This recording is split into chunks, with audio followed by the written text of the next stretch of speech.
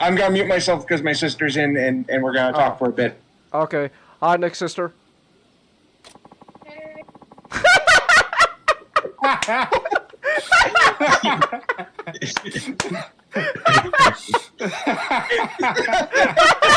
I'm gonna mute now. Hold up. What's that? Hold up. Wait a minute. Hold up. Oh, wait a minute. Shit, was that an earthquake? Hold on. What? Are you getting an earthquake? Wait a minute. I felt my chair and table shaking. Hold on. I'm looking at it right now. Oh shit! 5.6 earthquake. Bakersfield. 21 miles from Bakersfield. Just now. What the hell? What the? I hope you're not doing your makeup on. Yeah, Oh. very few people like 3. Holy Wow, shit, what is it with these fucking popcorn boxes? What? Look what Chelsea posted. Well, it's just an alien. That's just a xenomorph head. I'm honestly not surprised. Yeah. Yeah, I'm not surprised. Have you seen what a xenomorph looks like? Like, yeah, it makes sense. All right, then. The Punisher isn't a dummy mommy, Chelsea? No, Chelsea. No, the Punisher is not a dummy mommy. Okay. Now I don't know. Maybe some, fanfic. If Frank Rule Castle is a dummy mommy, things are gonna get kind of shocking. Heart strike! Take this! Hiya! Fuck your health! Huh! Hey! Yeah! Ha ha! Let's go! Easy dance battle! I beat your ass, woman! Yeah! Let's go. I'm telling you, I'm a perfect idol right here. Look at that! I sweep the floor with her. I can see why. I sort of go ape over her myself. Oh my gosh, Sally's got the exactly, Chelsea. Sally's got the bedroom eyes. She's got the fuck me eyes. She's like, oh, wow, I'm so full of adrenaline. I'm pumped up, Sonic. Now take me, ravage me. Whoa, geez, Sally, calm down. No, Sonic, it's a river. It's a waterfall down there. Jeez, Sally, calm down. Pretty, I don't know, it's just how the karaoke minigame is like in all the Yakuza games. I got a party pooper. How'd you get a party pooper? Whoa! I don't know, like, I get into the rhythm, right? Okay. I get into the rhythm and doing, like, okay. Okay. And then all of a sudden, they put them, like, button sequences very close together. Okay, to be fair, and then that I is, missed one button, and then all of a sudden, for some reason, my brain and thumb. Okay, to be fair, that keeps is actually something I can criticize about specifically Ishin's karaoke minigame. Yeah, I don't like the fact that when like the buttons get like so bunched up together, they're like, oh. The guy that he's singing about is this shit. Okay. Oh, what is? Oh, look at that foot solo! Yeah, you go, Ryoma. Play that solo.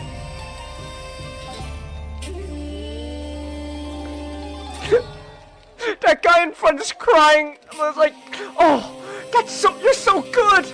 Oh.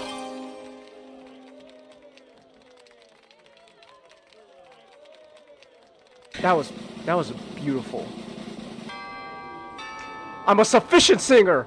You know what? Good enough. Okay. You're wrong. I'm wrong about fall? Yeah, spring is best. No. No. No. Fall. Spring has allergies. Fall doesn't have allergies. What do you? Oh. It's Boo-hoo! Boo-hoo! Okay, I'm getting really worked up. You have a skill issue. I'm actually legit getting worked up now. Holy shit! They claim this route ran along the border of the neutral zone. Yeah, so? So sometimes you just gotta take a leap of faith. Well, what are you waiting for? Let's go! Wow. Just sucked all the color out of everyone. Well, that'll make life easier for the artists. They don't have to worry about colors. Not only that, they're telling the reader to color it for them. I know. they're great. They're just saying, hey, kids, you reading it. Do the work for us.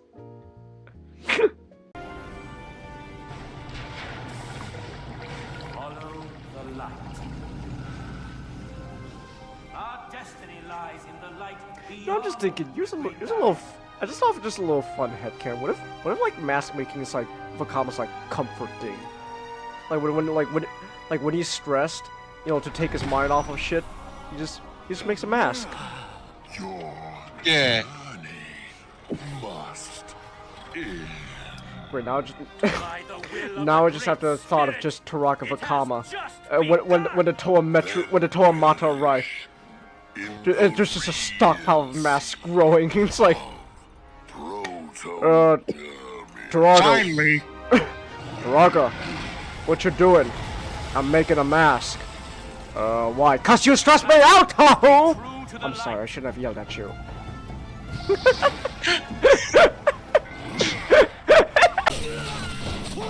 Oh, let's go! Oh, holy shit, my pupils are missing entirely.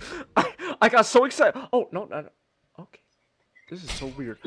My eyes have literally just disappeared. Whoa. Off to a great start already.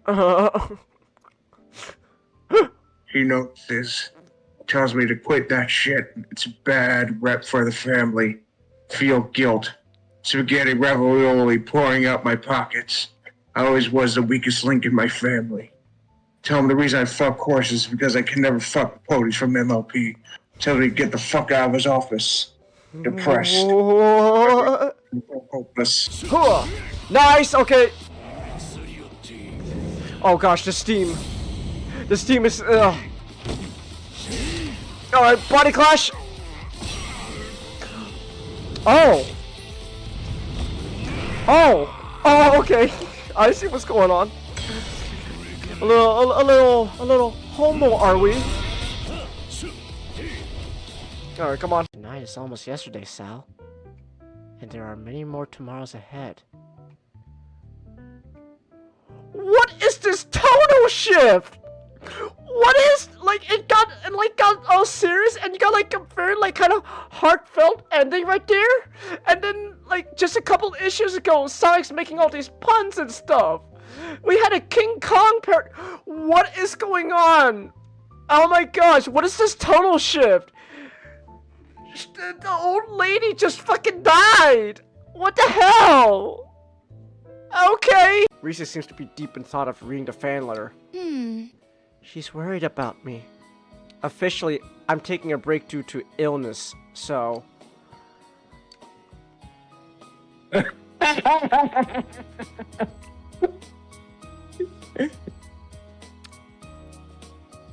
Wow, what a weird total whiplash. Rise's pouring her heart out and you're laughing at her, Nijato. Wow, how mean can you be? You know, I'm trying to help you save your daughter, man. Look, this poor guy! It's just It was all that guy. It was all that guy. Yeah, it was all that guy. You know, I'm pointing to you, jackass. Pointing to you, dumbass. No, they clearly I'm the one and oh my gosh. Angus, you clearly won that. Oh, Look, true. Man, is this... Monster stuff. Oh, we lost our co-host. Oh. You good, Nick? I mean, Nick? Oh my gosh, I called you Nick. Oh. Yeah. Alright. So, where was I? Oh yeah. World Military Force, having to deal with... No, Chelsea, it was a slip of the tongue. Don't call him new Nick. Oh my... Alright, Nick, I'm gonna leave beating up the woman to you, so you could be the one called sexist, while I'll beat up the other minorities, and I'll be called racist. That seems like that seems a fair trade. On it.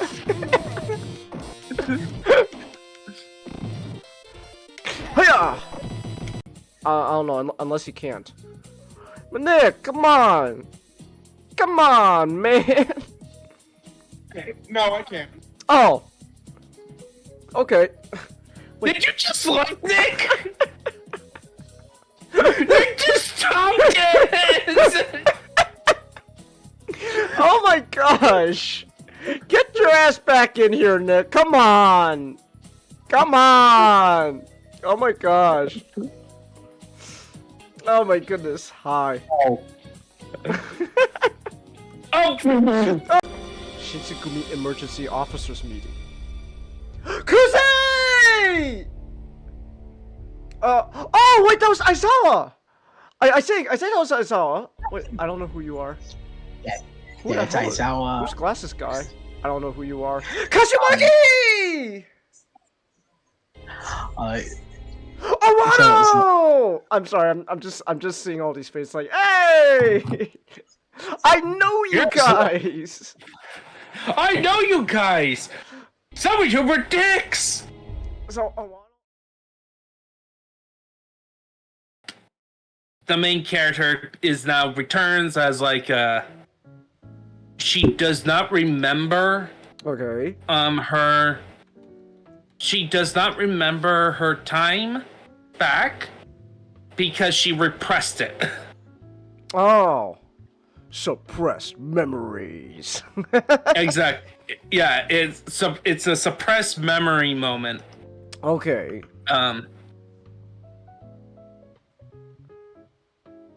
I'm just making sure my audio is good. Okay. Alright. Oh, Yeah, audio it good, is Chelsea? like a surprise. Okay. Now, just a quick reminder that you can support me through Stream Elements. It is completely optional, but your support allows me to keep making content such as buying new games, art streams, and more. And then now... Her playing silly games Ah. with her siblings. Ah. Oh, those silly kids. There was no... Yeah, exactly. Those There's moments. no- And then there's gonna be a moment where she realized, oh, I was one of the emperors of the sea. Ah. Oh, those childhood games were actually real. Ooh. And maybe I'm trying to, if there's a reason, maybe it's like partly her fault that they returned back home or something. Oh, okay. Something like that. All right. Like the idea is a idea of recovering childhood wonder. Mm. Like, you know how like adults, Mm-hmm. you know, as we get older, we kind of get cynical of the world, right? Yeah. And like the way we kind of view it is very different from the way the kids are, childlike. And that's essentially the idea of the story, is about this woman Mm-hmm. regaining a sense of childlike wonder. Oh, okay. In a sense. Okay. Like, you know, the wisdom of the adult, like much like how the Bible Uh-huh. mentions how, you know how like Jesus said, if anyone wants to be in my kingdom, must be like these little ones. Mm. And like pointing out children. And one of the aspects of children is they have like a different view of the world from adults, but also Mm-hmm. the main thing that Jesus was kind of pointing at is they trust in their fathers, in their Heavenly Father. Mm. Like that's like the theological message, is much like how children rely on their parents and are always faithful to them, so are we to God. Okay. Woman have amnesia since she's a child, Chelsea? No, No, it's not like she just- thinks she's a child. She is recovering a sense of childhood wonder. Yeah. So like childlike but not childish, and it's not necessarily amnesia. It's a repressed memory. 97.1. And No, trust it's not the same thing. No. They're completely different. Different things. It sounds similar, but it's not. It's so yeah. and also there's not gonna be incest in the morning or the evening. All right. Sorry, Seth MacFarlane. Ooh. Ah. And also, I'm doing great, Chelsea. How about you? How are you? I also been listening to last week's podcast. Oh, okay. Yeah, I was talking about Nick and that. I was like, Zoom is not that bad. It's, Wait, what's that? I actually Zoom. Oh, Zoom? Oh, the movie Zoom. Yes, the Okay. movie Zoom, not the TV show Zoom. The movie Zoom. Of course, it was a TV show. But it's not based. It's a totally different property. Okay. Look, I saw Tim Allen, and I was like, you know what, Tim Allen, this could be good. And then I saw Chevy, and it's like, oh no.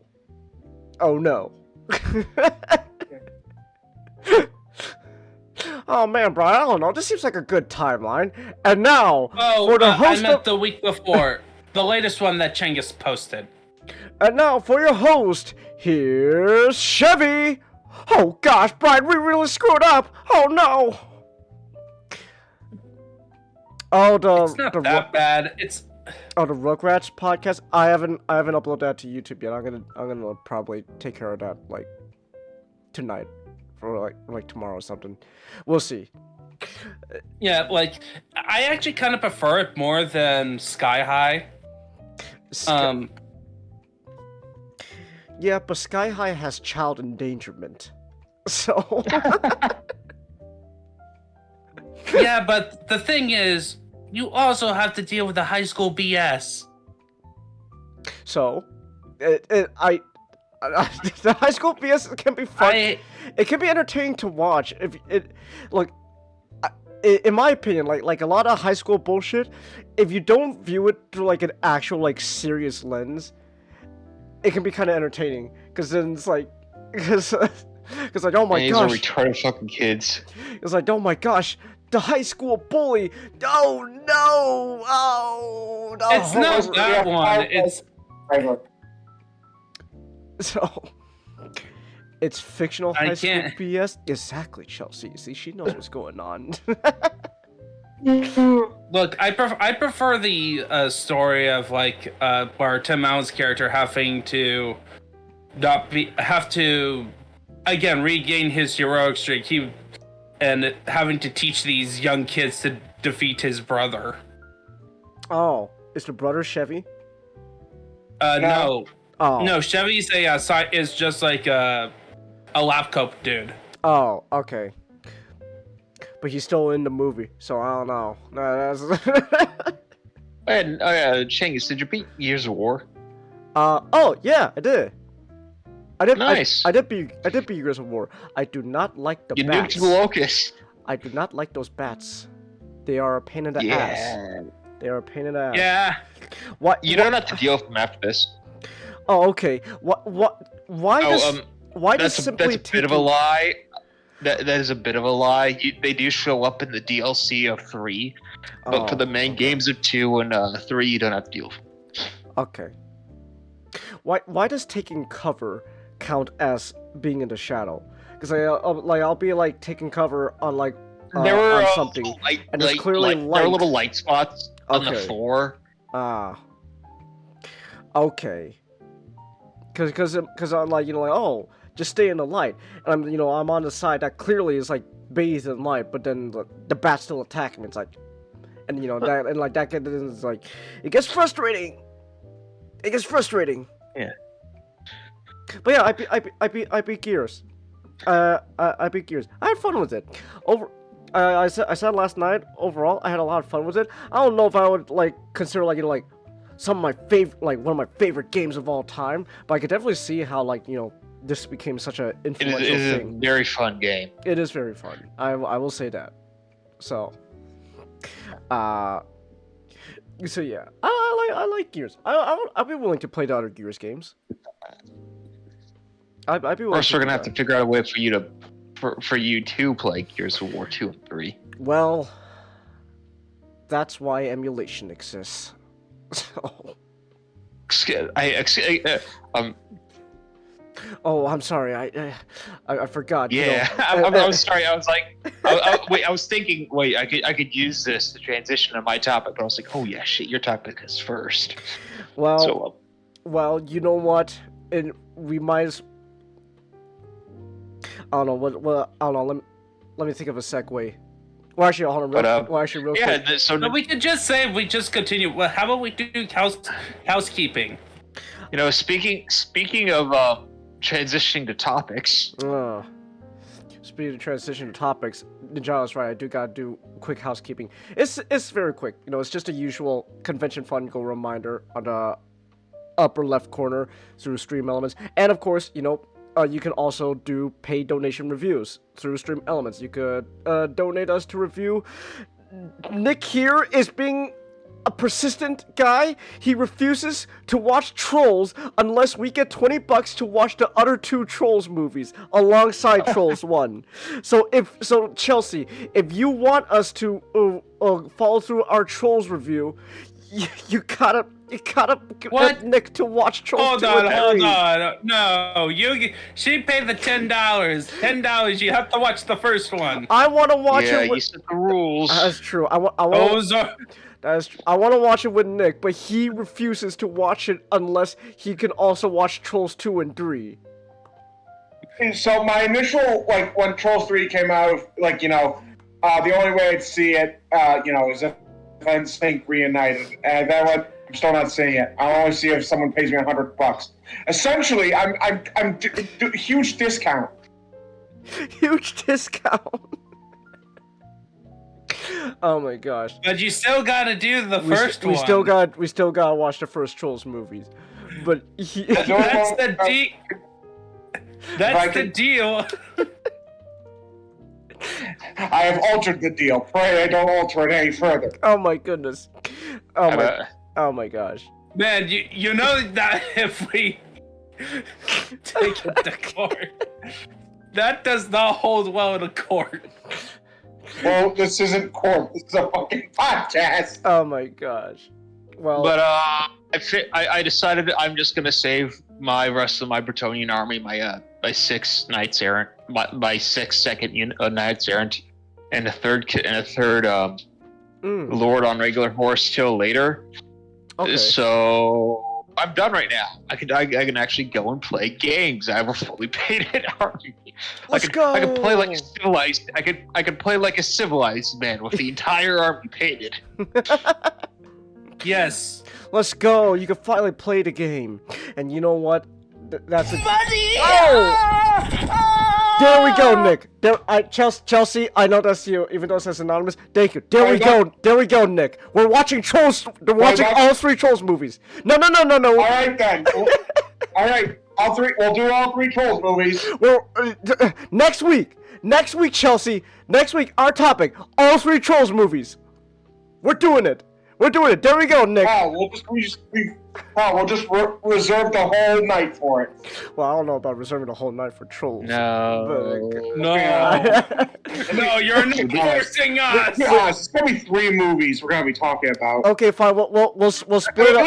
I'm at least pointing that out. Okay. We'll split. Look, we'll split it up between 3 weeks. All right. First, next Saturday will be Trolls 1, and then Trolls 2 and 3. Oh, change. Better idea. Why? Lunch break. Oh, lunch break. Oh my gosh. Yeah. Oh my gosh, I haven't done lunch break in a while. Okay. Yeah, Okay. Huge comeback. Okay. Then next lunch break. I'll have to schedule a lunch break sometime next week. Lunch break, and then we'll spend a lunch break talking about the Trolls movies. Are you happy now, Nick? And remember, you have to get Butters. Oh, that's right. Oh, that's right, Nick. We have to get Colin as well. We gotta get Colin in as well, cause it's trolls. He promised. He did promise. He did promise, Nick. So we gotta make Colin. We gotta make Colin, and you could be good on his word as well. So yeah. Alright. There we go. We have been paid, and we are financially obligated and legally obligated to watch all the Trolls movies. And you know what? This Speaking, better be like another Monster High situation. I don't think it's gonna be like a Monster High situation, Nick. We don't know that. Well, maybe, but I don't exactly have high You know, it's hopes. also like a Monster High situation. What? I don't know what the fuck it is, but let's talk about Fromsoft. Oh, exactly. That's exactly what From Software is known for. The Monster High stuff. Well, it's well at some points you fight in a high school and you do fight monsters in there. So Oh, that's true. And much like in Monster High, all their games is that if you go 10 feet forward, you get killed. Ninjado, shut the fuck up. This is actually good. Okay. We're not here to. Oh, dog. Hey, Wait, I'm not even wait. talking about Dark Souls. Wait, That's wait, just wait, hold up, wait a minute. We got dog. Alright. We got dog. Hold on, wait a minute. Wait a minute. We got dog. Yeah, we go. Show your face. We got dog. Show everyone your face. Oh, look at him! Oh my goodness! Oh, look at him! Oh my gosh! Oh, let's go, dog! Oh, you're so cute. Oh. Yes, absolutely. Oh wait, our models are covering him up. Hold on. I'm gonna have to move it over. There we go. Oh, he's so cute. Oh. Emily, show you. Oh, turn Come around. on, look at. Come on. Turn Show your around. face. No. Come back. Right here. Oh, there we go. Oh my gosh. There we go. There we go. Yeah, there we go. What a good boy. Oh, what a good boy. Yes, look at the camera. We won. There we go. There we go. There we go. What a good boy. Oh my goodness. Yeah. Our dog's great. Yeah. Ah, dogs are great.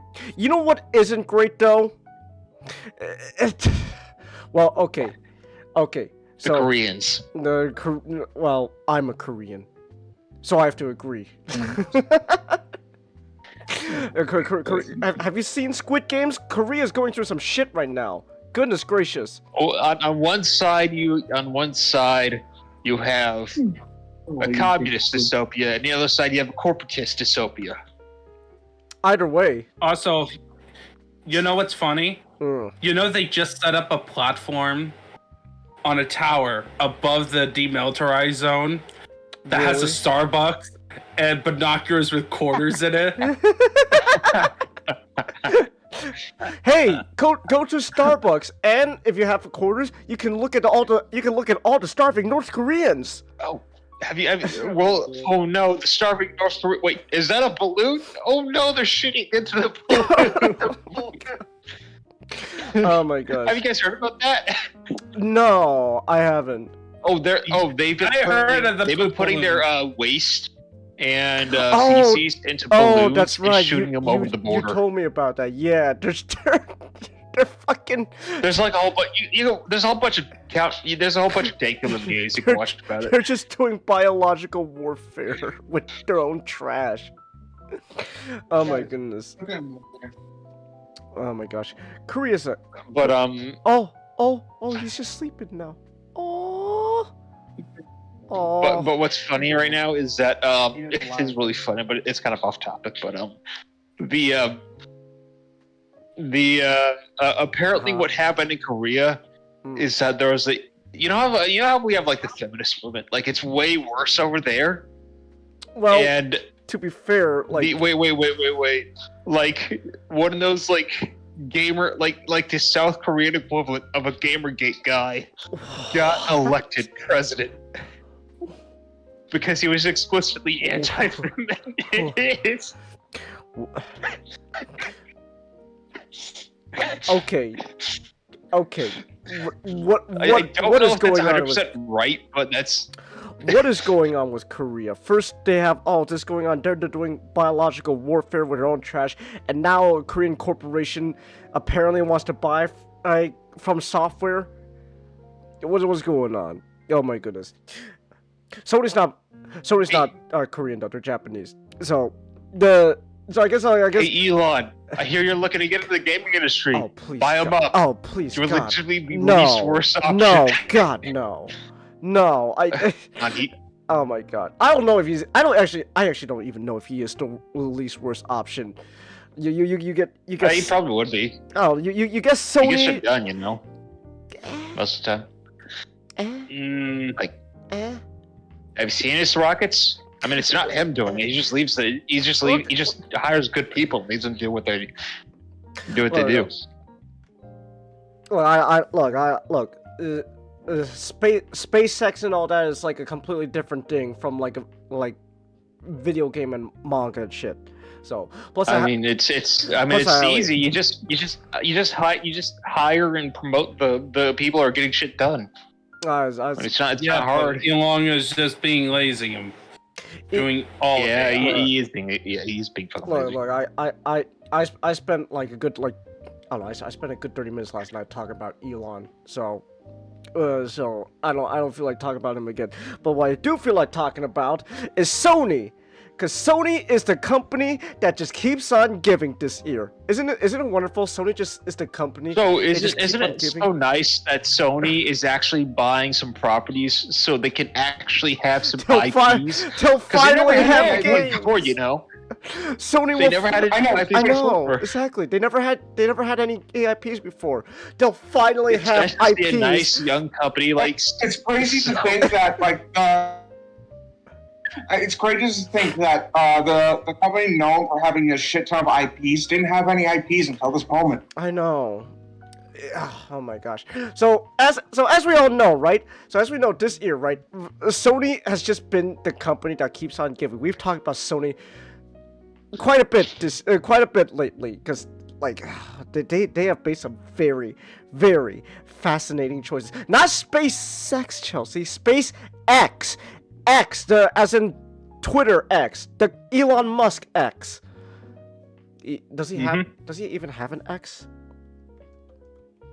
Probably. He is X. Probably. I don't know. He probably has an X, right? I'm looking this up.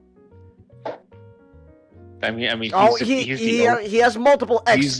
He's got multiple X's. I mean, he's the owner of X. Why wouldn't he? Yeah, multiple X's. He had 3 spouses. So there we go. But X is like that. Oh yeah. Yeah. He had 3 spouses. It's like 10 kids. I know. I know, man. Like a bastard. I guess he can afford to pay. He can afford to support 10 kids, and I guess so. And no, but the question is, can Sony afford to buy from Kadokawa / Fromsoft? Again, I'm trying to let's turn back the clock again. This year, Sony's just made some fascinating choices. Like what is it? For example, $800 bucks for the PlayStation 5 Pro. That doesn't come with, and that's just the console alone without like the bells and whistles. Guys, I'm gonna leave for a bit. I'll be back. Okay. Okay. So you could pay $800 for the PlayStation, but without its bells and whistles and no games. And the stand is separate for some reason. A piece of plastic is separate for some reason. So there's that. And what else about Sony? A more recent blunder that a lot of people, it's probably a dead horse at this point. But it's such a a huge blunder on them. Concord, $8 million bucks. $8 million bucks with Concord, and look how that turned out. So, and then of course, right, Sony then at the same time, in the same breath, had to go, we don't have any IPs. We have no IPs. There's a company wanting to be bought. They can buy some IPs now. They can have their first IP ever. I know. Oh my like goodness. 30 years. Okay. The problem. Okay, here's the thing about Sony IPs is that it's partially true. The main problem with Sony IPs is that they are so creator dependent. Like if you compare like Nintendo Right. don't mind giving out their IPs to different people, and it's all. And most of the time, it's successful. All right. Like, but Sony's IPs with their companies are dedicated to that company. Hmm. But Like, this is the thing. That would just be more of the case with From Software. All the Yeah, Soulsborne is again. going to be like me. Like that's the problem. Like the thing is that Sony, if you were really thinking that Sony is buying for just the sake of IPs, they have to essentially mandate a way of making the IPs transferable to other companies. The only one that I consider being like that is Armored Core, and I don't think that happened. I hope that doesn't Yeah, but that's the problem. Most of the IPs that's developed under the Sony is attached to Pacific companies. Like Jack and Daxter is Naughty Dog. Right. Like Naughty Dog was doing Uncharted and The Last of Us. They're never coming back to Jack and Daxter, and nor do they have any interest in it. Right. So, in order for Sony to basically compete with Nintendo and Nintendo in terms of the IP longevity, because Nintendo in the console war, I may be a bit biased, but Nintendo is kicking both Sony and Microsoft's butts in terms of long-term stability. Yeah. To be fair, it's not a case of Nintendo winning. It's a case of Microsoft and Sony Nintendo losing. Nintendo won by doing absolutely nothing. Well, okay, that's an exaggeration. That's an exaggeration. It's a joke. No. Oh my gosh. Okay. Listen, I don't want to spend too much time arguing about this. Again, is more of an exaggerated joke. Okay. The point. Yeah. The point is. The point I'm trying to make that we kind of got lost track here. The point I'm trying to make is Sony this year has just made a lot of questionable choices, and right now their reputation in with the public isn't exactly very positive, right? So not many people are exactly big fans of Sony this year because of all the interesting choices and things they've made and all the things they've said. So now the big thing apparently is that From Software's parent company, Kadokawa, is apparently, earlier this week, there was apparently rumors that, Sony wants to buy Kadokawa, the parent company of From Software. And that immediately, to a lot of people, rubbed them off the wrong way. They're like, everyone's going, oh gosh, Sony gonna own all my, Soulsborne shit?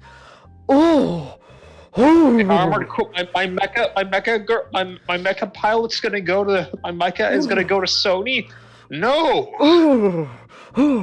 So a lot of people have been they had a very negative response to the idea that From Software wants to be that Sony wants to buy Kadokawa, and mostly it is and mostly we're looking at this from kind of a gaming perspective From Software, because they're a big thing, right?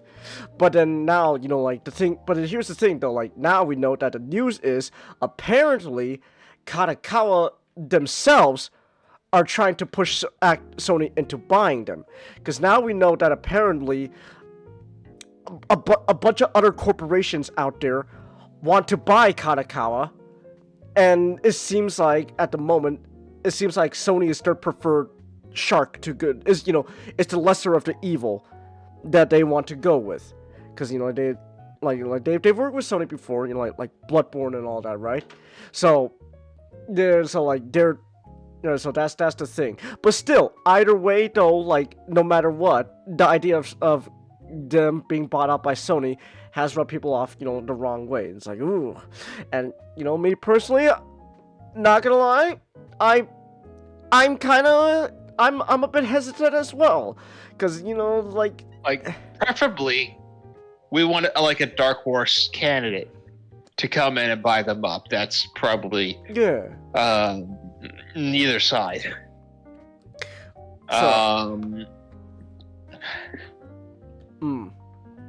But that's as far until that actually happens. It's unlikely to happen. Right. So a bunch of different corporations like was it like Tencent, everyone's favorite Chinese company, Tencent. Oh, that'd be awful. They're kind of looking for it. I think I remember reading somewhere someone said Microsoft also somewhat was eyeing it. Hold on, I'm gonna go at the same time right now. But it's not the worst. Like Microsoft, like Tencent would be truly awful. Oh, yeah. And then Microsoft, like it's not great, but I can see them. But it wouldn't be the worst. But also, the big thing apparently the big rumor now is that there's a South Korean corporation known as Kakao Corp that have been eyeing Kadokawa, and apparently, again, this isn't confirmed, but like the rumor is that Kakao Corp, they're scheming, they're plotting something, essentially the likes of a hostile takeover of Kadokawa. So, Chingus, have you performed any research into this South Korean company?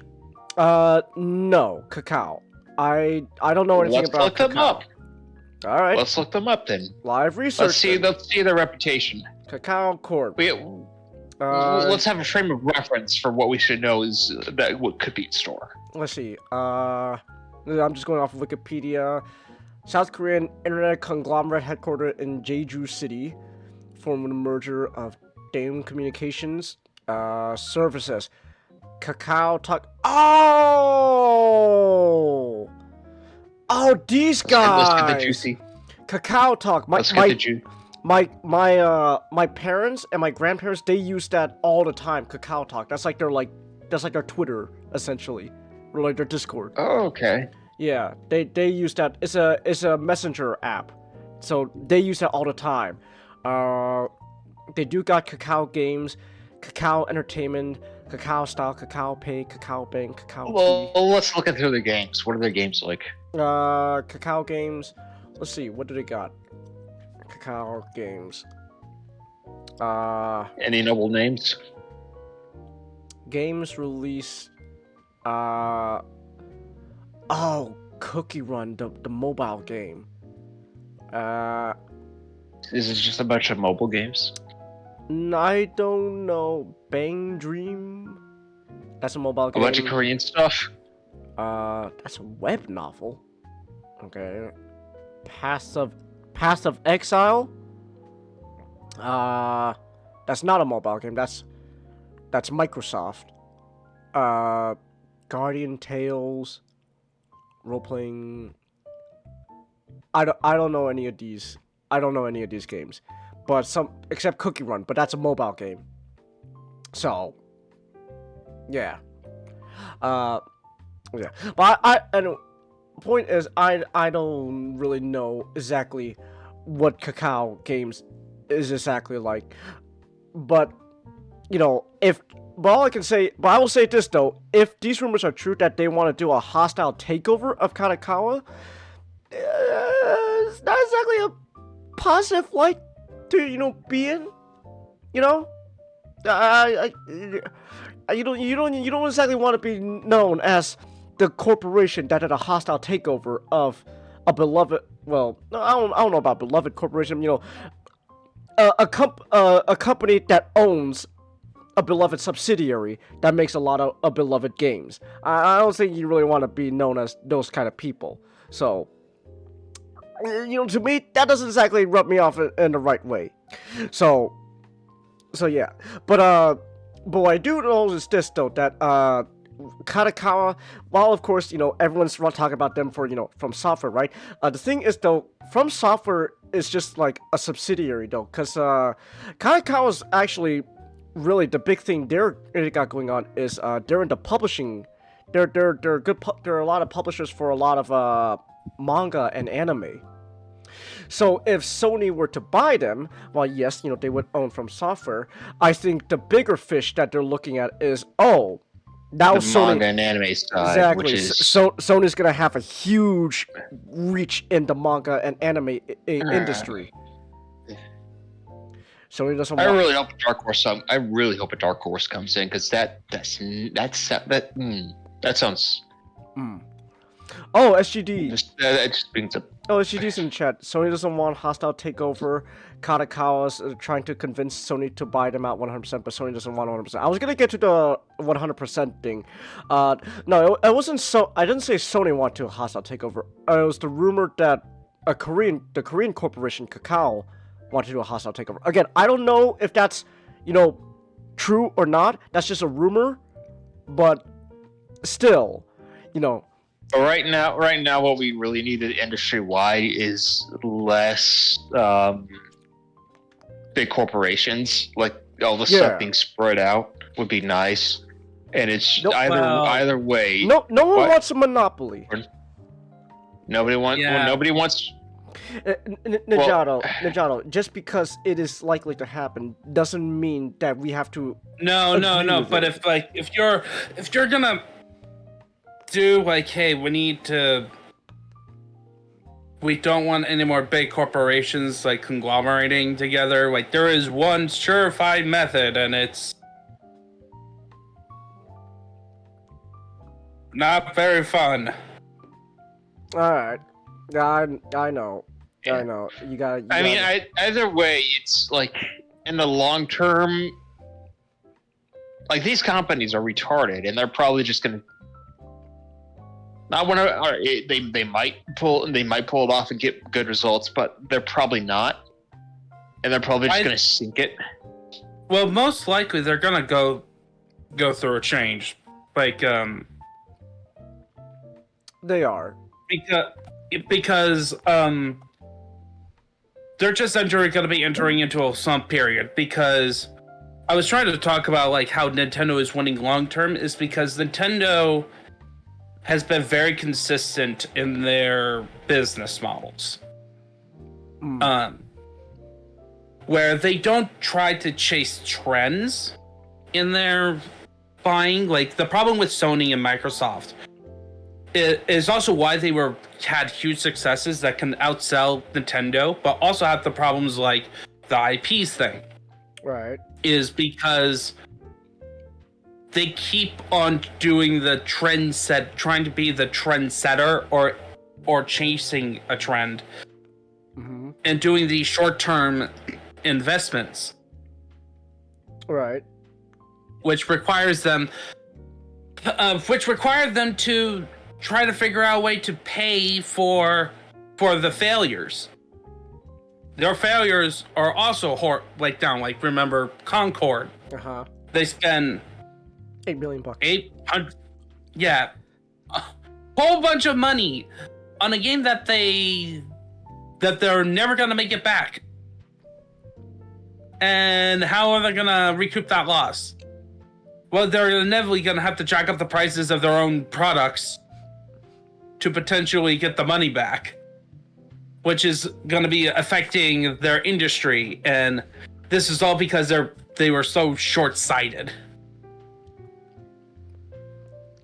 And them wanting to get FromSoft, them buying FromSoft is just another short-sighted thing. It's hey, we want to have more exclusives so that people can buy our consoles and want our games. So which one is it? Oh yeah, let's just grab the From Software guys. Everyone will buy our next console if it's only by those guys, and they sell through us.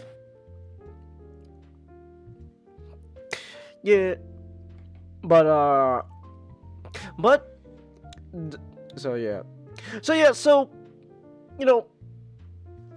not really exactly positive thinking going on here. Like no matter how you see it, either way, Sony buying Kanakawa is just gonna, again, at the end of the day, it's just gonna rub people off the wrong way. No, at the moment, nobody wants to see Kanakawa be bought under Sony.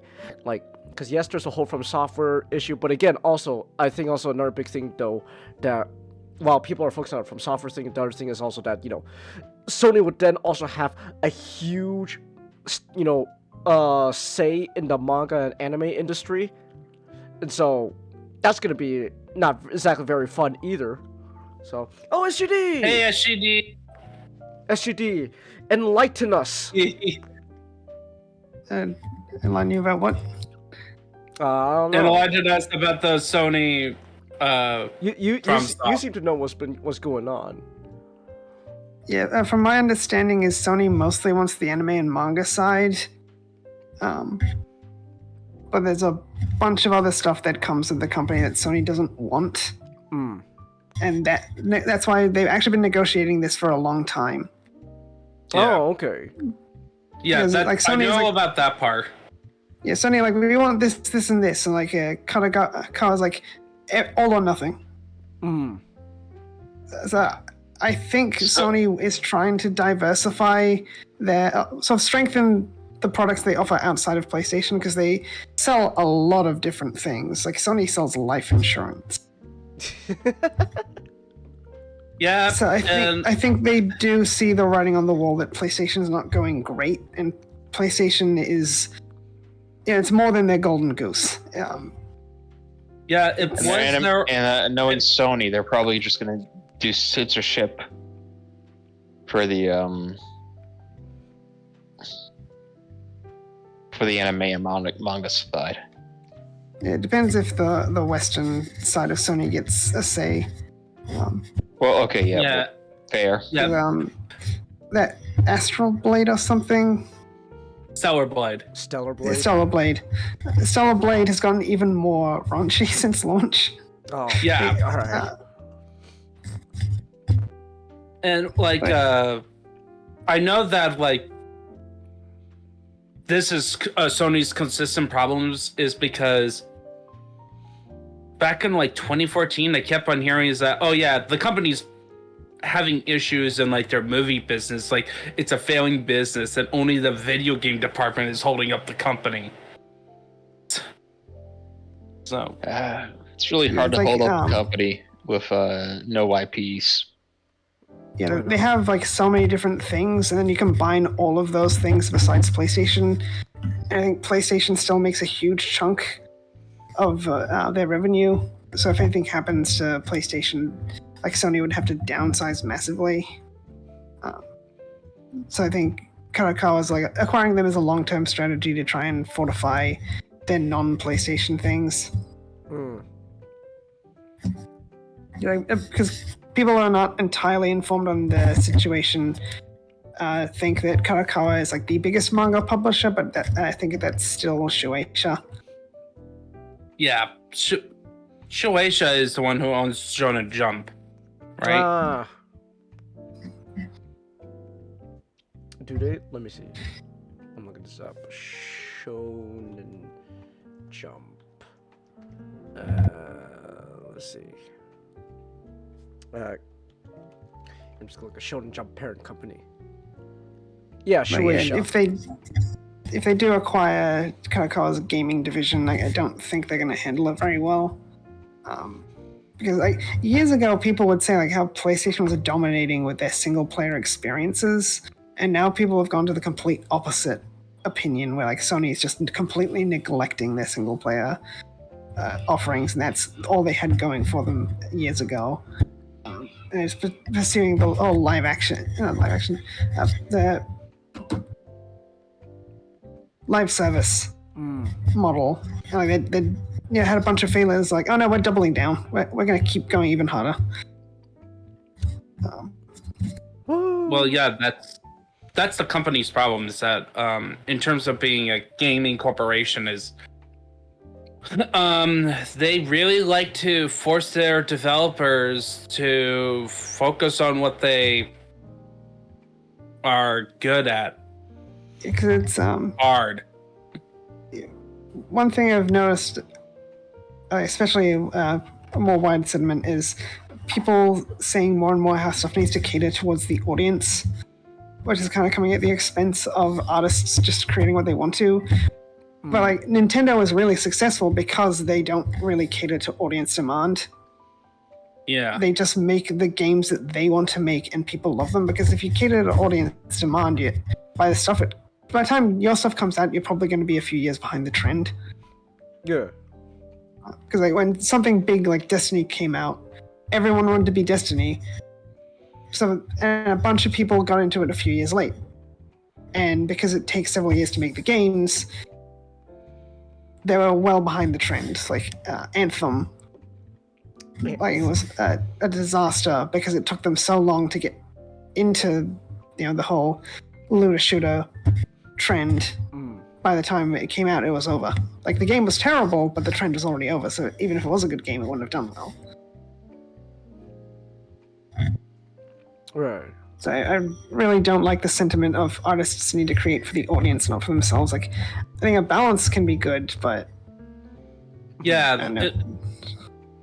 You have to have like a passion for the project, because if you have a passion for your own project, most likely you'll attract an audience with it, no matter how small, how big. Like, this is a couple of years ago now. I saw people saying like audiences don't know what they wanted. They don't know what they want. Like no one was wanting a comic about mutant turtles who fight like ninjas before Teenage Ninja Mutant Turtles came out. Yeah, like the whole premise of that franchise was as a parody of Daredevil comics. Yeah.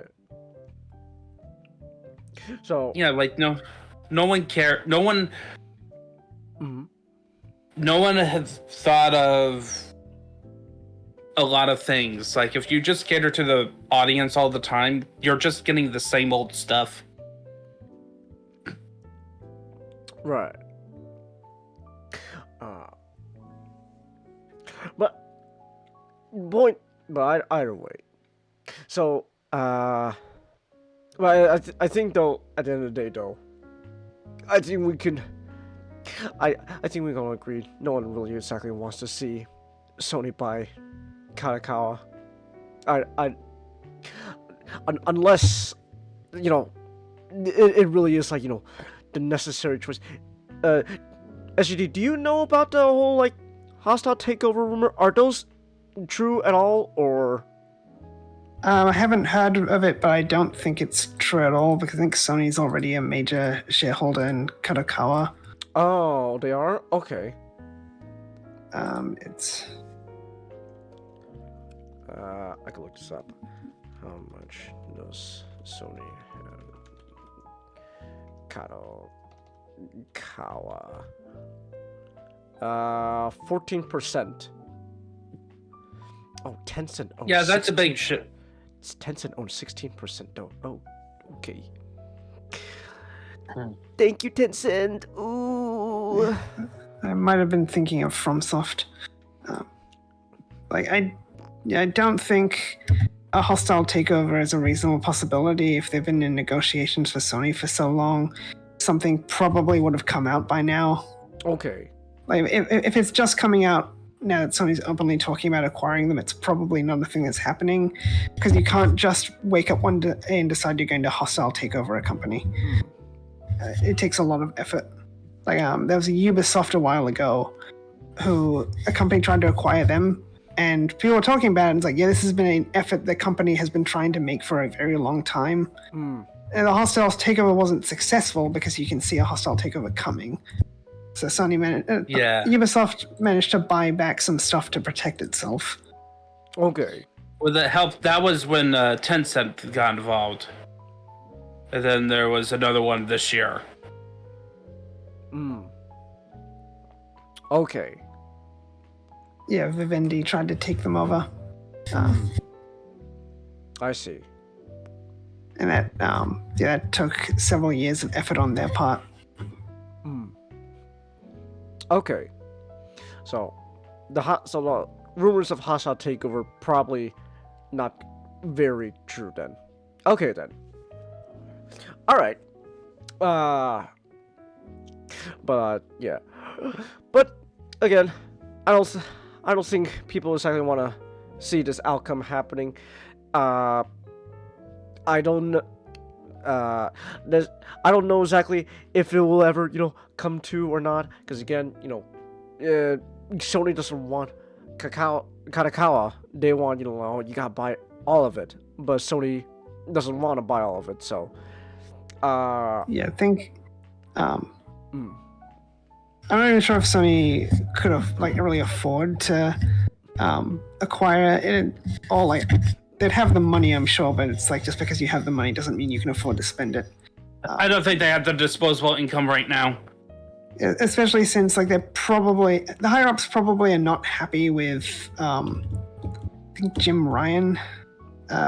He's gone now, but him spending a lot of money on a lot of projects that have fallen through, like Concord, a bunch of other live service things we didn't really see a lot of. Bungie seems to have been a disastrous acquisition. Yeah, that turns out to be a big failure. Again, Sony's biggest problem is short-sightedness. Sony's biggest problem is the American branch, which has the most short-sightedness. No, it wasn't been a problem. I'm joking. Since the PS3 era. I'm joking. Kanakawa's publicly traded, so to acquire a publicly traded company, you have to acquire not just what the stock is worth, but on extra on top of that, because of compensating the value of the projects to the people who own the company. Which is why Concord cost so much, because they had to compensate the value of Concord when they bought it. $8 million. I will never get over that. $8 million. $8 million. Ooh. So, yeah. So Sony acquiring Kanakawa, Sony buying From Software, probably not going to be happening anytime soon. But either way, though, it's not exactly, it's not exactly good. It's not exactly good news either way you want to hear. No one wants to hear. It's like I said when I started this topic, Sony has just made a lot of very, very, very, very fascinating choices, and said a lot of very fascinating choice of words this year that no one exactly wants to see them do this. Sony's just in a bad limelight right now. Concord wasn't 8 million, Chance, it was 400 million. Oh, I was off by several hundred million. 8 million really isn't that much. Yeah. Okay, my bad. I don't remember where I got 8 million then from, but 400 million. I was off. It's worse. It's worse than what I said. So. It was in development for 8 years. So that's that's what it is. 8 years of development. So it's even worse than what I made it out to be. It's even worse. So yeah. So Sony definitely isn't exactly like how much would they be willing? How much would they be willing to like? I'm stumbling over my words. Like, how much would it actually cost for them to buy this company, completely? If Kanakawa wants them to go all in or nothing, if Sony finally agrees, how much would that actually cost them? I think I know Fromsoft is a 2 billion profit for Kanakawa. So we're looking at way more than even what they spent for Concord. So I don't think they'll be going down through with this anytime soon. But hey, you know what though? If it does come through, perhaps just maybe, if this actually does fall through, we will finally get that Bloodborne PC release. Probably not. Most likely will never happen, but you never know. It could finally happen. You just gotta let the monkey paw curl, though. The monkey paw curl, but we did it! We got our Bloodborne PC release! Well, speaking of PCs, you know what you could do on the PC? Do animations. 3D animation. And you know what's 3D animated? What's 3D animated? This fucking show. You okay? It goes to the Shell is Ghost in the Shell standalone complex 2045. Pretty good. Okay. Problem is, okay. It has two big things holding it back. Okay. Else it would go from pretty good to some of the best in anime ever. Because that's what the original standalone complex is. It's one of the best. It's one of the best both cyberpunk stories and police detective animes out there. It's sort of cream of the crop sort of thing. Right. And this is only pretty good. So the two things are its animation style. It's 3D animated. It looks like it was animated in Fortnite. All right. I kind of watched it in the background, but the more I looked at it, oh shoot! Oh, darn! He no longer had anything to but say. CSGD, he no longer had anything to say about Sony. So Sony's no longer top. He just went, okay, my time is done. Goodbye.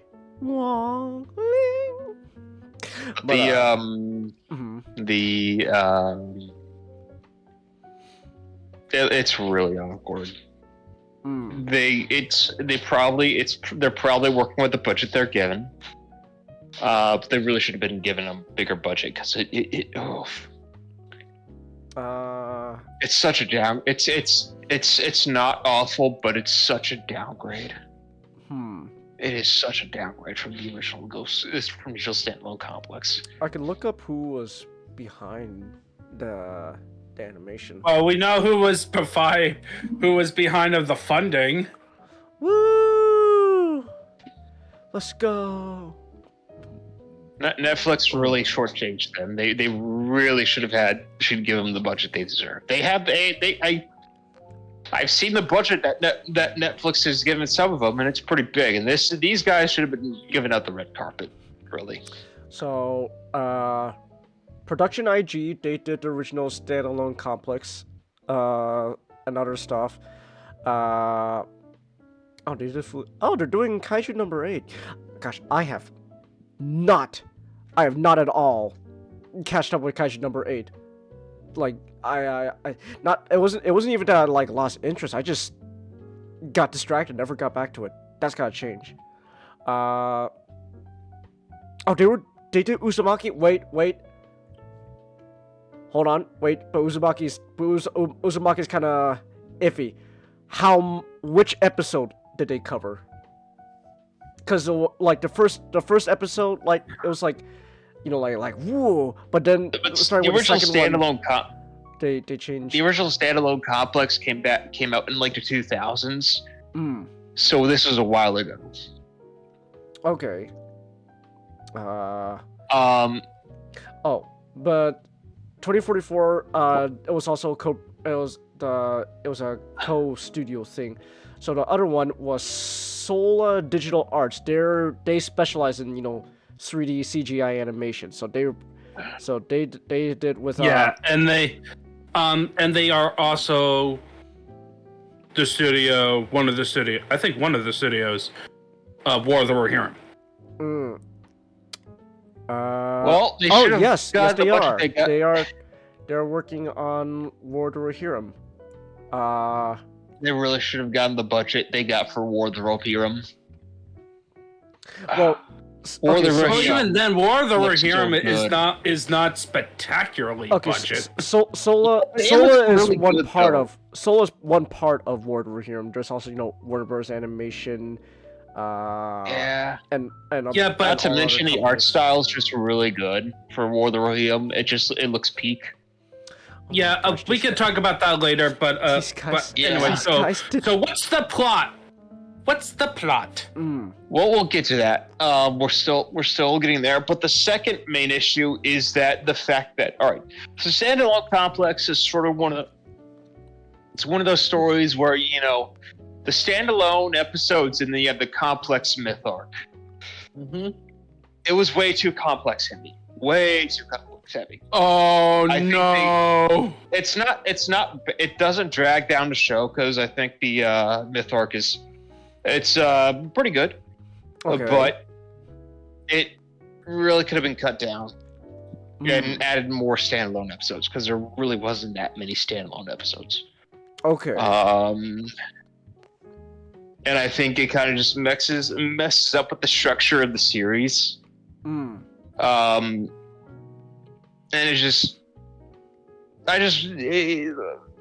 it kind of messes up with the sort. I feel like it just kind of restrains the Ghost in the Shell series too much because it has a hard time more fleshing out the world and doing interesting concepts and little stories like that we would see from the original Standalone Complex seasons.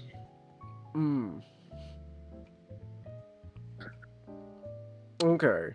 All right, but Standalone Complex 2045 is it's 2 seasons, but basically just 1 season with 2 parts.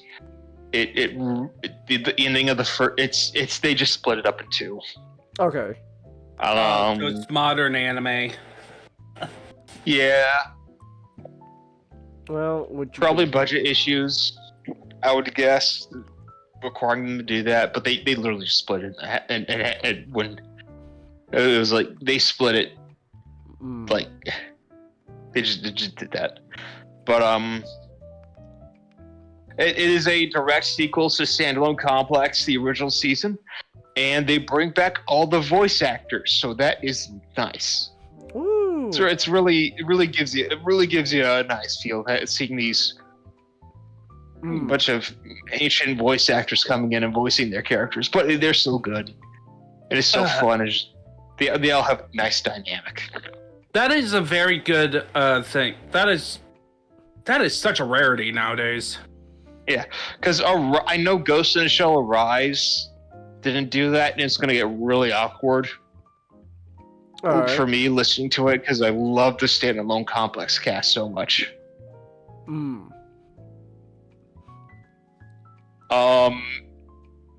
And they do introduce a few new mainstays for the season. You have, I forget his name, but the Prime Minister of Japan. Okay. You have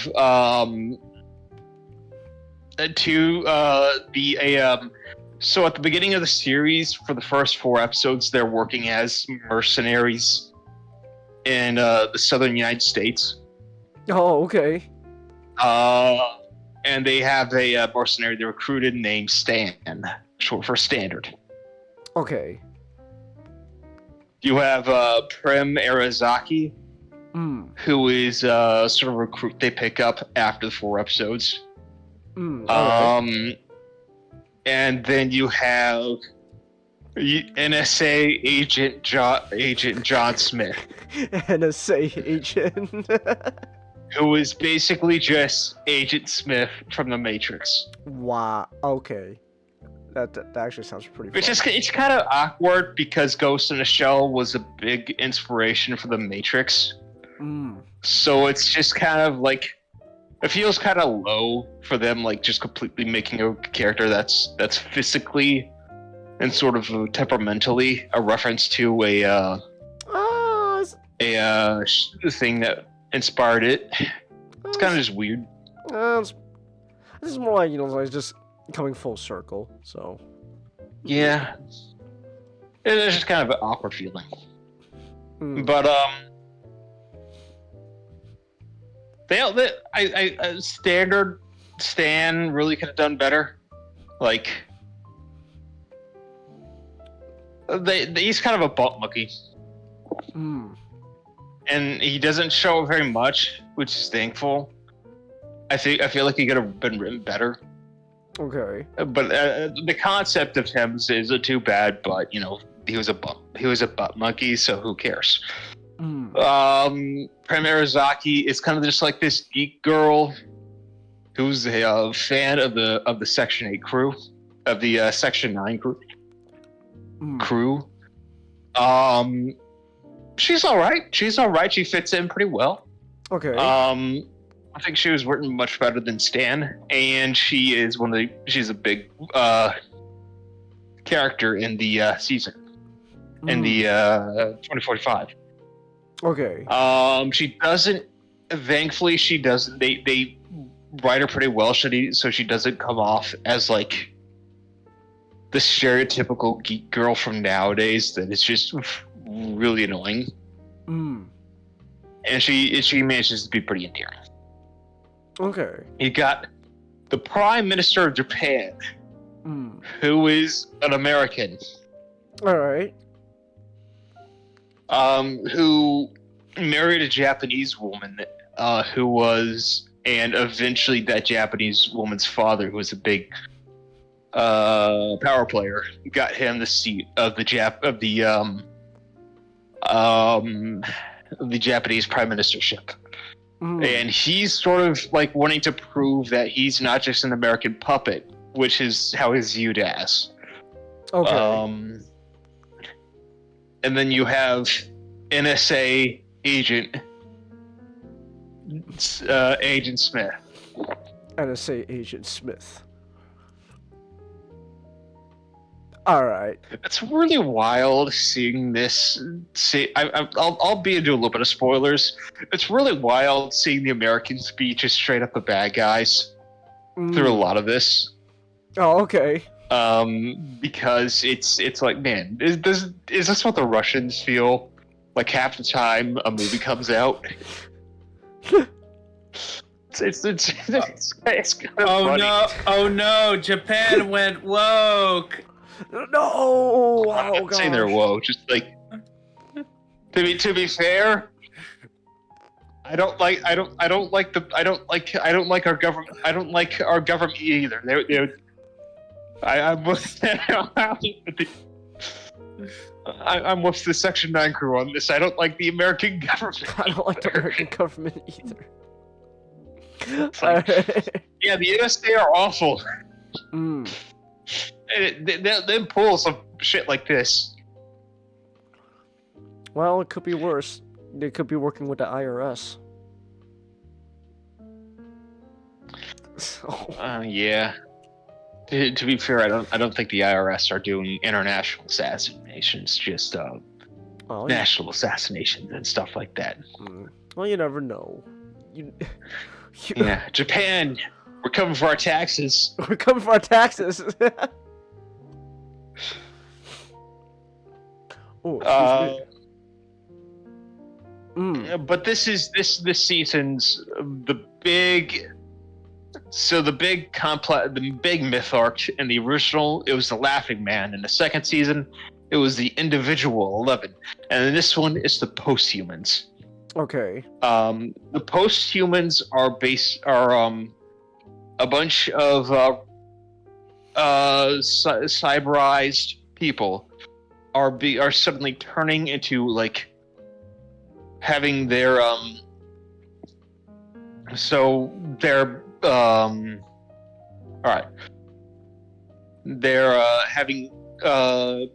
they get sick, and after that sickness they get really hungry, and after that they started acting weirdly.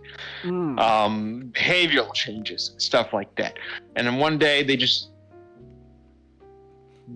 dip out, all right, possibly killing people, and now they're showing up and they're having these weird super hacking skills, and they're all just like weird Terminator type people Okay. who are a Terminator super hackers who have super their brains going on like overdrive. They're like having like dodging bullets and stuff like that, and trying to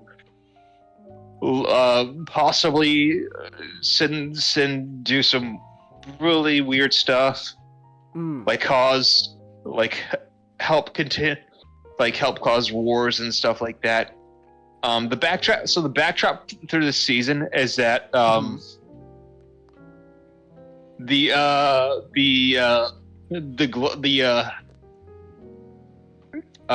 globalists, I guess I'll call them that.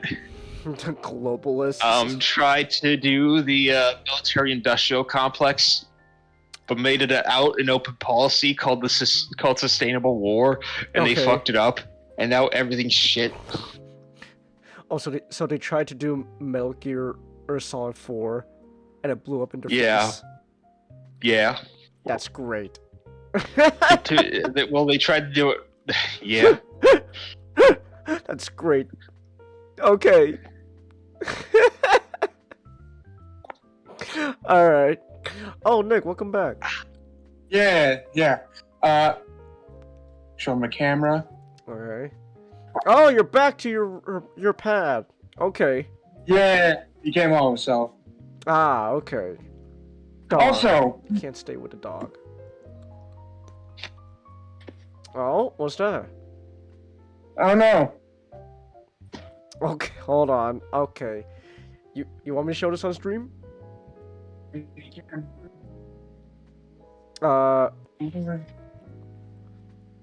Nick, you want me to show you on stream right now? I don't care. You don't care? Okay. Alright then. Wait for it. Oh my gosh. Wait for it.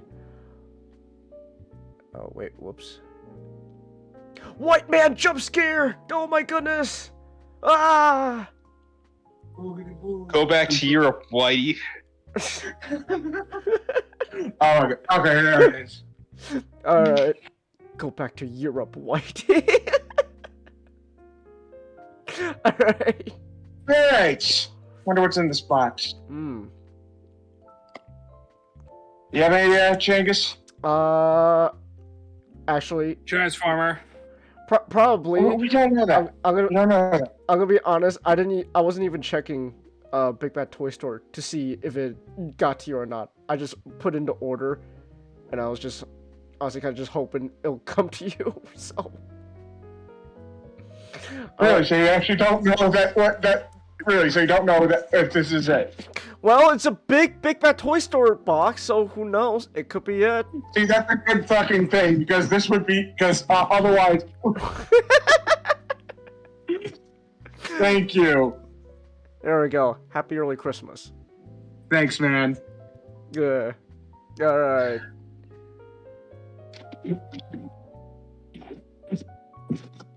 And you can do whatever with that box. So, there we go. Yes. I hope you enjoyed the $90. Oh, I hope so too, Ace. I have a lot of expectations for this guy. It's a fun figure. I think for what it is, Hasbro did a pretty good job. It definitely. That's all I needed to know. Okay, I'll say this, Nick. If Jobby liked it enough to say it's like, if Jobby says it's all right, that means it's pretty good. Oh yeah, definitely. So, all right. You didn't see the address? But back onto track. The military industrial complex. Mm-hmm.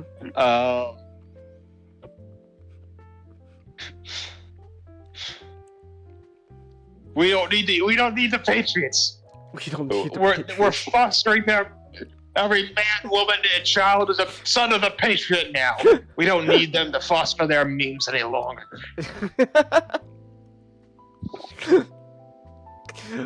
But after the military-industrial complex collapsed, it collapsed the economy with it, And Oh, so lovely. Section 9 is out of a job. So they're working as mercenaries in the southern United States. Okay. Which it kind of messes up. It's sort of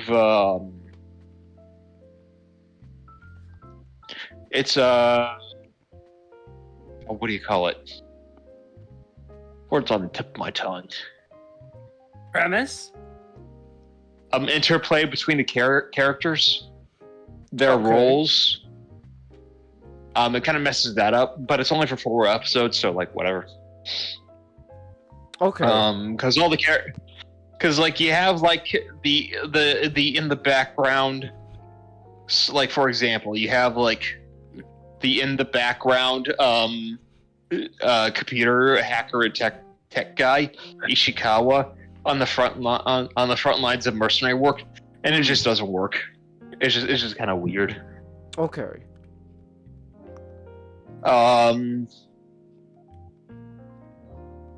But Ghost in a Shell 2045. Mm-hmm. Aside from those two issues that I said previously, the pacing issue and the of the episodes and the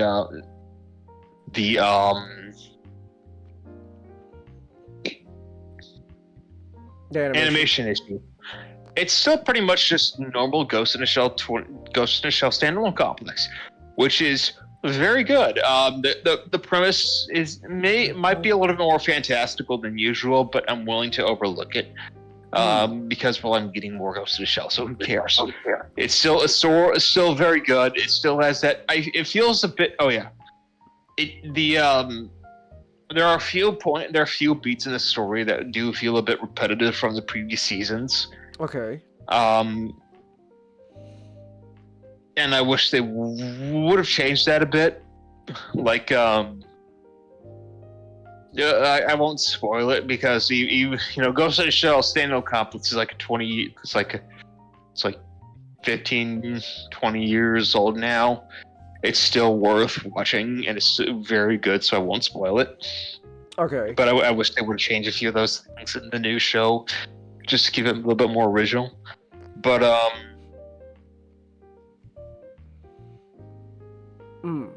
it still feels to the quality of the original Ghost in the Shell. So the writing aspects aside from that. So I'm still quite happy in that regard. So that it's definitely a boon in its favor.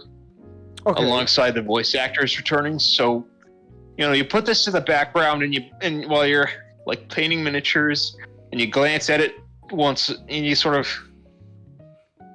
keep it in peripheral vision, everything's pretty good. So you don't have to be looking at the facial models with such little expression. The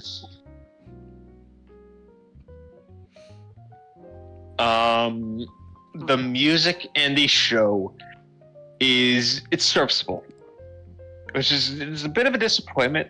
They do bring back like Scott Matthew for a song, which I was happy about. I was like, "Ooh, Scott Matthew!" But it's the original the intros are made by Millennium Parade, a band called Millennium Parade. Okay. And I think they probably would have been better serviceable for the end credit scenes, and having the band who did the ending of the ending of the first season do the actual intros, because they were more of Ghost in a Shell style rather than Millennium Parade's more jazzy tone. But they weren't able to get Yoko Kanno back for the music, which is a unending travesty, because she is King Midas, who every work she does turns to gold. Like, there is not a bad Yoko Kanno song that I have heard. She, like just to roll off, for example, Cowboy Bebop, she did that. Wolf's Rain, Turn A. Mm.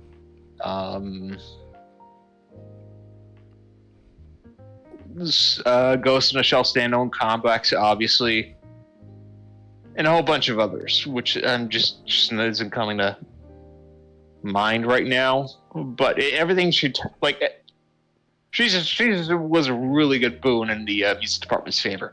But the original person who did the intros in the original Ghost in the Shell standalone complex seasons died, so that which is unfortunate. Yeah.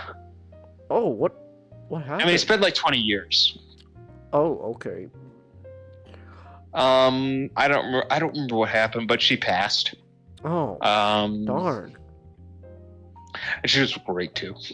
The woman who did the intros. But I'm glad they were able to get like a few, like some stuff back, like Scott Matthew. And the music it's serviceable. It's not stellar.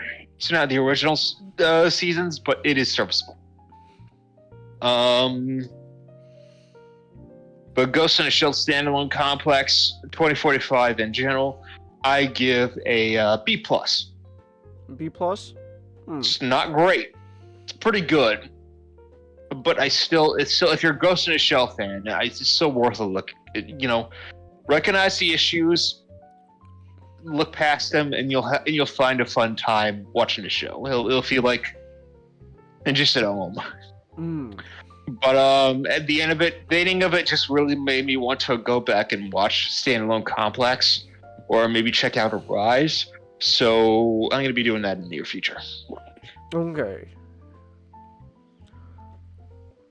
But speaking of the near future, the near future of Ninjato and the near future of the director, people working on the show is going to collide very soon. Yeah, we're going to the world of Tolkien. Woo! Let's go, Tolkien. So yeah, Let's go, Mastic. This dingy here is all messed up. So, of course, the film has not been released, but there's a ton of. Well, that's what we're talking about. The lead up to it. I wouldn't say a ton, actually. I would not say a ton of. Okay.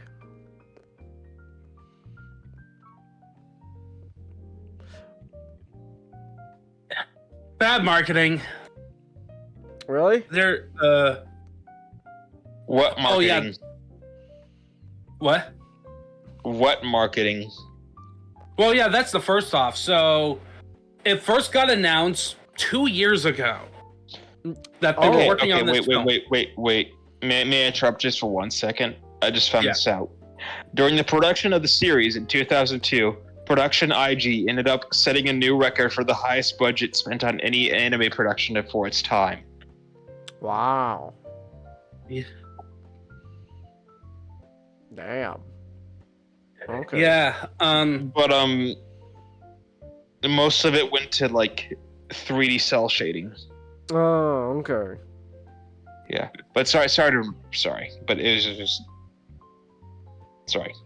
Like we got the reveal back in February of 2022 about it, and we had a visual of Edoras being attacked by Mamakil and some guys, and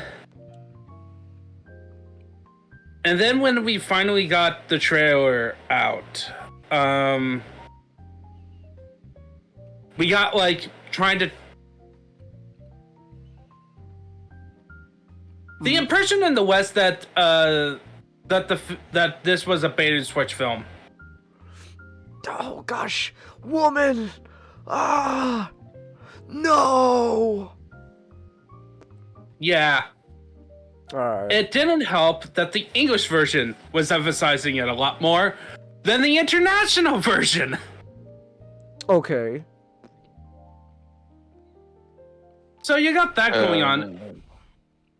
And this was happening within a couple months of each other. And like, if you look at like development and writing, it does seem like they're trying to avoid the warrior princess trope. And like the modern common trope nowadays Okay. with the character Hera, but they are still making her the protagonist mostly because there's logical reasons. Like, one, if you focus on, it's going to be focusing on Helm, but Helm dies before the Civil War is over. Mm. Okay. Like, he dies, and what becomes Helm's Deep is still besieged. Mm. And the other person who would take his place, Fryloth, is that Dun hero, aka the Interest of the Past of the Dead, hanging out there for the winter. Mm. Because it's part of what's called the Long Winter, which is a horrible winter in Middle-earth at the time. And then, before Helm died, his two sons also died before him. Oh. Lovely time. So the question becomes, who do you focus on to defend, and who's defending Helm's Deep? Mm. Or the Hornburg at the time. So, yeah, we have like this unnamed daughter, so that's perfect. And plus, we don't know her fate, so we can have the most creative liberties, quote unquote, while trying to retain the Tolkien flavor. Mm. But so far, the marketing makes it look bad, while the talking about the interviews, it looks like the interviews with the actual writers is that they're not trying to do modern take on Tolkien. Mm. Like, they're not Rings of Power, which brings it to another problem. In the trailers, a common complaint I've been hearing, too much showing of the live-action footage of the Lord of the Rings films. Uh-oh. AKA member berries. Like, remember? Remember Two Towers? Mm. Okay. On that, and then... So you got going on, and then of course you got people who thinks, hey, making it into an anime is dumb. Why not make it live action? Mm. And all of that is, and it's right now projecting to be only selling up to 25 million in the box office. Okay. Which is incredibly low. Mm. And I'm not expecting it to succeed because the week after is Sonic 3. Well, I can't be too mad. I'm excited for Sonic 3. Yeah, but at least there's a couple forms of marketing. So I got like the visual companion, which helps kind of clarify some stuff. There's some cool stuff in it, which I did take pictures. So I'm just gonna throw it into the chat. All right. But also they had Games Workshop work on the miniatures, where Games Workshop is using it as the excuse to relaunch to do another edition of the Middle-earth strategy battle game. Okay. And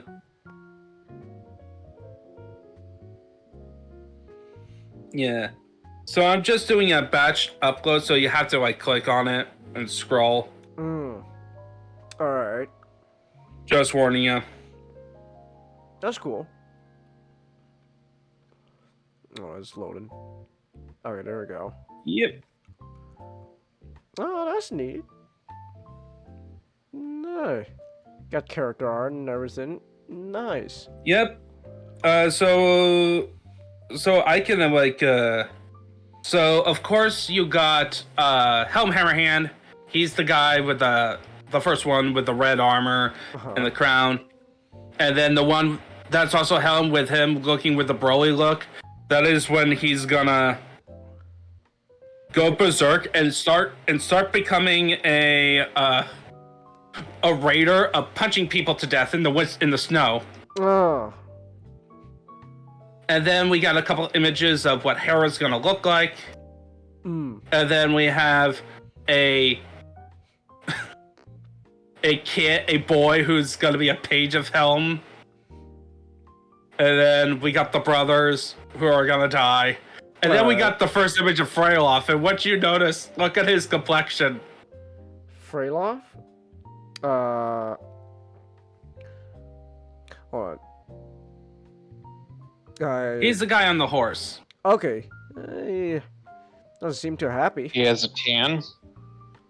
Yeah, tan skin. So in the lore, if you read, I did actually take pictures of the page, but if you look at the page closely, they're making his backstory where his mother is sticking to the canon, the sister of Helm Hammerhand.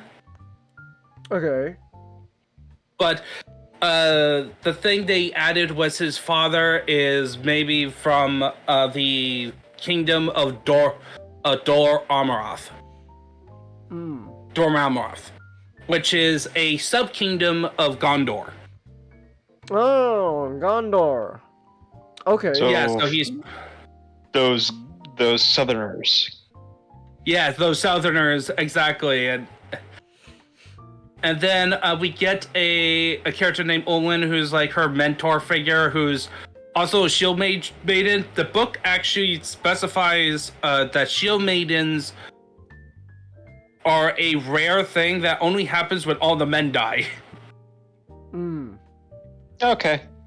So this is acceptable. You know, in real life, here's a nice story. Panic. Hey, power went But out. Power went out. In real life, when German tribes would I think this happened to the Gauls as well, but it definitely happened to the Germans and like the Norse. When the men were losing and started to run away, the woman would strangle their children and try to assault the enemies of the tribe, since the men ran away.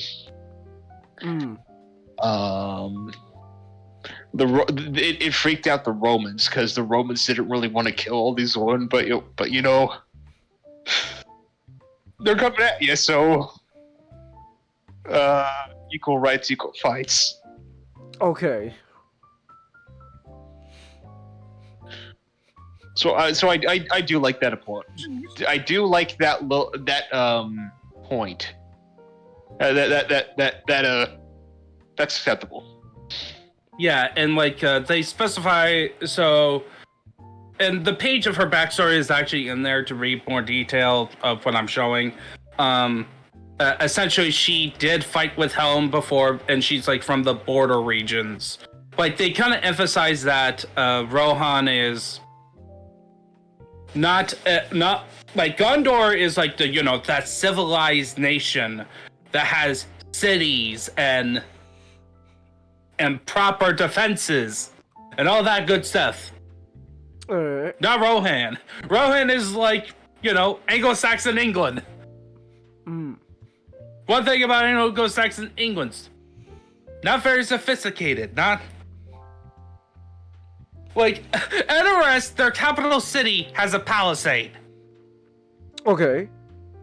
Not fortifications. But also we got some other characters like Lord Thorn of the Wold, who's like an advisor of Helm, who, spoiler alert, will backstab him. How do I know? Because Games Workshop actually had a model of him. Oh. Okay. They spoiled it. Yeah. So like, and so and by the way, these are resin, and they cost me 30 each. 30 each, and 30 each. Is that? Would you say that's worth for it? a Games Workshop price? That is surprisingly generous. Ooh. Eesh. Yeah. I'm sorry. Now I'm just showing you also plastic ones for Haleth and Hama, and Wolf, and a guy named Targren, who's gonna be a general dude who looks cool. And I'm getting these in the starter set. They're gonna do a new starter set, new editions that has its own ridiculousness. Like I was actually talking to a friend who's like into Games Workshop stuff. They saved Hera, pretty much for last, like an announcement of a new model for her, and it's her in her famous, you know, how most of the marketing, like you show her in her bridal outfit. First off, I think the paint job on the face, just look at it. And compare it to the image we have on screen. Okay. All right, let's see here. Just look closely. All right, let's see here. She looks like 20 years older. Well, I can tell you one thing. That's definitely not. That is not the greatest. That's not Games Workshop's best face. Yeah. And then they get. I'm sorry, you're saying Genghis?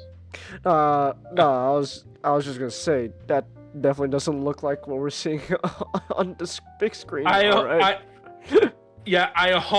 hope it's just the paint job. That the model, the sculpt, when it's like all gray out, you know, with no paint on it, it's gonna be better. Otherwise, it's the eye bags. It's the eye bags. Like, who decided to put in the eye bags like that? Yeah, that's the thing that really tracks it down. I like, get it. They're trying to make her look that, that, you know, that like how in that image she looks like stern, like she's staring death at you. Like they're trying to do that, but failed horribly. Like the general sculpt looks good. I like the pose, and I know I have somebody who was like, why is she wearing a dress? I just go anime. Like if this was live action and like a Western director, she's definitely not gonna be fighting in a dress. But this looks cool. It's neat. You know, it is neat. Dresses are cute. You could play, and plus, you know, I like them on a woman. Also, you know, like it kind of plays in a fantastical setting, right? You know, like, it's a combat even though dress. Lord of the Rings, the Peter Jackson film, tries to be grounded, when you have like an anime style, art style, which by the way, I do like the anime art style for it. It looks great. I love it.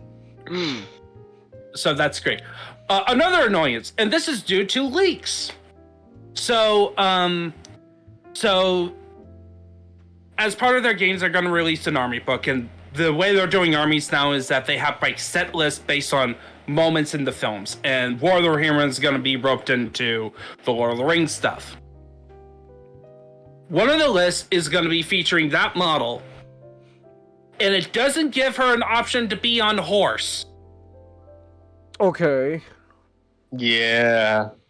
And you would think, if you kind of notice, like Games Workshop announced that if a character is not on horse in the film, we're not going to provide a model. You can't have that. You know, there's one little problem. Games Workshop. Okay. It's instrument backroom.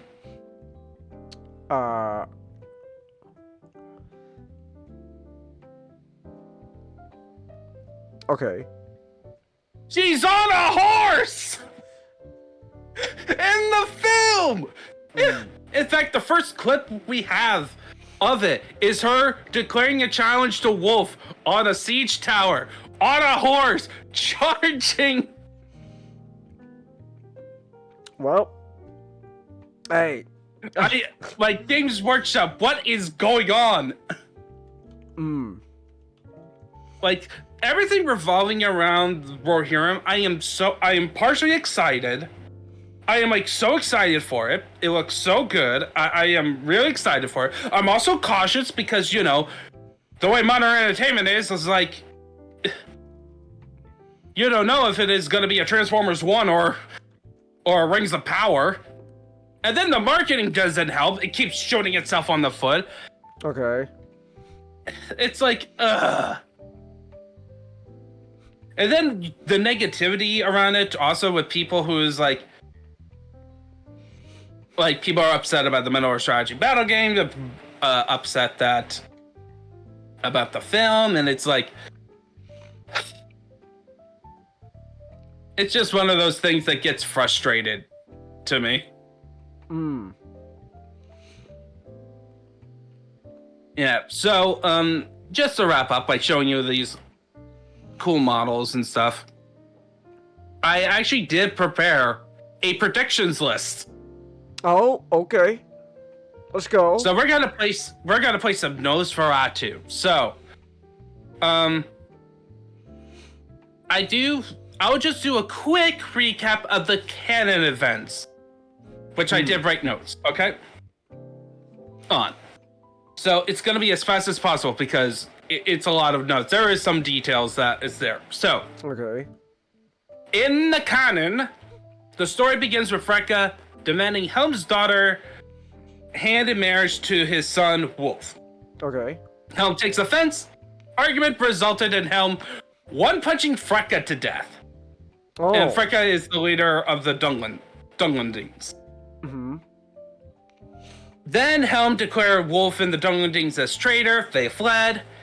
And then a couple years later, Wolf, during a time of conflict of like invasions from the east, and Gondor is busy fighting off Easterlings, Wolf leads a coalition of Dunglins and what is called enemies of Gondor to take the throne. They defeated the Rohirrim in battle. They take Adoras. Heleth, the older son, dies at Adoras. Wolf becomes quote-unquote king of Rohan. You know, I claim to be king now because I own the throne room. And then during this time, the long winter begins, which is a horrible winter that anything bad happen. So two groups of Rohirrim gets driven off. From that, Helm's group is in Hornburg, which becomes Helm's Deep. Farolf's group is driven to Dawnharrow, where the Pass of the Deads are. During the siege of the Hornburg, both the besiegers and the defenders, because of the winter, are starving. Even the besiegers resorted to cannibalism. Oh. Lovely. Cannibalism. It was that bad. The younger son, Hama, leads the government to try to find supplies out of the castle, like, you know, a sortie out to get supplies, but then got taken out by the snow. Okay. So, go full despair. Hammerhand does his whole classic nightly patrols, killing people with his bare hands. He is found dead, standing, terrifying the besieger. His body was recovered. All the famous stuff about Helm Hammerhand.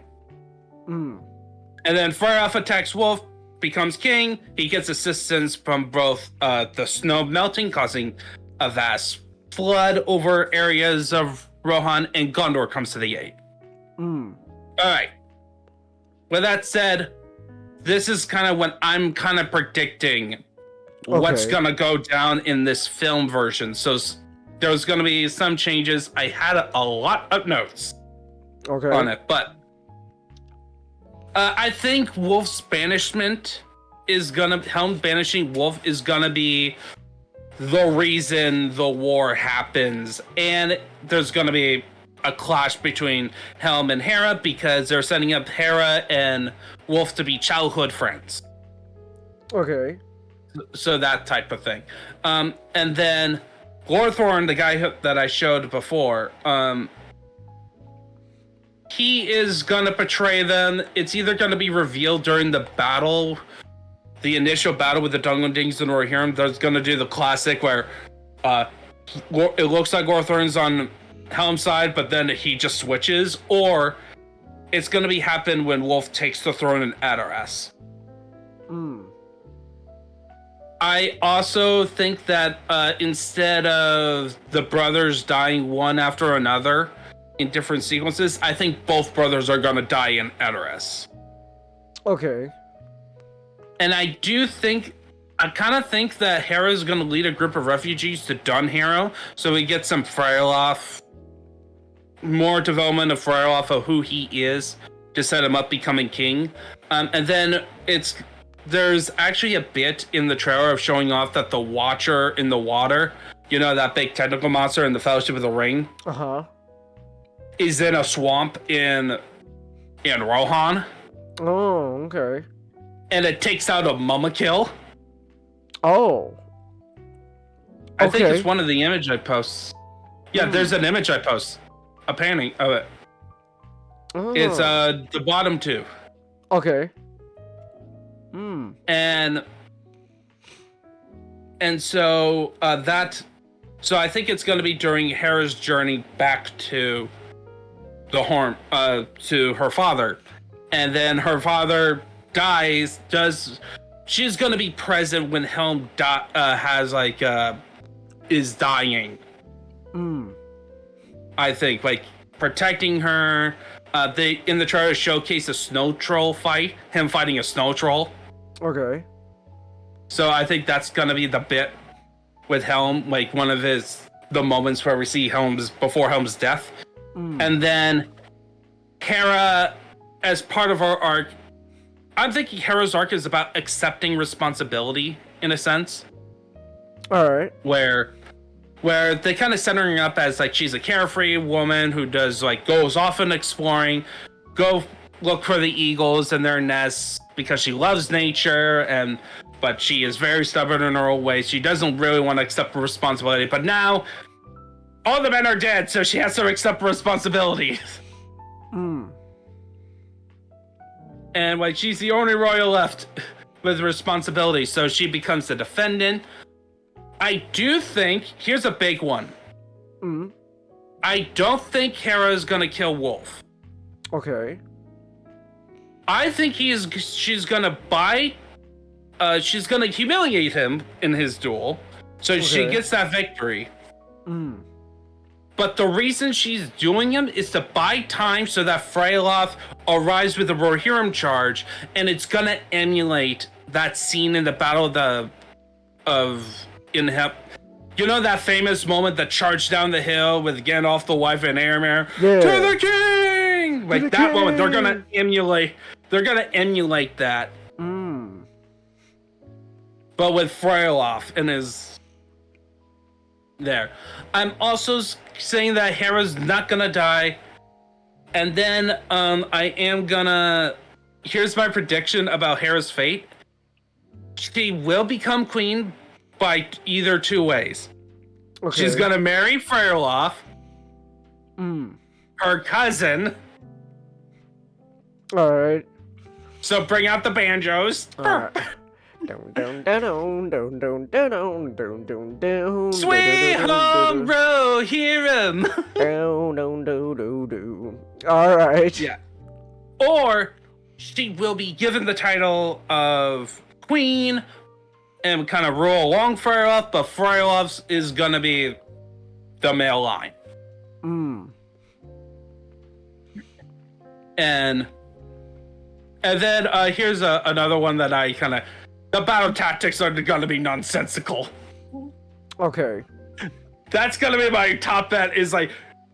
No matter what, the battle tactics, there's gonna be some nonsensicalness to it. All right. And then the rest of it is just me predicting what's gonna be the reception on it.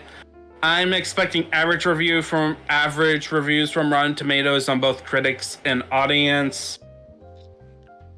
I think people are gonna be most people are gonna be happy about Holmes' portrayal.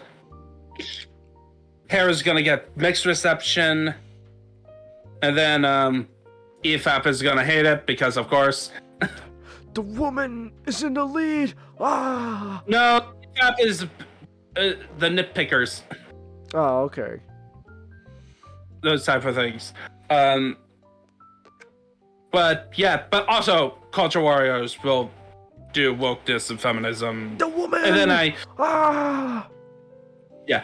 made specific predictions on like YouTubers I watch. So, but Okay. that's about it.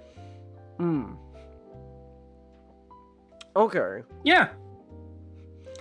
What was I say? Okay, here's a actual question that I got asked. You said you're not happy with the marketing for this movie.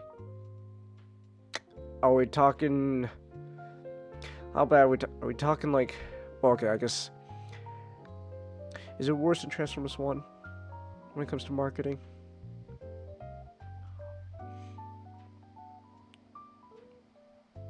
Well, both have like non-existent marketing. Okay. Both gave a wrong could be a potentially wrong impression of the film.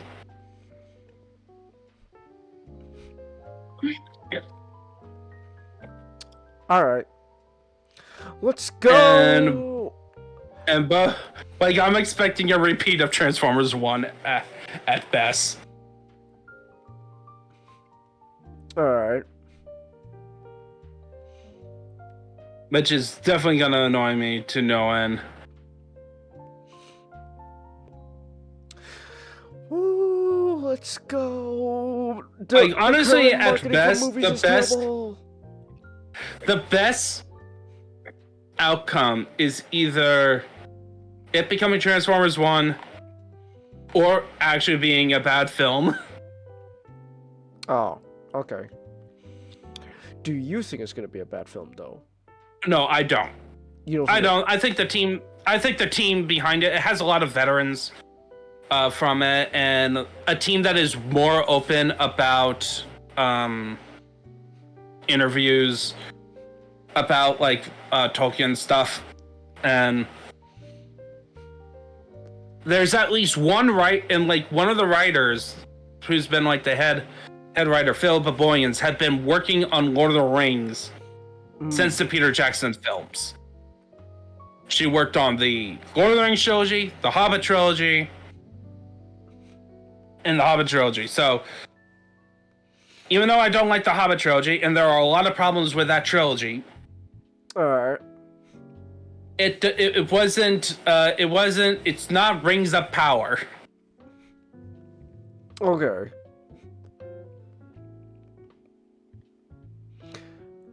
Well, I still have not seen Rings of Power, so I cannot say anything. But I know you have. You can say it. You'll be right. No, I mean I don't know what to say. It's just I don't know anything about Rings of Power except what you guys said. I will just show you the battle scene in season 1, and I can point out how bad you can see how bad it is. Okay. Just on the battle tactics alone. Okay. Well, lovely. And season 2 got worse. Season 2 got worse. Okay. Alright then. Well, that's why I don't watch Rings of Power. I didn't either. I stopped halfway through the first season. Well,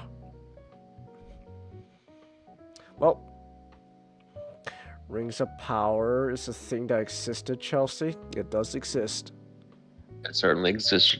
It certainly exists. That's right, Chelsea. It is something that most definitely exists.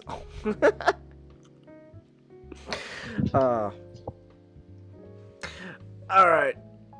Well, in that case then, we are pretty much, wow. Looks like it's gonna be a short podcast tonight, because we're gonna be on to our last topic pretty much now. Well, not, I won't say now, because I do gotta use the restroom. So I gotta use the restroom.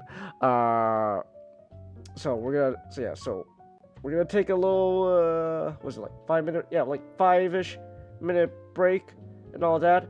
And then when we come back, we'll be on to our last topic of the night. So yeah, short podcast. We're only going on for like only a little over 2 hours now. So we're actually doing pretty good for once. Woo! Yeah. We're actually doing pretty good for once. Yeah. So yeah. Oh, also got souls in Fortnite. So and also we lost Matchstick. So Matchstick is probably. Oh no, he's back. There you are, Matchstick. He couldn't handle. he couldn't handle Godzilla being in Fortnite. And to be fair, I don't blame him. It's truly groundbreaking stuff right there. I can't believe it. So yeah. Oh yeah, also Marvel Rivals stuff that came out today. So that's fun too. Alright. So we're gonna take 5. I'm gonna go use the restroom and stuff. And then we'll be down to our last topic tonight. So stick around, everyone. Alright, I We'll be right need back. to use the restroom as well.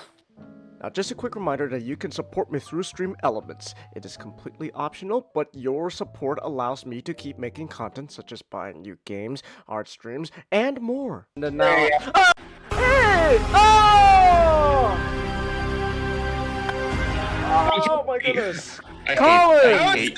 This is here, and Hold not on. Nick. Hi. Hold on, Colin, let me... Hi.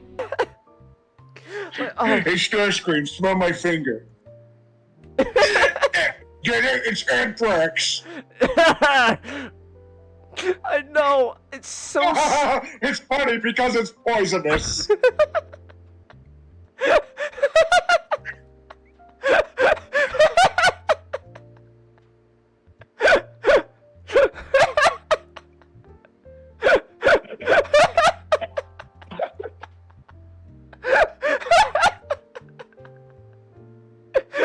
You see why I love G1? You can...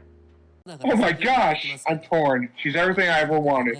I just can't get past the story about her having drunken sex with her dog in high school. Leave. The fuck you say? You fucking hurt me. Starscream Turbo Sexy Man Chelsea. Actually, yes. I used to be famous, Megatron. I was a Tumblr sexy man. I was a Tumblr sex man. I like Tom King. Where'd he go? Where'd he go? There he is, there he is! Go for the kill! Nice! There we go. Oh, Middle's alive! I have never done this mission before when Middle Flatwell's still alive. I've improved. I've improved as a pilot. Before I never was able to do this with Middle still alive. Oh my gosh. I'm actually legit improving as a pilot. That's great. That's great. I'm actually getting good at this game. Now watch the game punish me for saying that. Nothing's gonna stop us now! Don't stop us now! I have no money to afford anything. I don't like men. And if I did, there's not many type I like. Angus is the feminist confirmed, got it. Okay, I'm gonna tell you this, Colin. You're not my type. How's that feel? That's fine.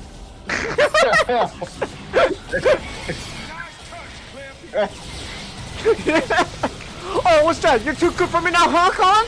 I see how it is. Gosh. I see. Well, fine. At least I know I have the confidence that somewhere out there someone likes me for who I am.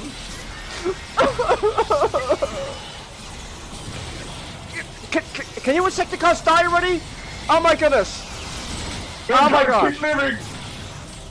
I think I did pull out the program the last time I played. You dare to oppose me, then die. I'll commence the final defense system. Program genocide. I'm not being paid for this part. You're lucky. I'm gonna destroy you for free. Any who oppose me will be eliminated. Alright. Mr. Dragon. Oh, he likes to do the wind stuff. He's dressed like Rambo Chelsea. Sally, it's over. It's not over until I say it's over, Sonic! Sally just has a breakdown because of the fucking Vietnam War.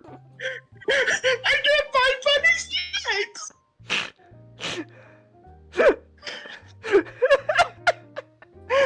I can't find bunny's legs. I can't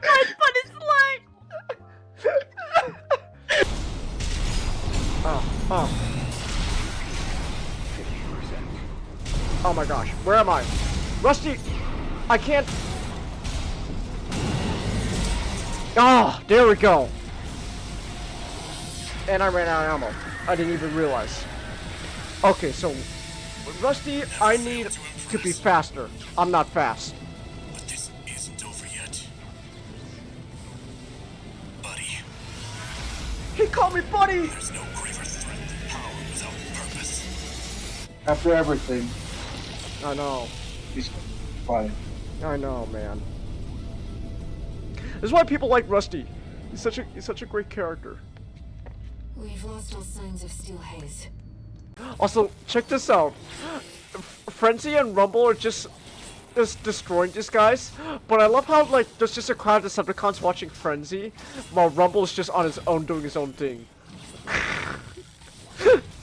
Like I was like, yeah, Frenzy, go! You do it, Frenzy! And then Rumble's just like, yeah, he's just busy with his own guy. like you think Rumble would be jealous? Like, hey, come on! I'm beating up guys too! Why does Frenzy get all the love? Megatron just goes over to Shockwave and pats him on the shoulder. Shockwave. Oh, not oh wait, Shockwave, oh wait, never mind. Rumble won at the end of though. While Frenzy got the attention of all the other Decepticons, Rumble got Megatron's attention. That's what matters at the end.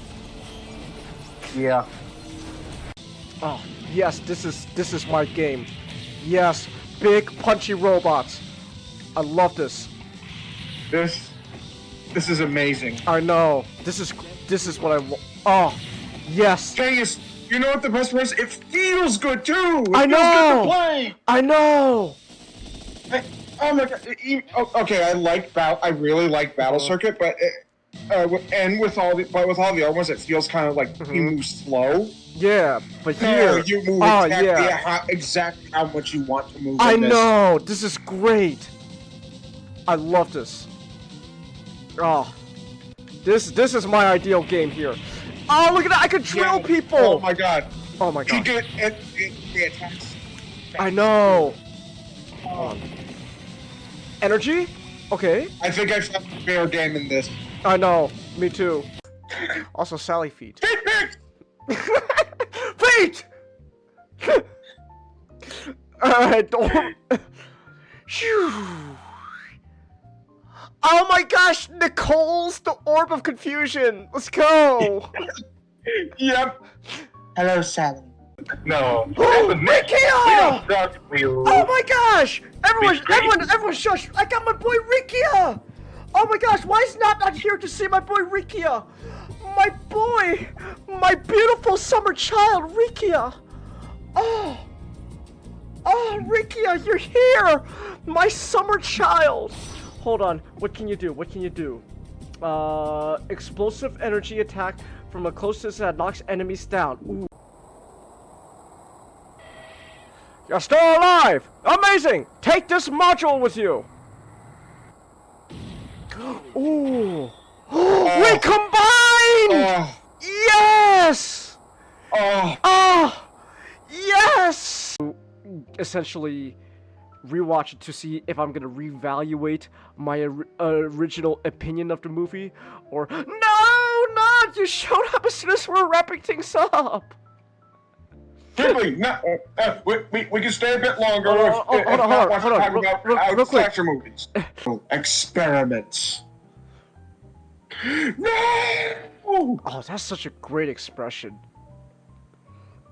Stop calling Cliffjumper Red Bumblebee, Chelsea! Pen! Nice! Hold on. Yes, Air, we want to burn it all. Fuck you. Air, where? Okay. Oh my gosh, Air, where are you? Oh. Bam. Bam. Wham. There we go. Earshot for the win. There we go. Wheelchair build for the win. When all else fails.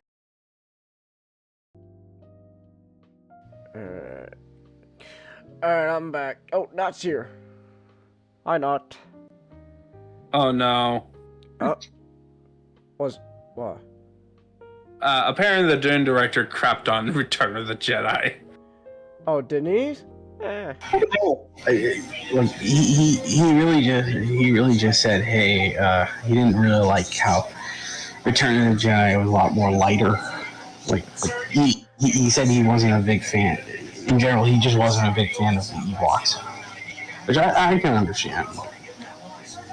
He too did not like the Ewoks. That's kind of funny.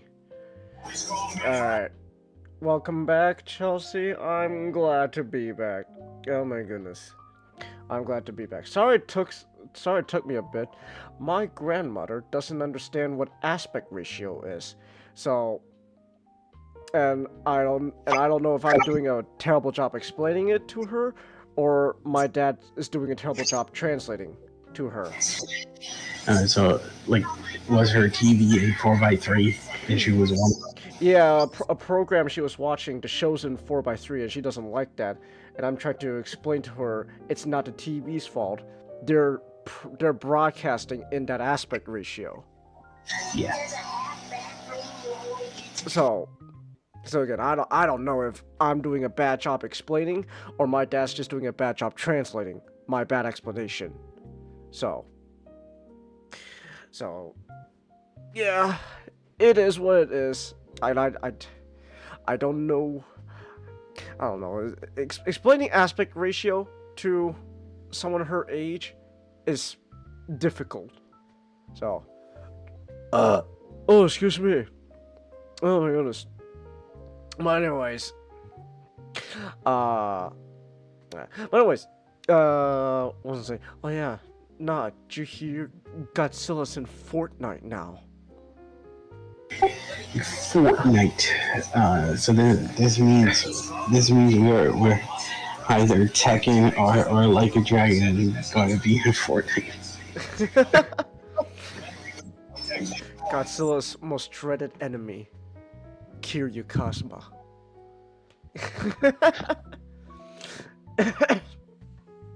Oh my goodness. So that's honestly gonna be really funny. If Yakuza is gonna be in Fortnite, that means we could finally have Kiryu versus Godzilla. It'll be truly great. So yeah, we're gaming here, boys. We're gaming. Also, a bit of an update. I didn't mention this earlier in the stream, but I finally got my second desk. I got another desk that I bought off of Amazon because it was like Black Friday sale and stuff, right? It's like a folding table. It's like $50 originally, and I got it on sale for like $20. So that wasn't too bad. So I got a workstation now for essentially all the model kit stuff, because the desk that I'm streaming at right now is building up too much dust. I don't need, plastic and all that on it as well. So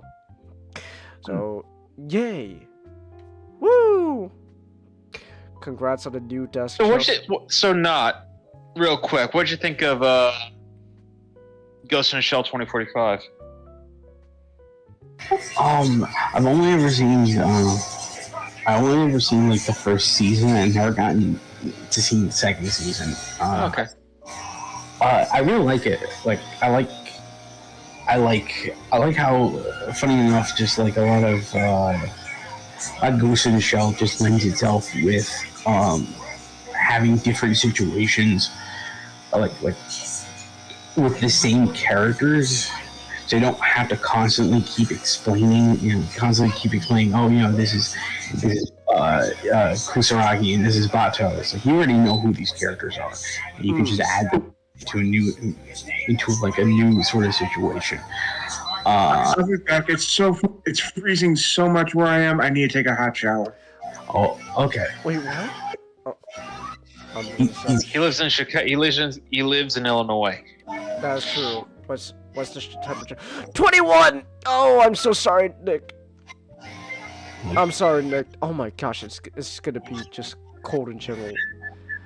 The winter has finally hit the north. Damn. But for 2045, I really like the you know all the world's governments are in this big conflict, and like Section 7 is a part of it. I find it funny when Meshach told me they tried to do Metal Gear Solid 4 and it backfired.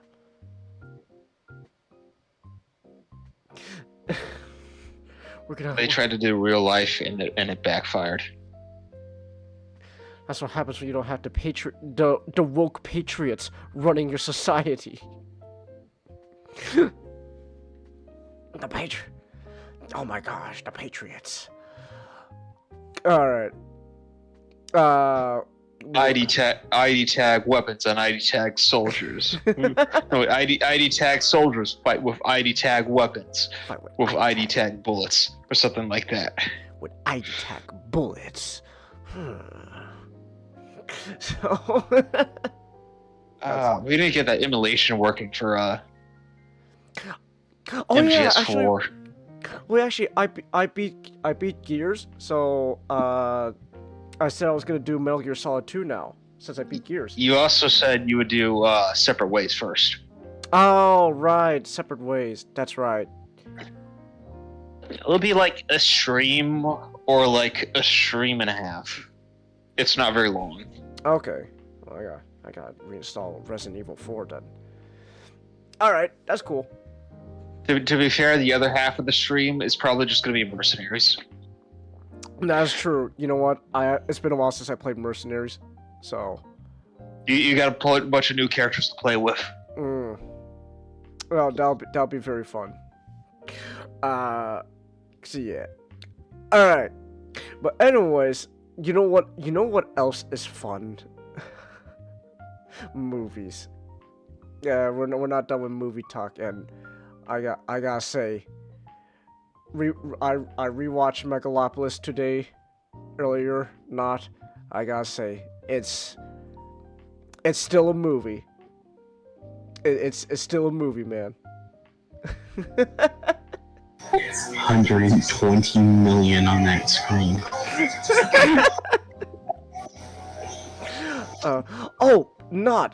Is it true? I heard this. Is it true that Megalopolis actually has completely new footage of 9/11?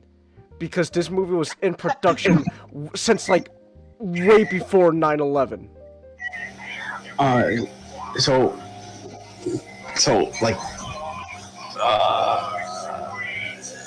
It doesn't have, like,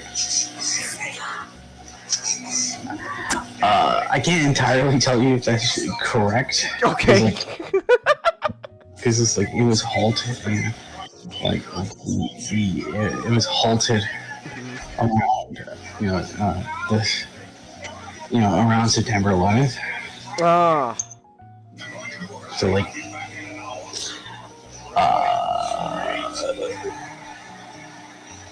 I kind of wish this was true, so we can talk.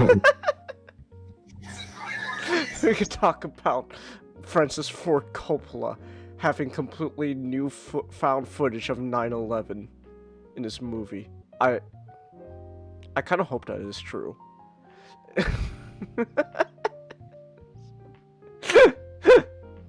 Sonic 3 is 1 week away? What? No? Wait, what? Really? What? No, Chelsea, it's 2 weeks away. It doesn't come out until the 20th. Yeah, because... Yeah! What's next?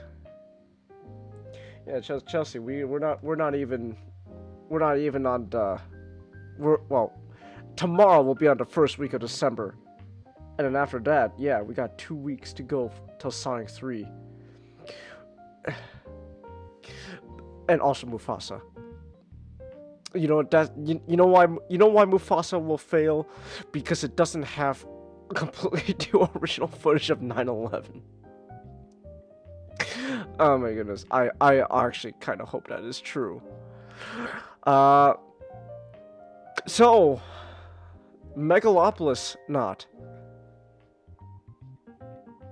What a movie, huh? Yes. So, Excuse me. excuse you. So Megalopolis is a film by director Francis Ford Coppola. It is set in the 21st century. You can pretty much guess in your head what time this kind of takes place, because I'm reading through a summary right now. They are not subtle with the allegory. Ooh, all of these names are like, ooh. They're not subtle at all. No, not at all.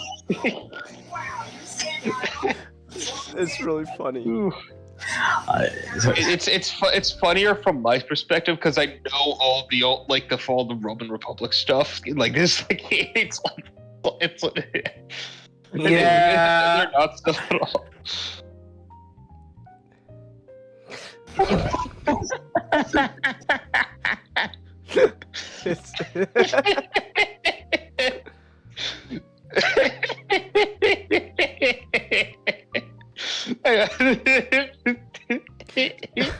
See,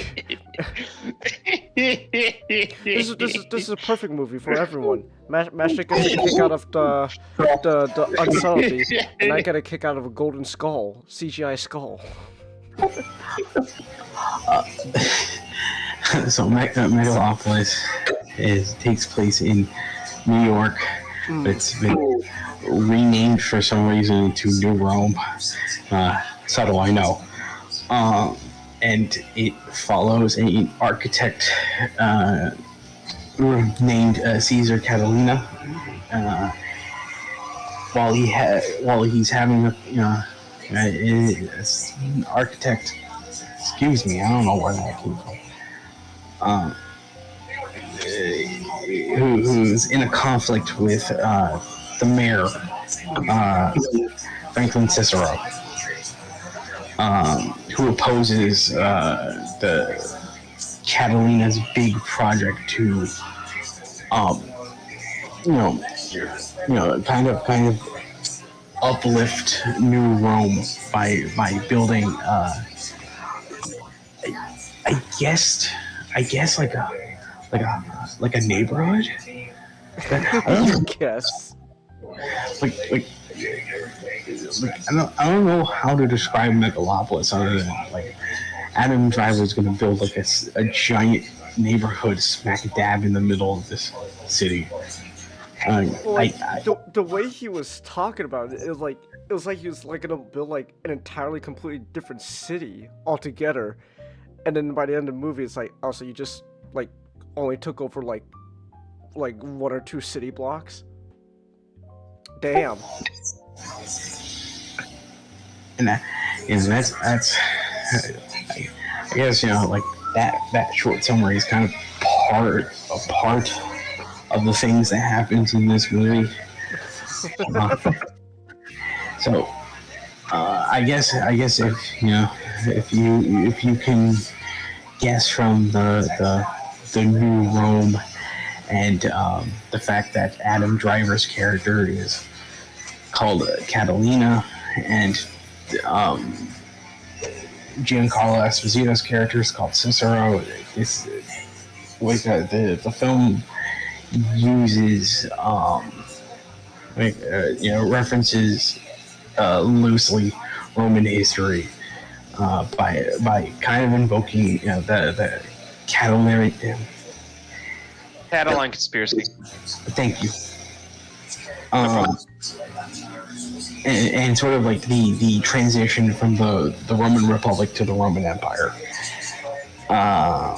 If you want, I can. The Catalan conspiracy was a conspiracy where a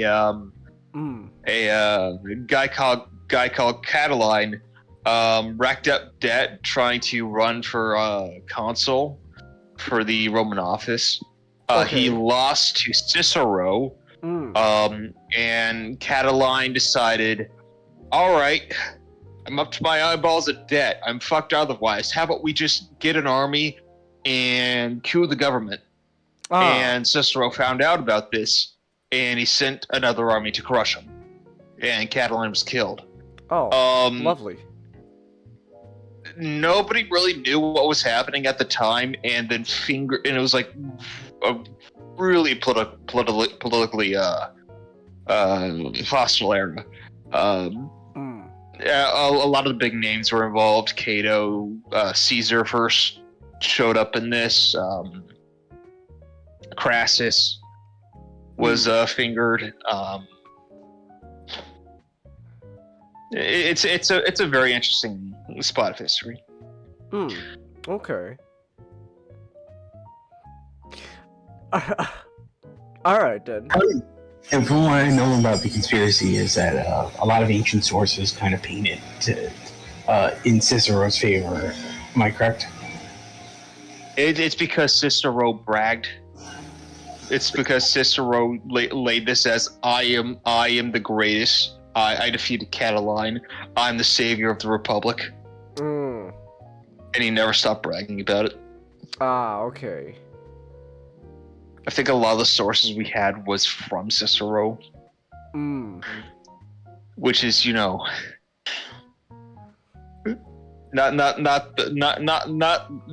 the most biased source, Cicero, Okay. Enemy of Catiline. Okay then.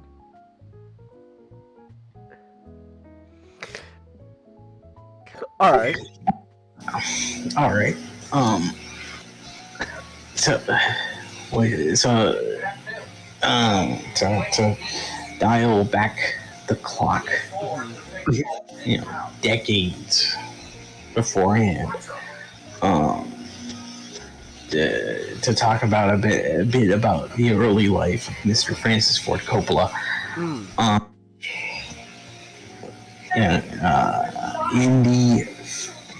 In the Filipino jungles, on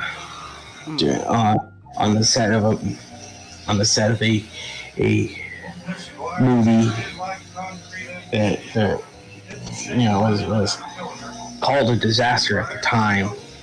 Now hailed it as one of the greatest films I've ever made, Apocalypse Now. Francis Ford Coppola, on his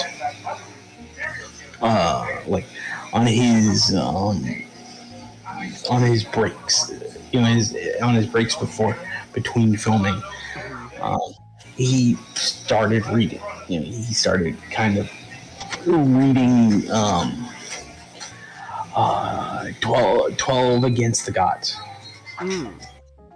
which kind of had a lot, which is a Here's the situation. Given the roof area, you're down to about 60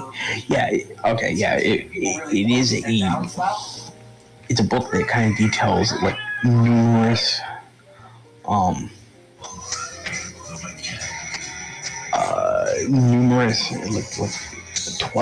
historical figures who and it's written in a sort of a journalistic style that kind of details like these 12 these 12 figures like Alexander the Great, Casanova, Napoleon,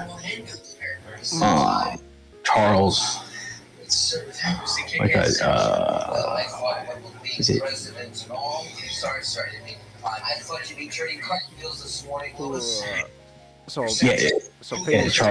Famous Charles. Yeah, there's a lot of Charleses. Charles the 12th. My bad. Charles the 12th. Where's Christopher Columbus? I think it was the 11th. I think it's the 11th. Is he the Swedish king? Yes. All right, I think it's the 11th, but don't quote me on that. Okay. Any presidents? Funny enough, the book includes Woodrow Wilson.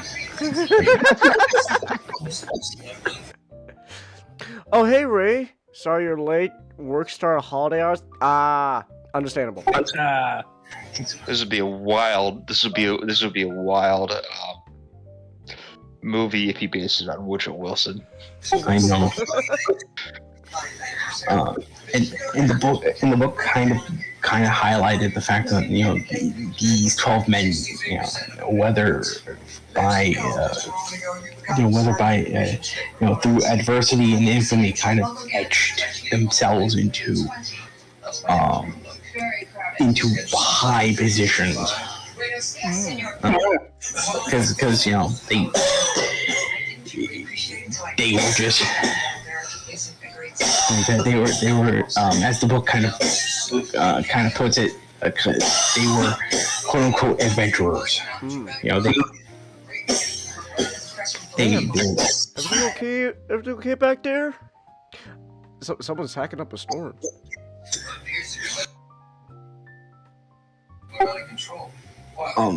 And like with reading about Catalina, so his quest to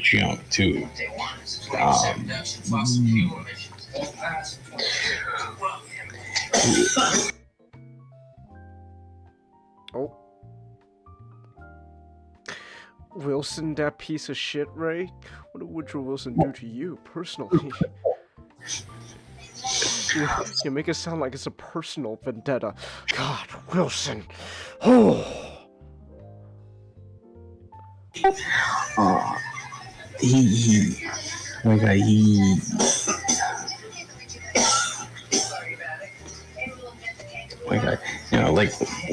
Reading about the part of the book about Catalina, who was doing what he believed, this virtuous thing by trying to overthrow. Tried to overthrow the Senate, and he thought to himself, like, I want to make a movie about that. He also was thinking about like a lot of the utopian movies that he grew up loving, the science fiction utopian movies he grew up loving. Metropolis and Things to Come. And in a similar vein to what he was doing with Apocalypse Now, where he was taking the story of Hearts of Darkness and transferring it over to what was then the modern day.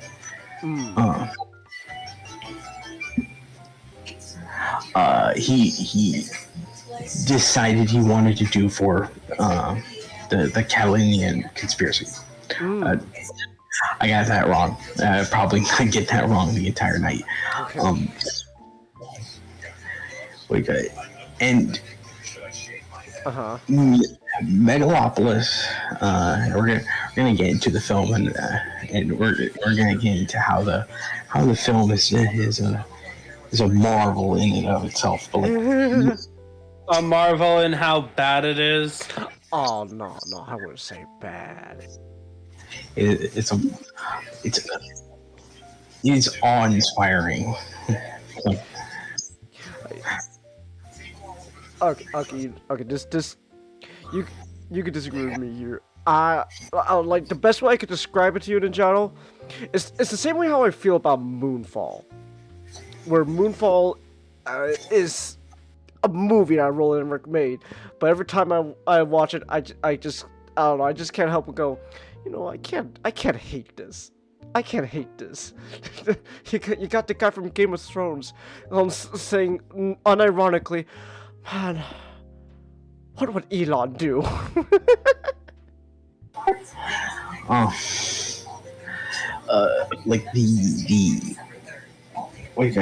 Just talking about Megalopolis, from its development over the years, I really want to, I really kind of hope that someone makes a book out of it, because it's sort of interesting in a way, just hearing a lot of what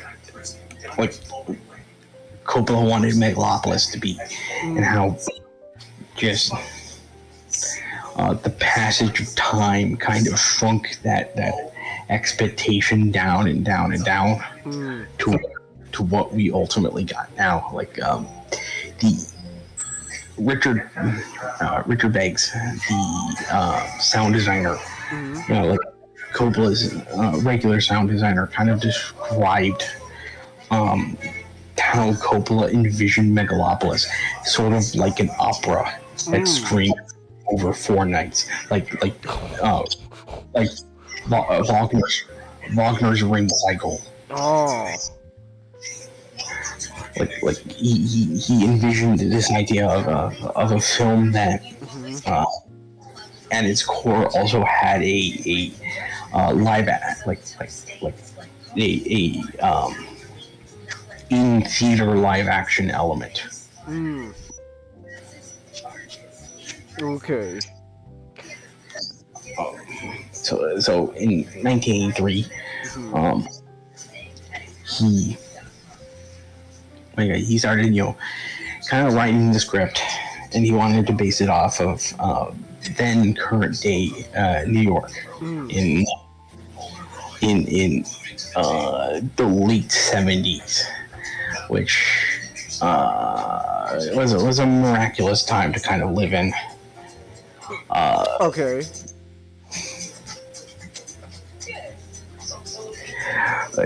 And like Coppola himself actually wanted to shoot the film in Rome. Really? Because he wanted to be closer to that opera idea, and also just he wanted to utilize a lot of the architecture to kind of set the idea of this is a modern day America where randomly we just decided to start building ancient Roman architecture. Which I know in like New York there's a few Roman style buildings, but like in general, like a lot of the buildings kind of sharing that same idea. But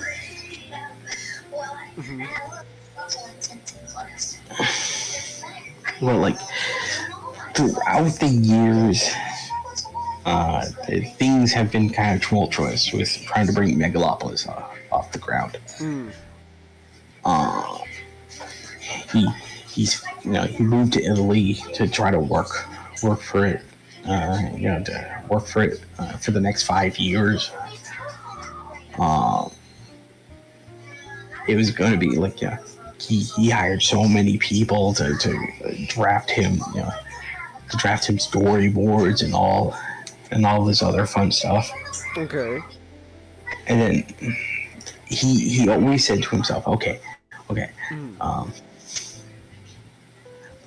I'm going to earn enough money to where I don't need to worry about a producer, so that this can be my singular vision. Okay. And I don't have to worry about the studio completely, because around like the late 80s, when finally he's gotten like the outline together, and he's finally deciding what he's going to do. He's gotten sort of disillusioned with the studio system, so he wanted to completely make American Zoetrope completely independent. So that's when that's where The Godfather Part 3 came in, because the reason that film was made in general is so that he could finance a lot of the other projects that he was hoping that American Zoetrope would be developing as the 90s went on. Okay. So, but Godfather Part 3, it was a success, but it wasn't the success he wanted.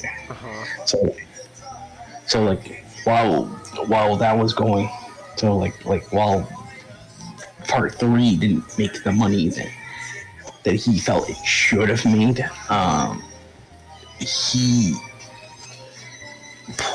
started putting Megalopolis a lot more in the back burner, because like while that was going on, he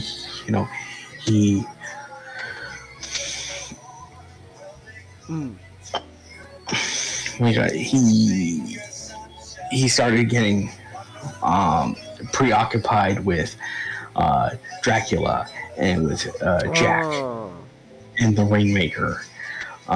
Also, like during this time, he was starting to rack up a huge debt. So, okay. He was trying to make,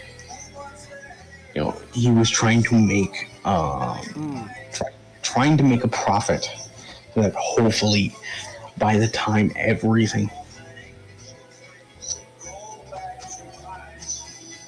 so that hopefully, Megalopolis can be made sooner. It wasn't until 2001 that he was starting to have table reads of the film. Okay. Where he was shopping out to actors to see who would be in it. He spoke to a lot of actors, his including his nephew, Mr. Nicky Cage. And there, a lot of yeah. If Nick Cage was in this movie, that would get my butt in a seat. Yeah.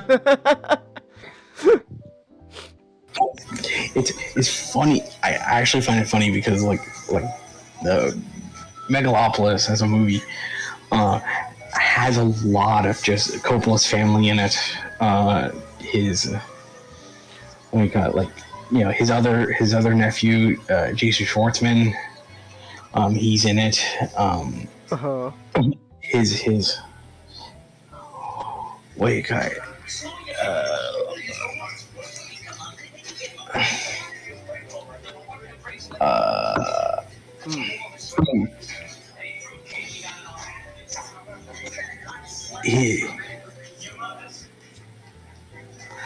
His sister, Tala Shire, who is Adrian from the Rocky movies. She's in it.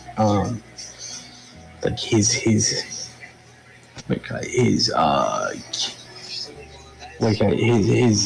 kids, Roman and Sophia, were helping him behind the scenes.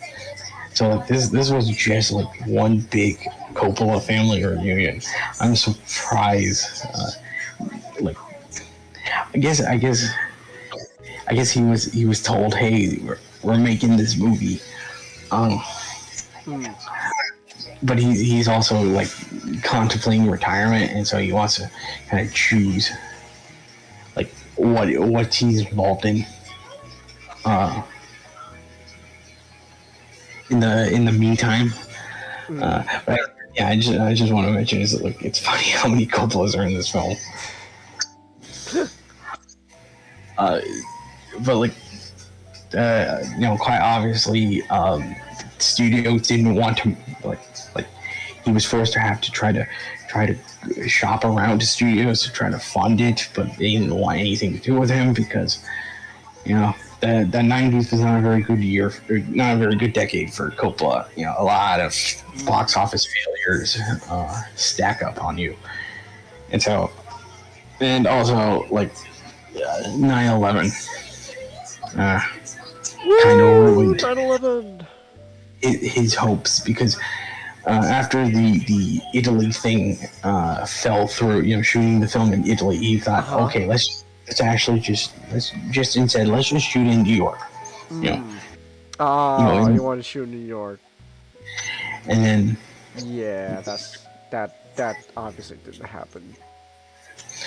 And then, like, you know, eventually, as the years went on, shooting in New York was a nightmare to do because the New York Film Commission famously loves sucking money out of a lot of potential filmmakers. Oh. So, Coppola no longer has a location. He no longer has a studio. You know, he has interested actors, but like, there's without the guarantee of production, a lot of them pop their head in to check it out and then just left to go do, you know, a movie, go do a movie that was that was sure to be made. I learned about Megalopolis back in 2007 when I read about it in a book about, like, it was a book about movies that will never be made. Okay. You know, like it was in there along with Cure, another movie that Francis Ford Coppola wanted to make and he couldn't do.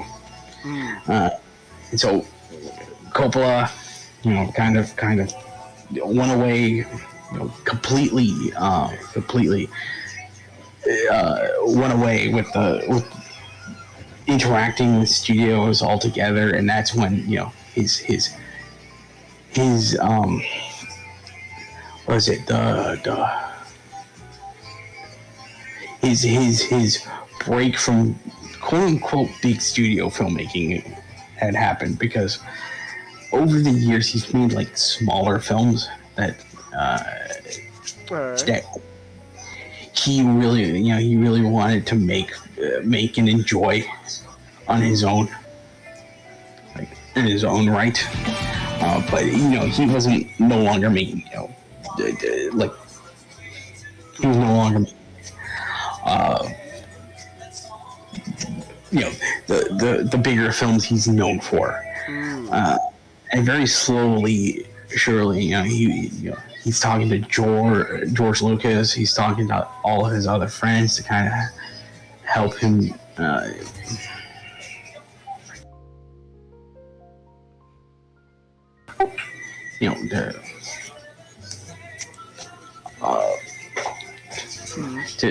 To kind of help him see if he can try to get it off the ground. And then in came the winery that he decided to build up. That winery is a huge reason as to, like, eventually him getting the money to fund Megalopolis. And here we are in the year of our Lord 2024. Megalopolis is on the screen in all of its glory. All of its glory.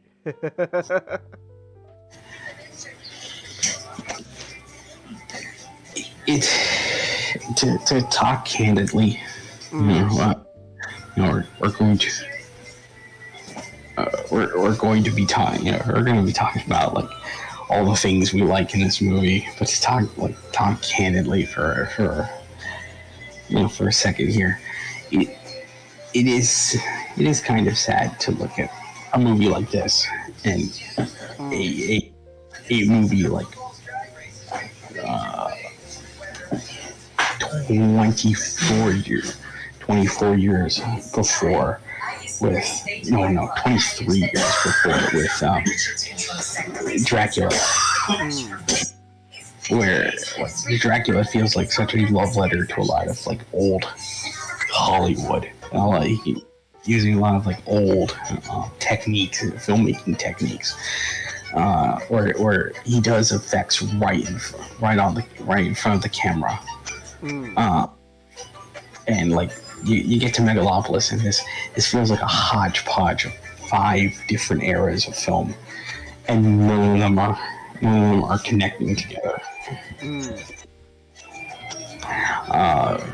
Chingus, to start off talking about the film, what is your favorite moment of Megalopolis?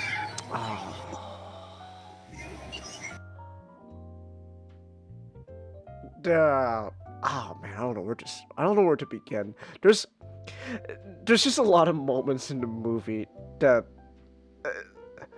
like, okay, so like when I first watched the movie, there were moments where, honestly, like, I feel I couldn't even laugh because I was just flabbergasted at just what was going on.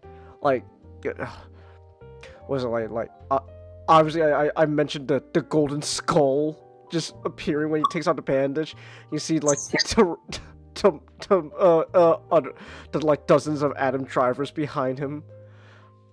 The drug trip. That was definitely a trip, all right. The whole movie feels like a trip. Good.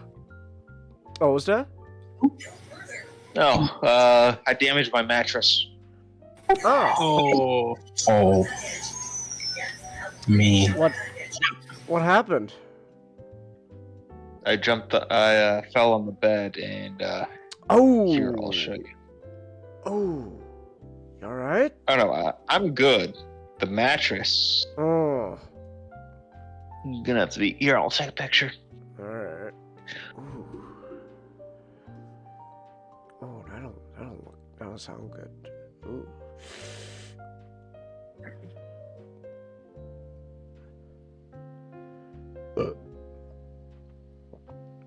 Streaming backroom. Oh. Ooh. Yeah, some of the springs are coming out. Yowzers. Needless to say, I think I'll be sleeping on my couch. Ooh. Just for tonight. Mattresses aren't that expensive, are they? No, I mean, like it depends on the mattress, right? Like it's like a queen size. Like, what's a basic ass queen size mattress on Amazon? Oh, okay, never mind. I hit it with me. I'll hit you with the numbers. I just typed on Amazon queen size, and yeah, where it's over 100, somewhere over 200. What the fuck is what kind of $500 mattress is that? Goodness gracious. What mattress costs $500? That better be a fucking damn good mattress.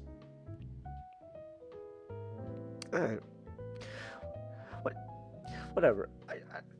I don't understand the big bed. This I don't know how else to describe. It's big bed. What? Oh my gosh. $1,500 mattress? What type? No. $1,500 for a mattress. What kind of mattress is that? That better be like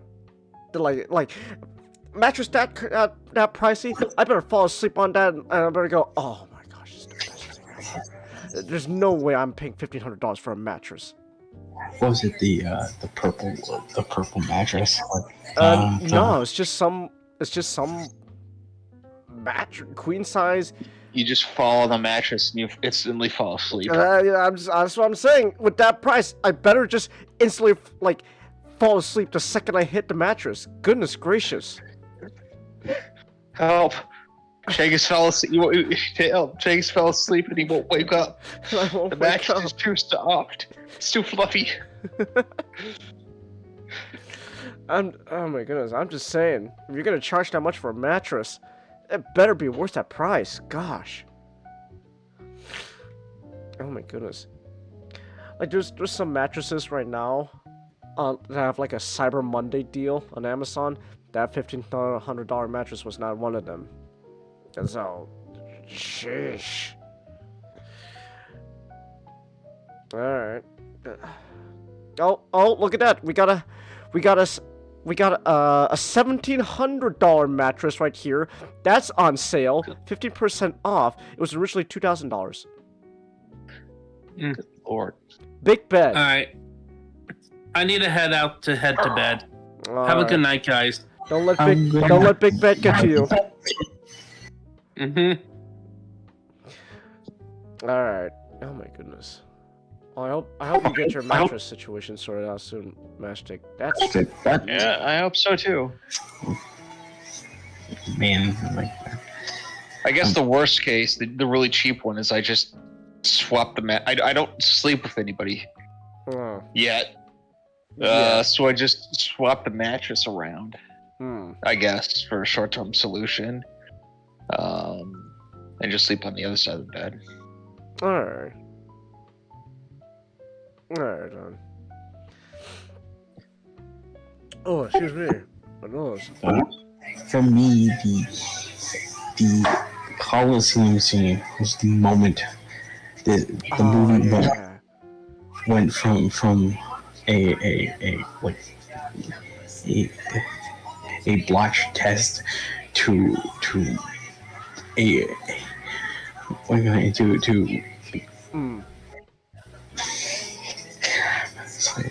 to like something extraordinary. Matchstick, I'm glad you're still here because I want to explain this to you.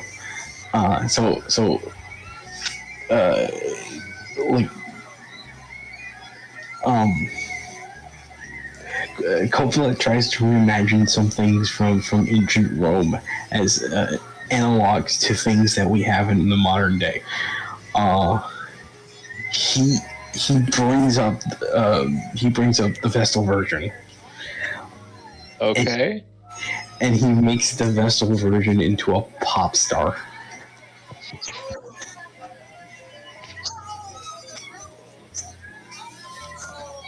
I'm smiling ear to ear. This is that's really amusing.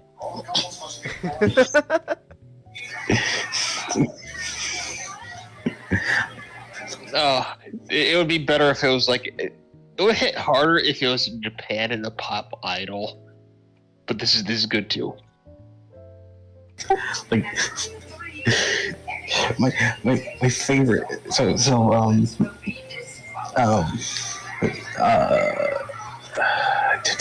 Oh yeah, that's why. That's what got me so hard when I was reading through the summary, is that it was like, oh yes, I don't want to spoil the movie, but you know, in real life, Crassus had a relationship with a Vestal Virgin, and I'm just reading like this, and it'd be equivalent, and I'm like, it's just me laughing.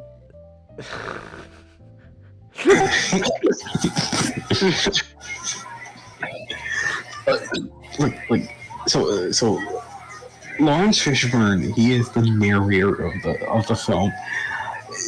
It's weird because Lawrence Fishburne isn't even a big part of the film, but he's just telling the story of Caesar Catalina and his quest to create the world's most expensive neighborhood. And I love the introduction to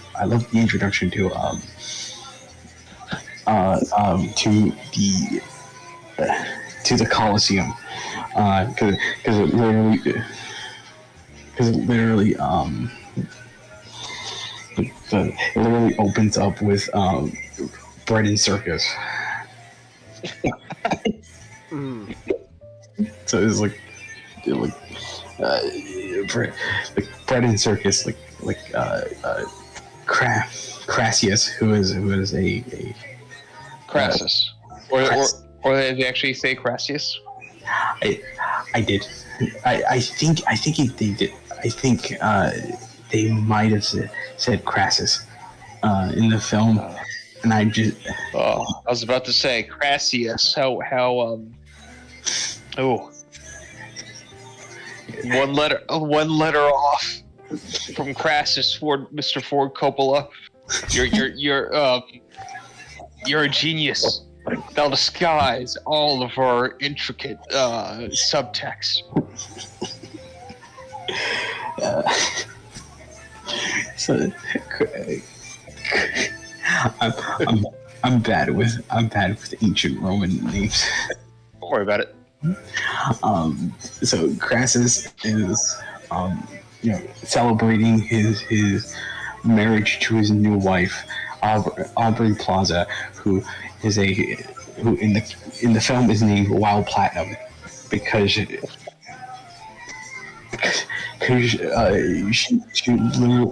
literally said she. He actually marries money. Crassus in ancient Rome is known as like the greediest man alive. Like he was the richest man in Rome and was just known for pouring greed. Mm. After he dies, they pour he invades a nation. He invades Parthia, but Persia. And they pour molten gold down his throat. Wow.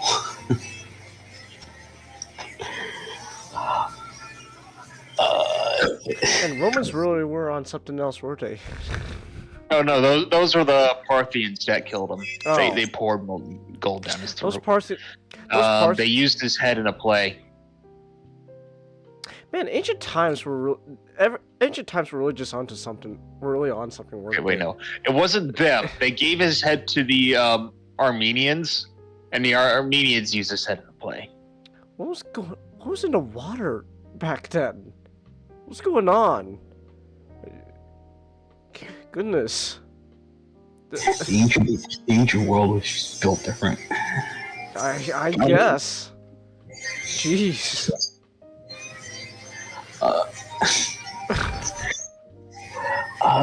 So Evil people were pretty brutal too. So you're telling Edward the First, the Longshanks, had his mortal enemy Simon the Montfort. I think what they did was they cut off his testicles and they gave it to his wife. Oh my gosh! What the hell? Man, now I'm disappointed. We didn't get to see platinum being poured down the throat of John Voight.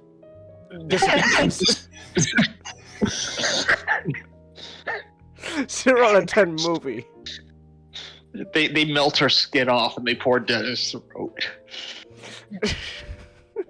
That's totally something that the ancients that fucking it's like ancients or medieval people would have done.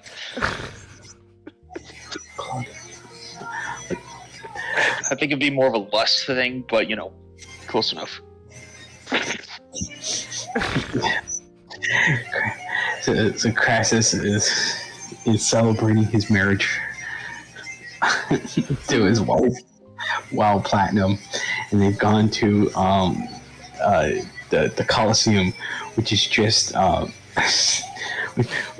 Madison Square Garden.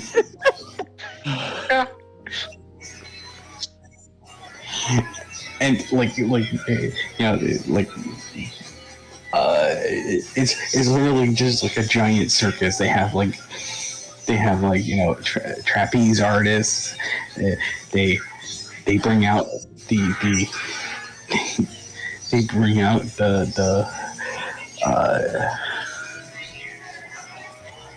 it's like, dang, I'm forgetting it. They bring out the chariots. Oh, yeah.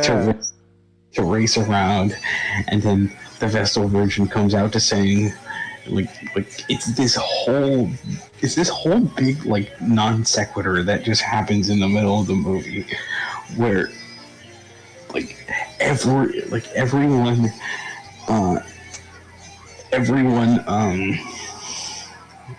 eating and having a great time, like up there in the stage. They're all being unsubtle as humanly possible as to what they are. They're all greedy. and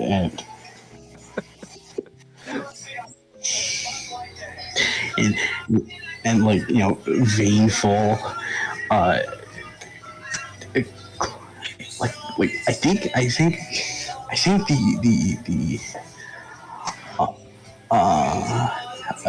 Chinggis, I want to say for certain that the Colosseum is where Shia LaBeouf goes drag. Oh, is he playing Clodius? Yes. Shia LaBeouf is Claudio. That actually happened. He did go and drag. Oh, great. He tried. Okay, so Caesar is the Pope of Rome. Okay. He was actually in that position. He was elected to that, and his wife it was like this weird thing where the wife and all the prominent women of the town were doing like womanly ceremonies in his house, and no man could be there. And then Clodius dressed up in drag to infiltrate the all-woman party, so he could have sex with Caesar's wife. Wow. He was caught, and there was a trial where he was acquitted, and while Caesar's wife didn't do anything, he still divorced her. Wow. Man. Caesar vouched for Clodius, the guy who tried to bang his wife. It's 15 degrees where I am. He dressed up as drag to do it. Yeah. Jeez. Also, I'm super tired, so I'm probably gonna call it here and go to bed. Okay, yeah. Yeah. Yeah, it's like freezing my heart. Gosh. Yeah. So, yeah. I'm sending warm thoughts. Have a good night. Thanks. Have a good night. Alright. So this man has come into full drag. He and his extended family are sipping on wine, eating. Adam Driver comes in. Adam Driver is the only one in this movie who seems like he's taking things seriously. What about Giancarlo? Giancarlo in some scenes, because it looks in some scenes. Some scenes. Like whenever he's with Adam Driver, they match the tempo. They've already are trying to match up to who their characters are, but it always feels like when he's ever seen in a scene with another character, he's chewing the scenery with them. So Adam Driver, he comes in, he always, throughout this entire movie, he acts like he's too good for everything. That as appropriate for being like Cicerone Cataline.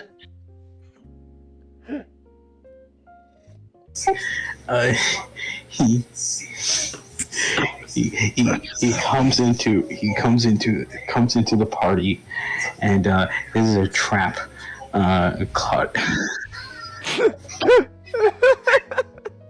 Claudio is going to attempt to smear his image as New Rome's top guy by implicating him with sleeping with the Vessel Virgin. He pulled out his AI. He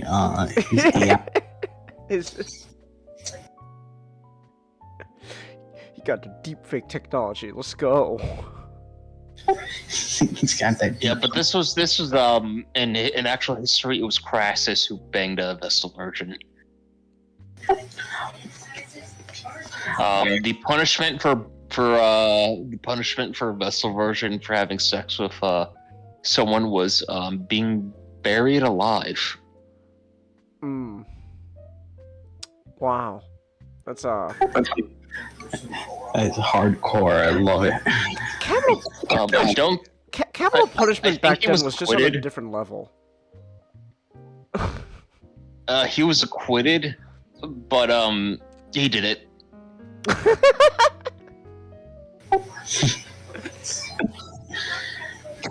I imagine as he got off, he like as he got off the charges, he went, he turned behind him. He said, "I did it, and I'll do it again."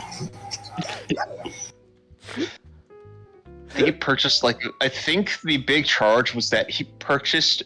They couldn't prove it, but he purchased a villa for the Vestal Virgin.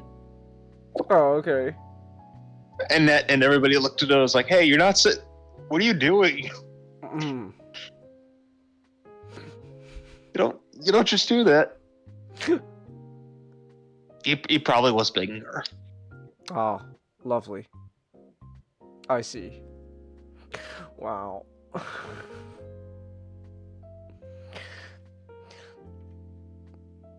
Yeah, I don't know what it was. Again, man, capital punishment was just on a whole nother level back then. Gosh. Goodness gracious. I don't know.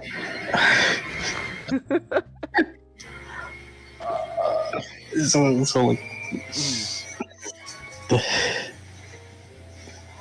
while that's happening, Adam Driver decides that he's going to get, high off his balls in the basement of the stadium. It goes into this movie has a non sequitur that goes into a non sequitur. This long, elongated drug trip scene.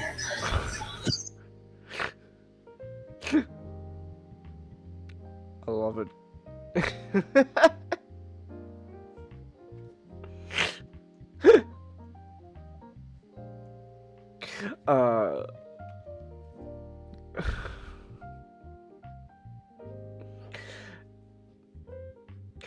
So that was the moment. That was your favorite moment of the movie. No? Yeah, that was my favorite moment because it just keeps going on and on and on about shocker. This film is as unsubtle as a brick to the face. I know.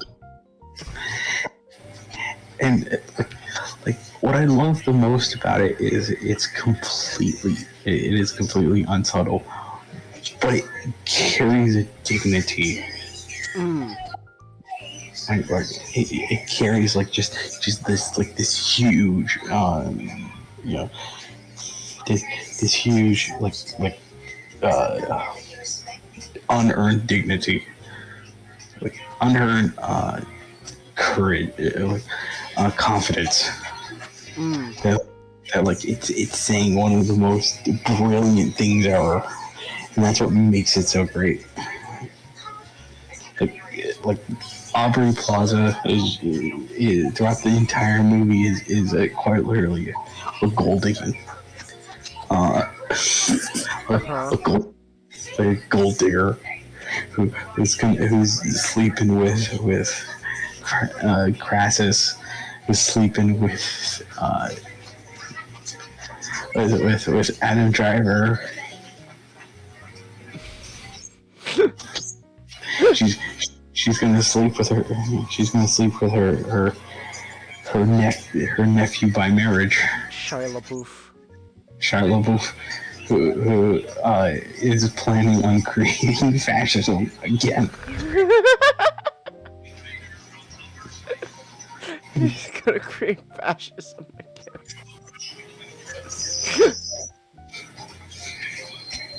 Oh, it's great. Claudius in real life was he came from one of the wealthiest families in Rome, and eventually he became a gang lord. Wow. He would fight street gangs with this. It's like if the Democrats and the Republicans.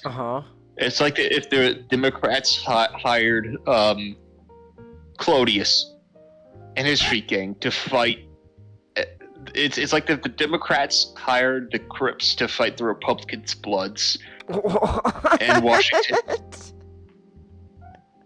What? Okay. Wow, that's a. Whoa. All right then. Eventually, he was assassinated. Oh, okay, lovely. All right, man. That's something else. Wow. All right.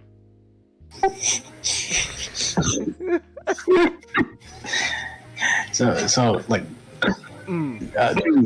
throughout this movie, like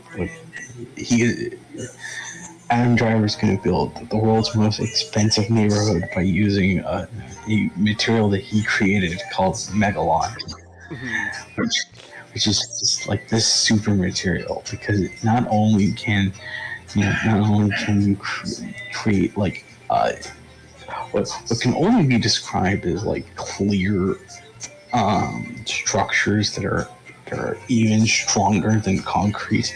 You can also just graft them to human bones and use it to repair a fatal gunshot wound. It's great. I love that scene when he removed the Smoked. It's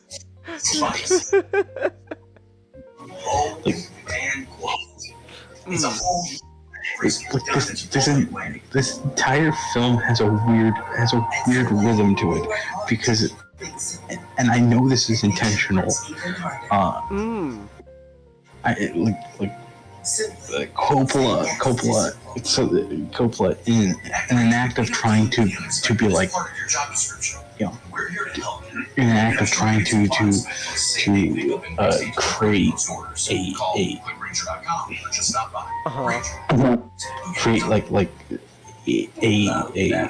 an active production on set. He wanted everyone in the cast to just ad-lib if they feel like it. Oh. And this entire movie kind of just feels like, yeah, that's what they went with. like Adam Driver, he feels like, oh yeah, this is what my character is like, and then John Voight decides, you know what, I'm just gonna play a supervillain. Sorry, we met I'm this. just gonna play a supervillain. This tells you what's ludicrous. And then Shia LaBeouf is like, I am going to play I'm going to play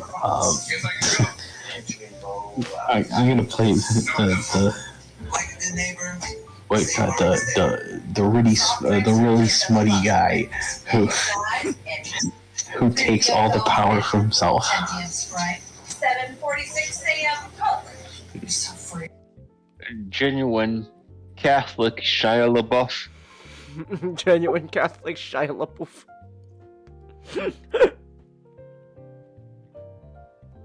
It's great. Like Aubrey Plaza spoke up about it, where like a lot of Coppola's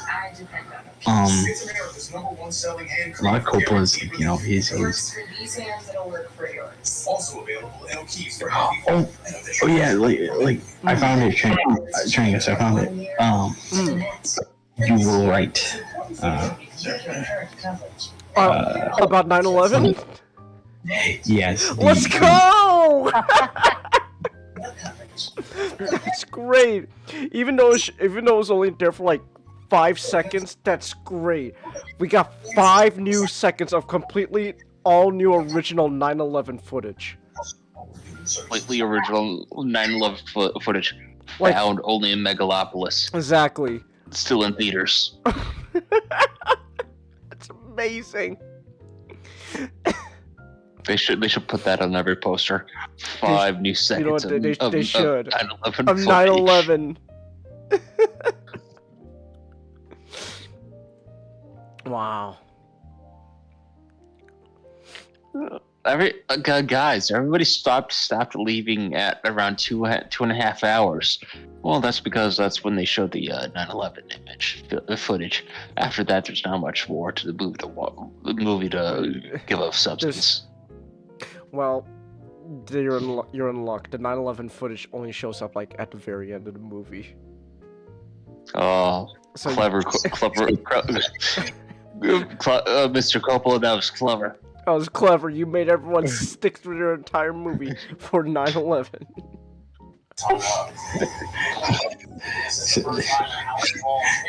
So Aubrey Plaza kind of just went up and they're like, oh yeah, like the reason this film kind of feels conjointed is because Coppola he encouraged everyone to experiment, but Coppola himself also constantly kept thinking of new things to cut or add while the scene was going on.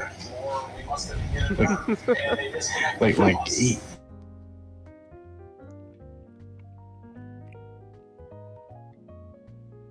Oh, not? No. Hold up. Wait for not. the crew has to take apart. Oh, what happened? You kind of cut out there for a bit. Oh, am I good now? You're good now. Like if the shoot was, like they have to disassemble the shoot and reassemble it for a scene that may not be shot because Coppola is gonna go, wait, let's shoot it over there now. Type of malfunction within our equipment. And the first thing is when Francis center started flashing, it does not do that. I've noticed that. So the prelude to that was Jay had chills. So everyone on all the crew doesn't have any plan to follow because they're all doing this off the cuff. And they kind of said that he be early in the film. He'll be early on set in his trailer, and like for hours on end, smoking weed, and then he'll come out like a eureka moment to just talk about something that doesn't make entire sense, and then now they have to set up the entire scene around nonsense. It's great.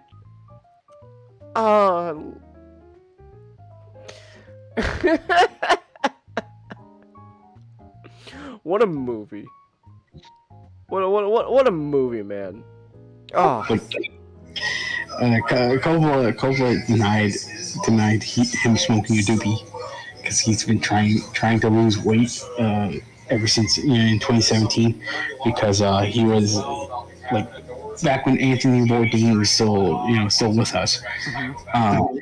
He was like they shot an episode of I think the layover with him, and he realized watching the episode, he's like, man, I'm fat, I gotta lose weight.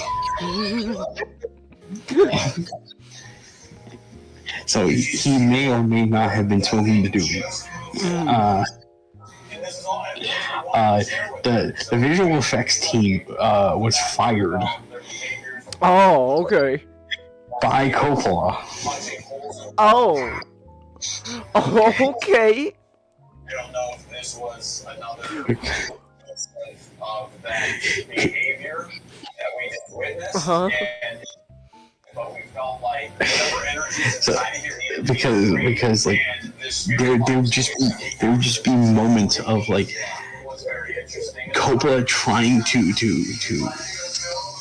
trying to do like effects by himself before the visual effects team can go ahead and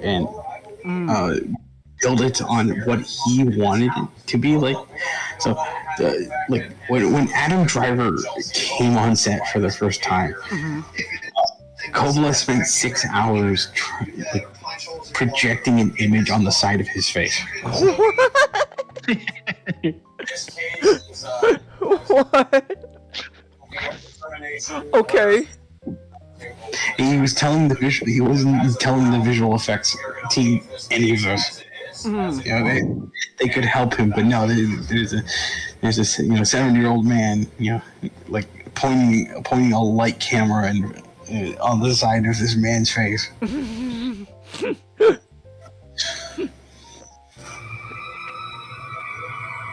great.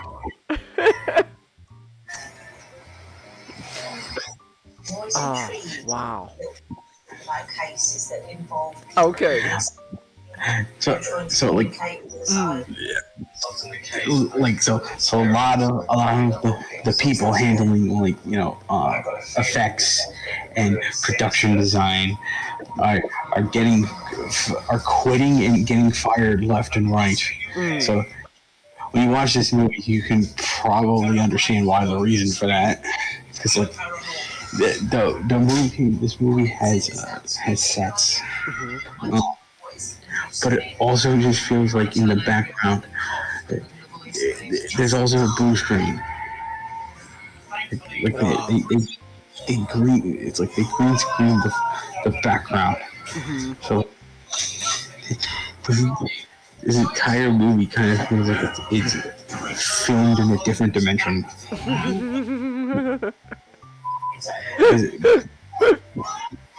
There's a scene where Adam Driver is getting really sad because he can't stop time.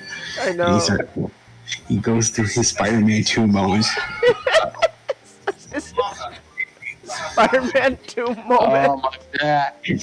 My back. Oh, my back. He's sitting on one of the gurneys, and his love interest is talking about it. Is like, he's trying to big up his ego, saying that you are the guy. that entire scene feels like it was shot like in front of a painting. Do you think we just want to dissect it a little bit.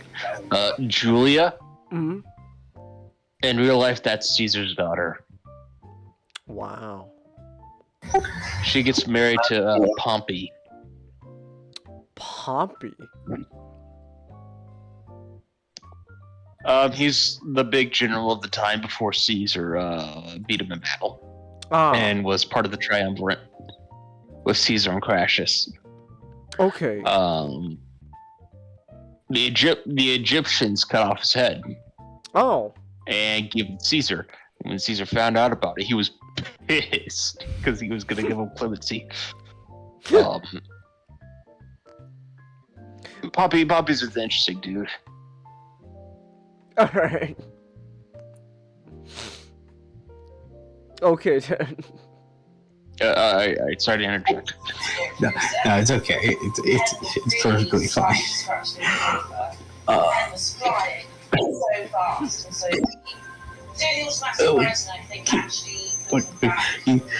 Like the entire scene where they're just walking on the gurney, it just feels like it was just shot in front of a wall. In real life, Julius Caesar did not have time-stopping powers. 0 out of 10. I hate reality now.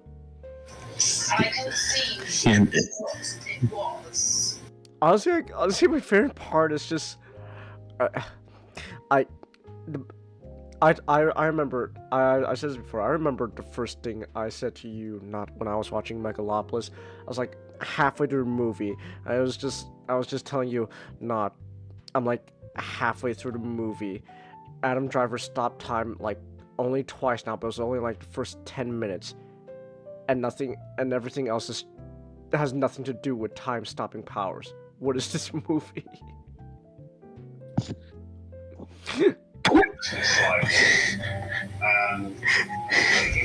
Time stopping stuff symbolic or just have gold?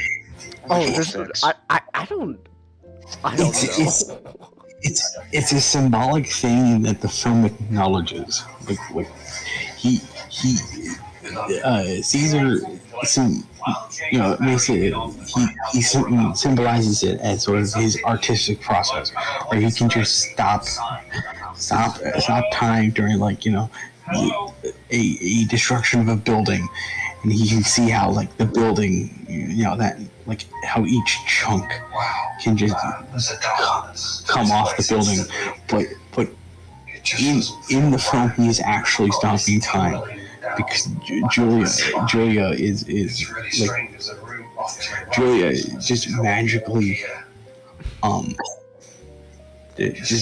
just looks over the corner to see him, and he's the only one moving while everyone else is frozen.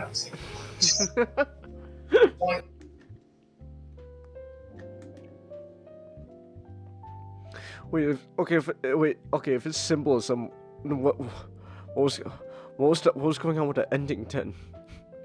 The symbolism change with the ending is that children are our future. Okay. Children will have better time-stopping powers than us, I guess. They will be our sunny hope.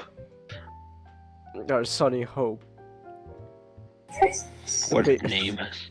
I know. The baby can stop time.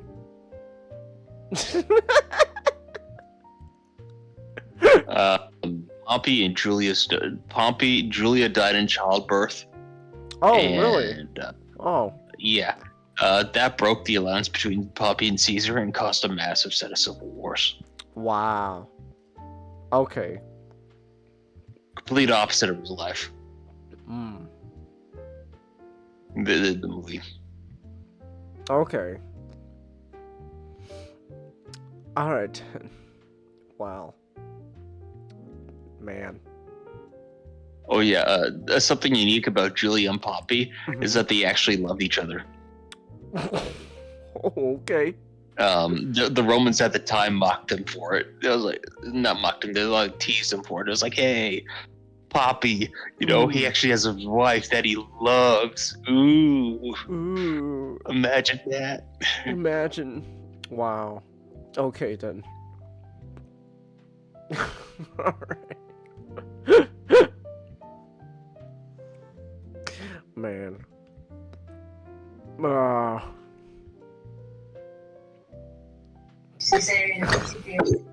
there is one incident in 1981. There was the time-stopping powers have no consequence in the movie. Just talk briefly, it has no explanation. Quite literally, Adam Driver can just stop time, and he doesn't do it to get out of a situation. He doesn't get out to potentially he I imagine the kid who was going to kill him, he could have stopped the time, so stop the time, but I guess he's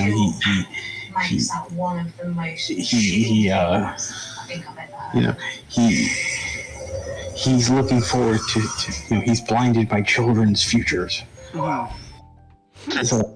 So obviously he can't notice that this kid has a gun on him.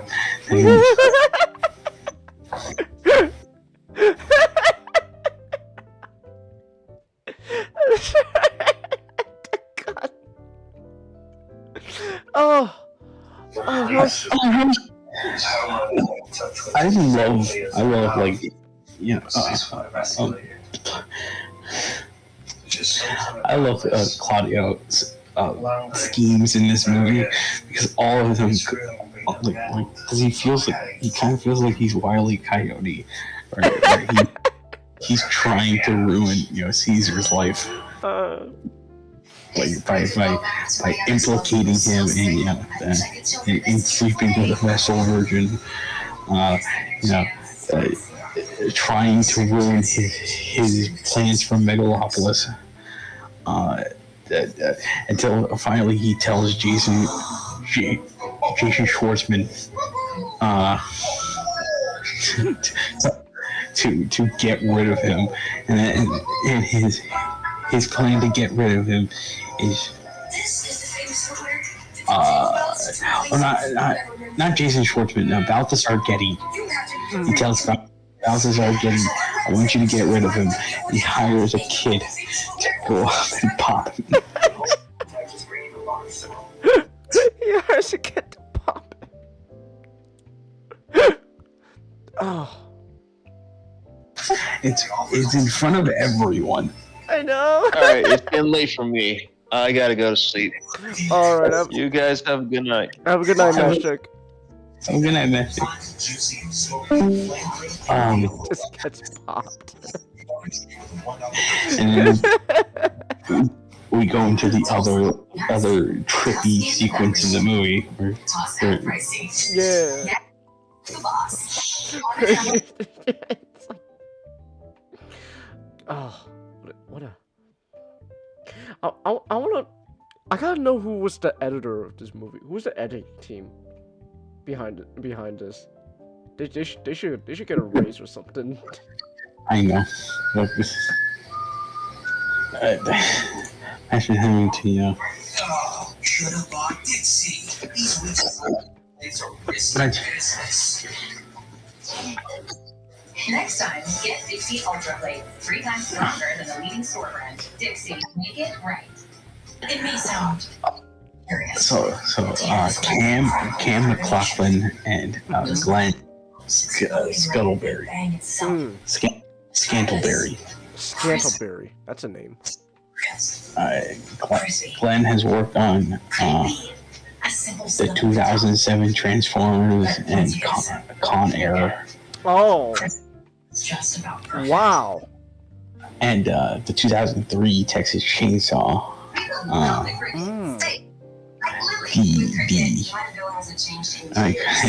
Armageddon. Armageddon. The Rock. Godfather Part 3. Godfather Part 3 and Dracula. And Dracula. So like, he's well acquainted with editing. Yeah, I still think this guy needs a raise for this movie. And Cam McLaughlin, he was hired because Coppola saw Nightmare Alley. The Del Toro adaptation. Okay. It's like I need to sit you and Nick down to see Nightmare Alley. Nightmare Alley? Okay, sure. It's a great movie that like bombed at the box office. Oh, it really damn. When it really shouldn't. Like it was. I still love the 1947 film. Like, yeah, that is still my favorite. But like, Coppola's version, not Coppola's. Guillermo's version of Nightmare Alley is really great as well. Oh, Bradley Cooper. Oh, okay. Kate Blanchett. All right. Oh, Ron Perlman too. Okay, we got some good names here. I'm interested. Willem Dafoe. Okay. All right. I don't care how minor of a role he is. I'm watching this movie. I see Willem Dafoe. I see it. I see Willem Dafoe. There you go. There's a lot going on here. Like one thing I want to mention, Chance, is because this reminded me of like Coppola throughout the years, he never really let go of the sort of the opera idea, the live performance idea. He wanted an element of the film, like sort of a merging of the fourth wall, where like the film and the outside gets to interact. So apparently, I think this is from the Cannes version. He had an actor. He hired an actor to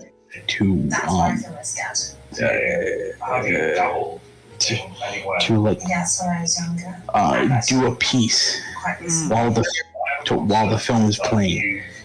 It's I don't know if I can describe it well, but it's like the actor in time with the movie would do something. Like I want to get the chance to see this movie where to see like the actor. Like someone hired an actor so they could do whatever the hell Coppola wanted. I want to get the full Megalopolis experience. Wow. I'm using the Necrophonic app, which but like he wanted that component. Okay. Oh, interesting. Oh, too bad we can't have that in theaters. No, 0 out of 10. I know. I was reading. I was reading how A24 wanted to petition to install like sense into movie theaters because Heretic. Like like the scene from the trailer of Heretic. He's like, oh yeah, the two girls are sitting down and talking, and Hugh Grant is tricking them into believing he's baking a pie. His wife is baking a pie. They wanted to pump in sense in the theater of Blueberry. Oh, okay. They want that for the movie. I'm like, I want for movies to just start doing William Castle gimmicks. I want to see, the house on Haunted Hill and watch a skeleton fly above my head.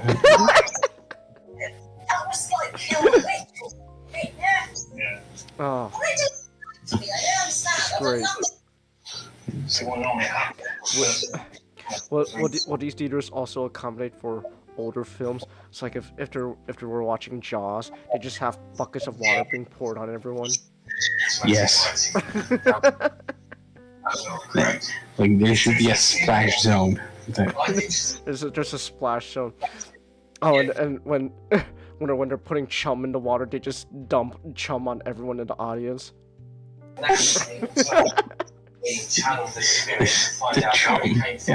chum will spread throughout the entire room.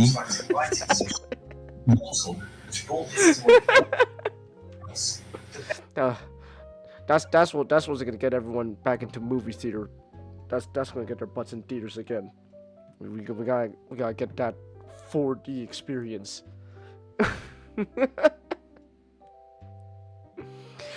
Wow.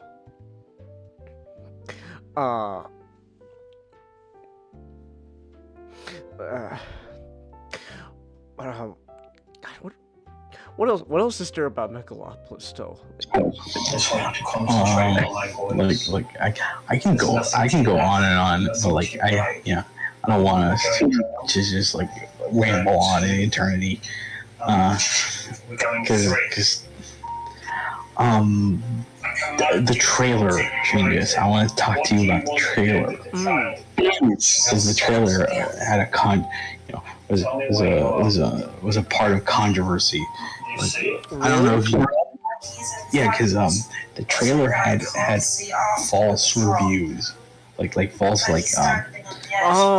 that's right. Pull quotes. So changes the trailer for Megalopolis was pull quotes not for the movie itself, but for other Coppola films. Godfather.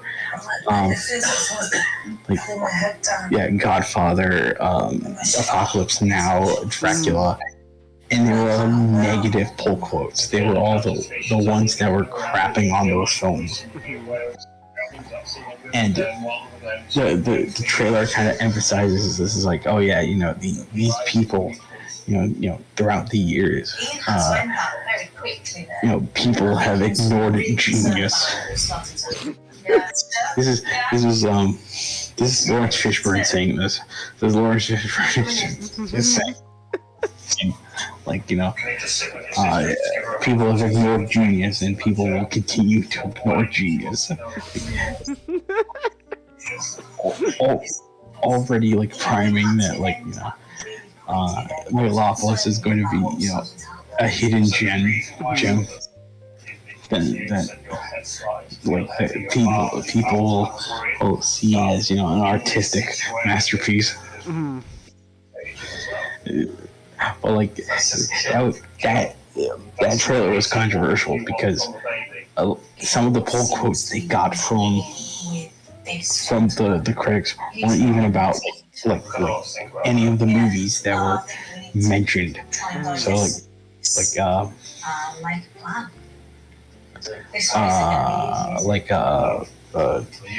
Roger Ebert's his quote about Roger Ebert.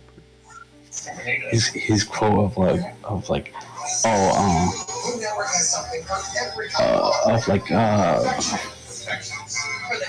his quote of style over substance, style over substance didn't come from Godfather or Apocalypse Now or Dracula. It was a quote that Lionsgate pulled from Batman, from Batman '89.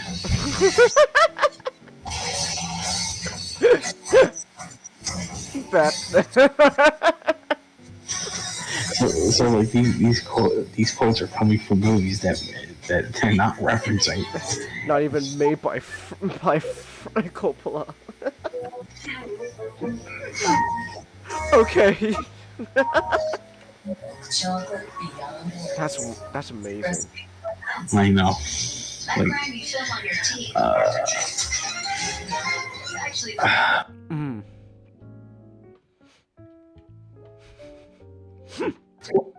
That's all that is. Yeah, before they start. Crap.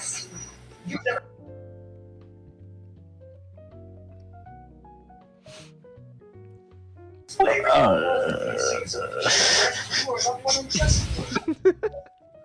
So good.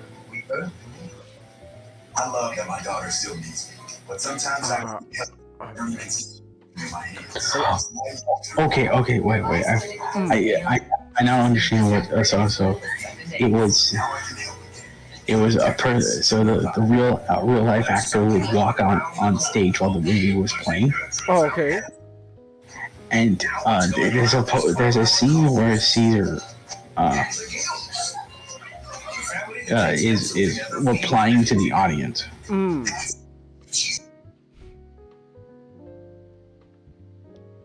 Okay.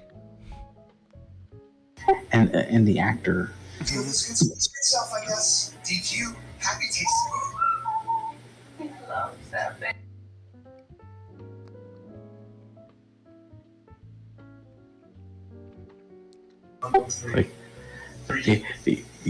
The actor would ask questions to the character in the movie. and the character will respond like he. iPhone 16 Pro Max plus iPad and Apple Watch for $997. I think he understands. Like Coppola wanted for like on Amazon Prime to have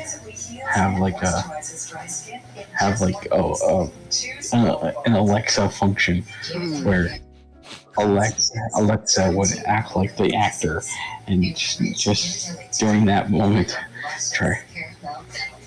driver's talking to the screen, and then Alexa would just be like Alexa would speak for the audience to ask Adam Driver questions of plots.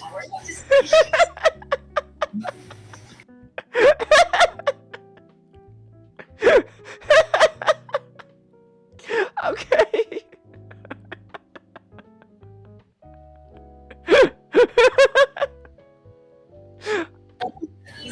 Imagine like two people just sitting at home watching.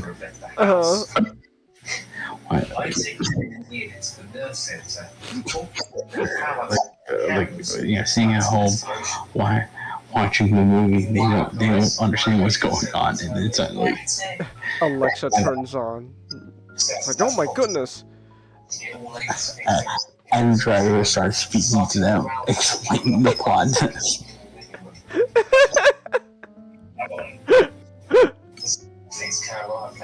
Great.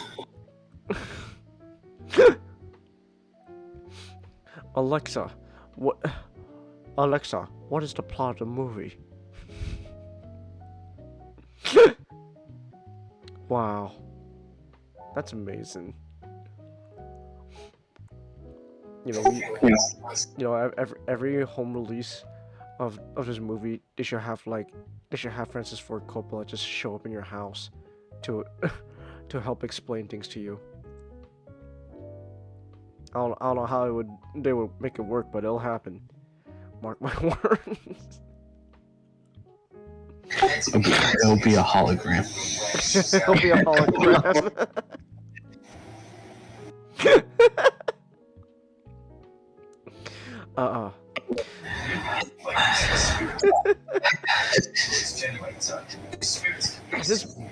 Gosh, I don't know, man. This movie was just...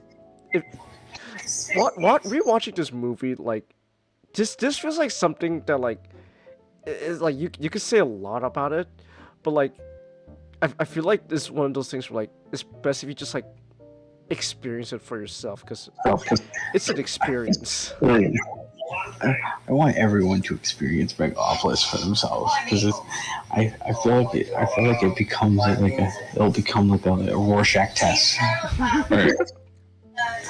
where anyone can come away with the movie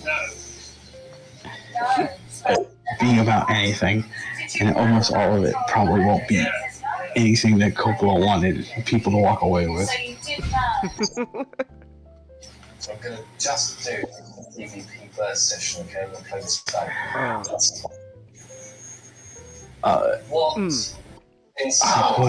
was it? I just heard something. I heard a voice. I heard evil. You heard evil. I'm going to play that back anyway. It sounded like a whisper. It sounded like a word. I don't know. So this movie obviously didn't do that well in the box office. How much did it make? It made 1,300. 1,300. Not 1,300. My bad. 13.7 million. 13.7 million. Yeah, it didn't. Out of a $150 million budget. Not 150. 120. 120. Possibly 136 because Coppola was going over budget. Oh, he was? Oh, okay. I can only imagine what. Wow. So like roughly 120 million. It barely broke even. So yeah, like this was a movie that. This was a movie where only I and you were going to see. Hmm.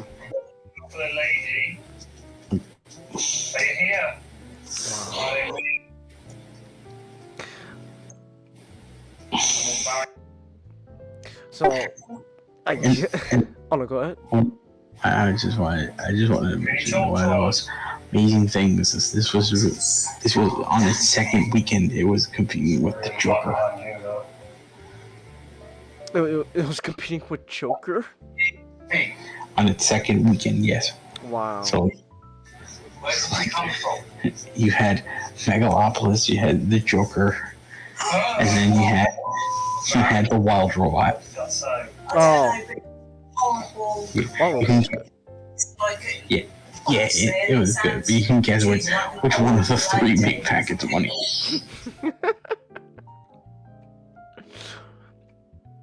Wait, what was Joker's box office? I'm gonna look this up. Joker 2 box office. $206.4 million.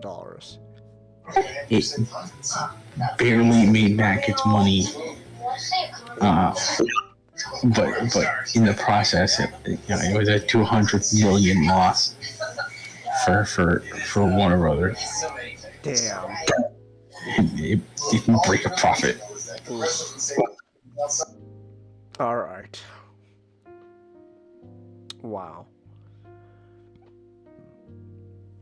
Well, either way, I think this was I think it's safe to say this was a great movie. I can't hate this movie. If I can speak candidly again, about the film, it kind of feels like a film, like when watching this film, I was sort of reminded of Tomorrowland. Because Tomorrowland Tomorrowland kind of was a film where Brad Bird wanted to make this whole big, sort of declaration about the future and his optimisms and all that stuff.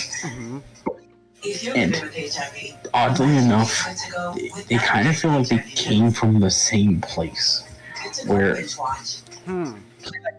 these films that want to be like, optimistic and hopeful, but they're created by two men who have a really bitter view of like humanity. Like Coppola, like this is a movie where like Coppola constantly believed like America is going to be destroyed. Yeah. But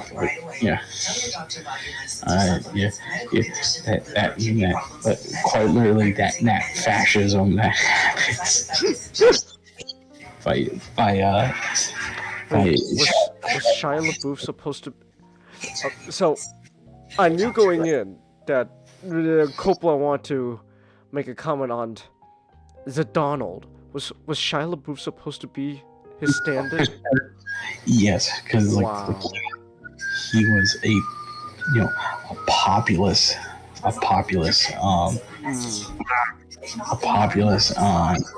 guy who traded in all that, all his supposed ideals to create, create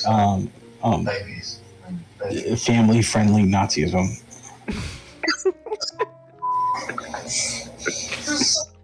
Family-friendly Nazis.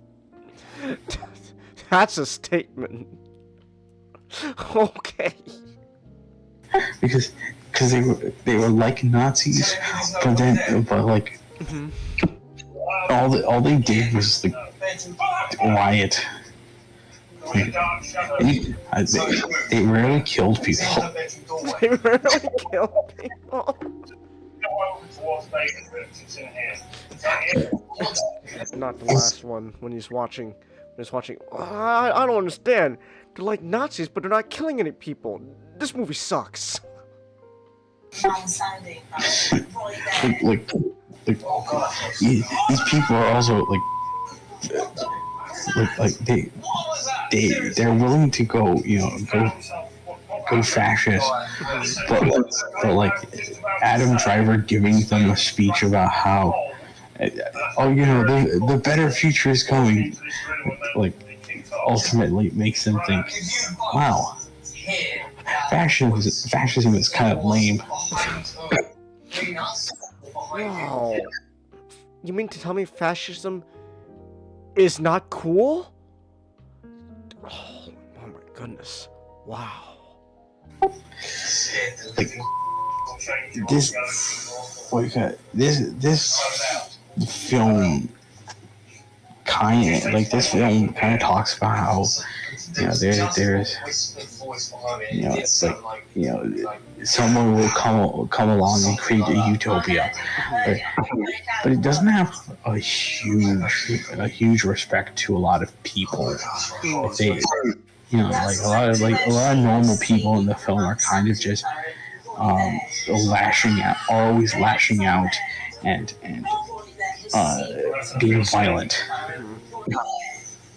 And they're easily swayed by like quote unquote evil people, and I got reminded of that from like Tomorrowland, where the entire thesis of like when so I'm not saying this to be derogatory, but like Brad Bird is an objectivist. Okay. Like you can pretty much tell his political views, because like if you ever watch The Incredibles, Bob speaks like Bob very much speaks like he's an objectivist. He constantly says his children have powers, and that powers just makes them great. They should be given the opportunity to use them to be successful, which is a very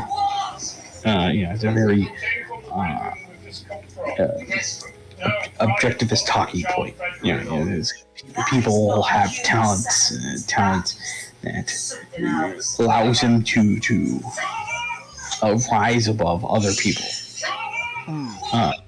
And like you can feel from Tomorrowland that like a lot of the film is also like objectivist, where it's constantly kind of going into the idea of these important people with talent will come together and create like a better future. But the everything in the film, the sort of the quote unquote doomsday that the film tries to portray comes down to Brad Bird really doesn't understand why people like dystopian fiction. Because like throughout the film, like it constantly keeps saying, "Oh yeah, the end is coming," because people are so fascinated with like people are so fascinated with like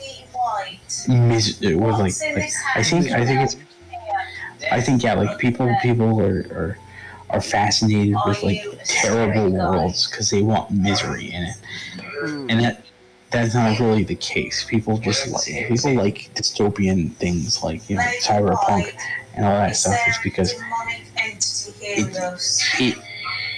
it's fiction that feels relatable is not the right word. It feels feels familiar. Where like cyberpunk, we're not living in cyberpunk or like Ghost in the Shell or Deus Ex, but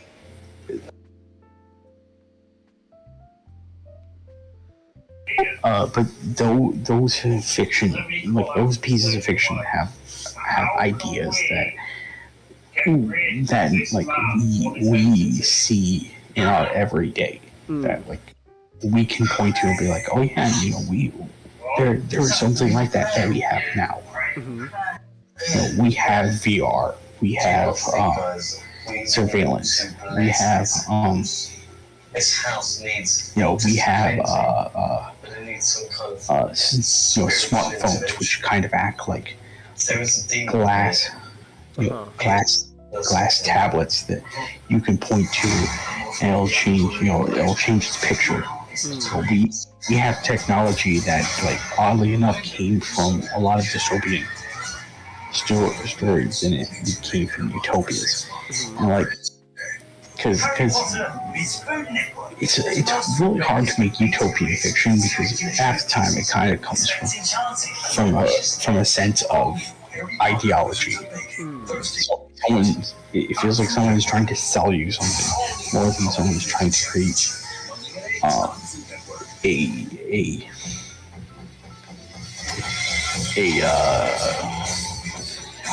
work for, this is just, they're just trying to show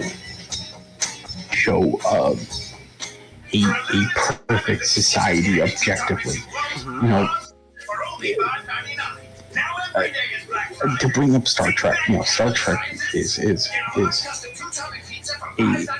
like in the early works by Gene Roddenberry, it's portrayed as a utopia where there's no religion, no ideology, no borders.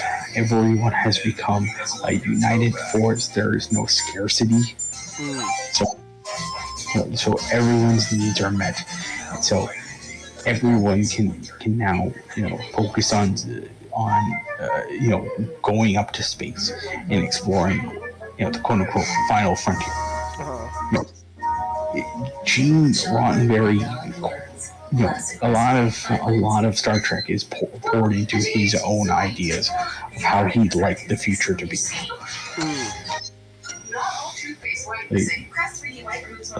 In general, utopian fiction is really hard to sell, because it's based entirely around how the author views wants their future to be like, compared to something like dystopian, which is just more objective. It's just describing something that possibly could happen, considering the events that are happening. And Megalopolis has the fault of utopian fiction, where it kind of seems like all criticism is relegated to just being like, meanies and dunderheads, ruining the perfect world for us. But Cicero is corrupt, and he's trying to build, he's trying to consolidate the elite power, and then trying to build like casinos and all that stuff. Well, Adam Driver, he's trying to build presumably Disneyland. I don't know what the hell he's doing. Presumably Disneyland. I don't know. Is he charging people to like rent apartments?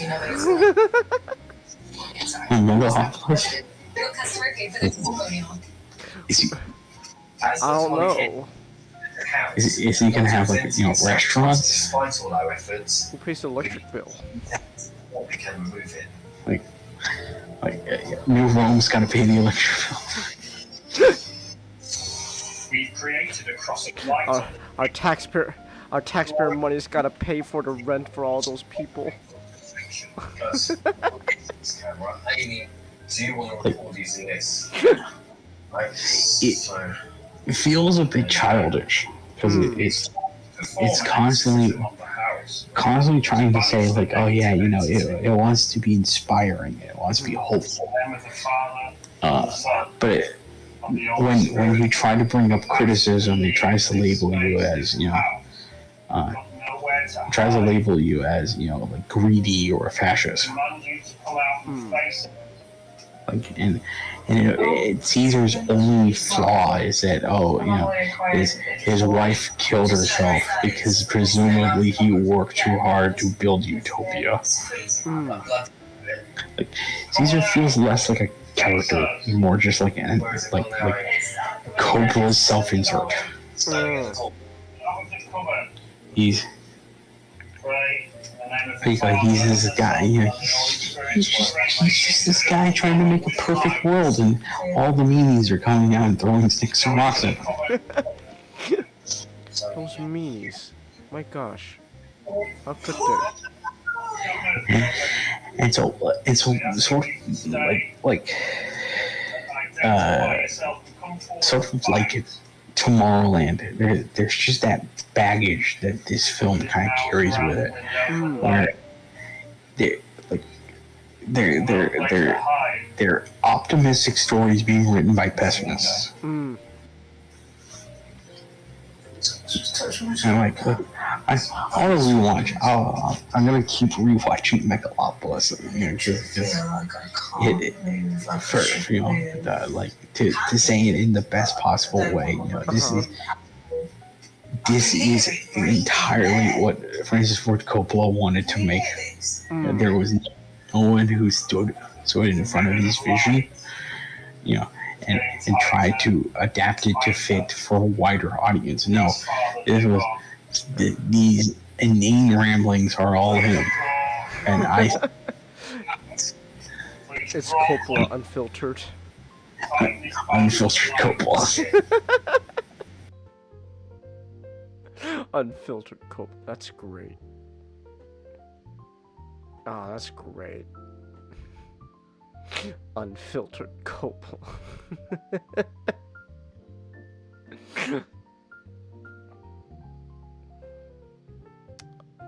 Wow. So like, yeah, I'm happy. Yeah, I'm happy that like he's shown that, yeah, like in this day and age, you can make a movie on your own terms. But then again, it had to be this movie.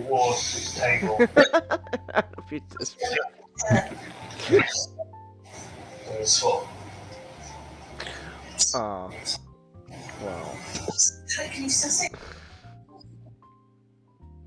Well, that just means we weren't ready for him. He was on a whole nother level. We just weren't prepared. Like, you know, like, It's time to draw it to the light. what's the quote? So okay, like you guys may not like it, but you guys may not be ready for that one yet, but your kids will love it. Your kids will love it. Exactly. Our next generation is gonna look at Megalopolis and they'll find it like it's, oh my gosh, it's Coppola's magnum opus.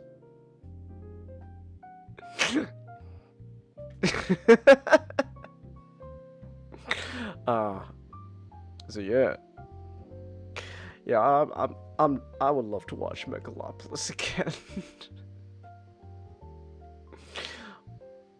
And it's actually, I gotta check how much if I want to watch on like like a legal platform, it's $19.99 on Apple TV. Let's see, like if I want to go on like Prime Video,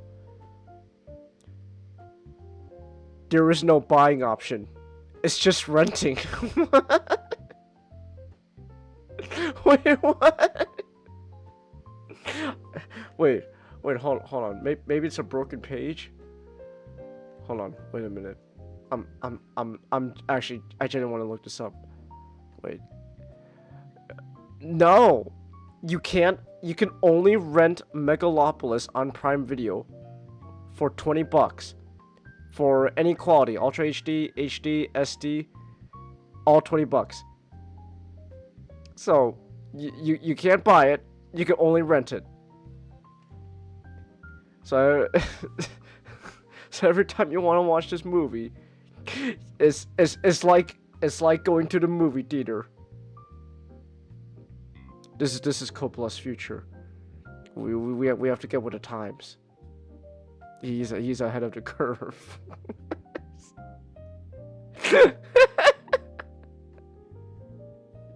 Oh my gosh. That's BS, Chelsea. Yeah, but you know what? We're just not ready for it yet. Coppola's ahead of the curve.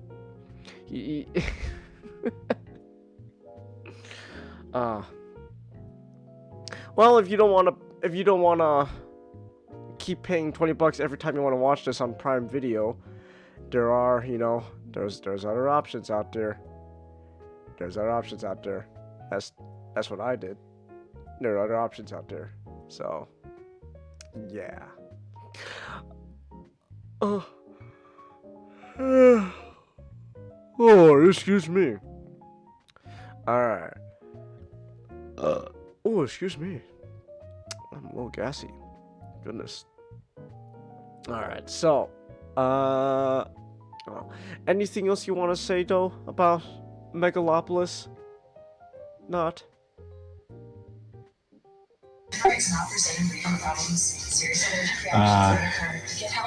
I'm reading here that Coppola created a letterboxd account. he put up a list of films that inspired Megalopolis, and then he rated the film 5 stars. What movies inspired? Like I think the films that he used to like the films that he kind of used was Metropolis by Fritz Lang, Things to Come. Also, How in the world did we not meet earlier? We're standing up for our rights. Oh, I found it. Letterboxd. 20 films that inspire Megalopolis. Alright, I'm just gonna run through all this. Things to Come, Kabira?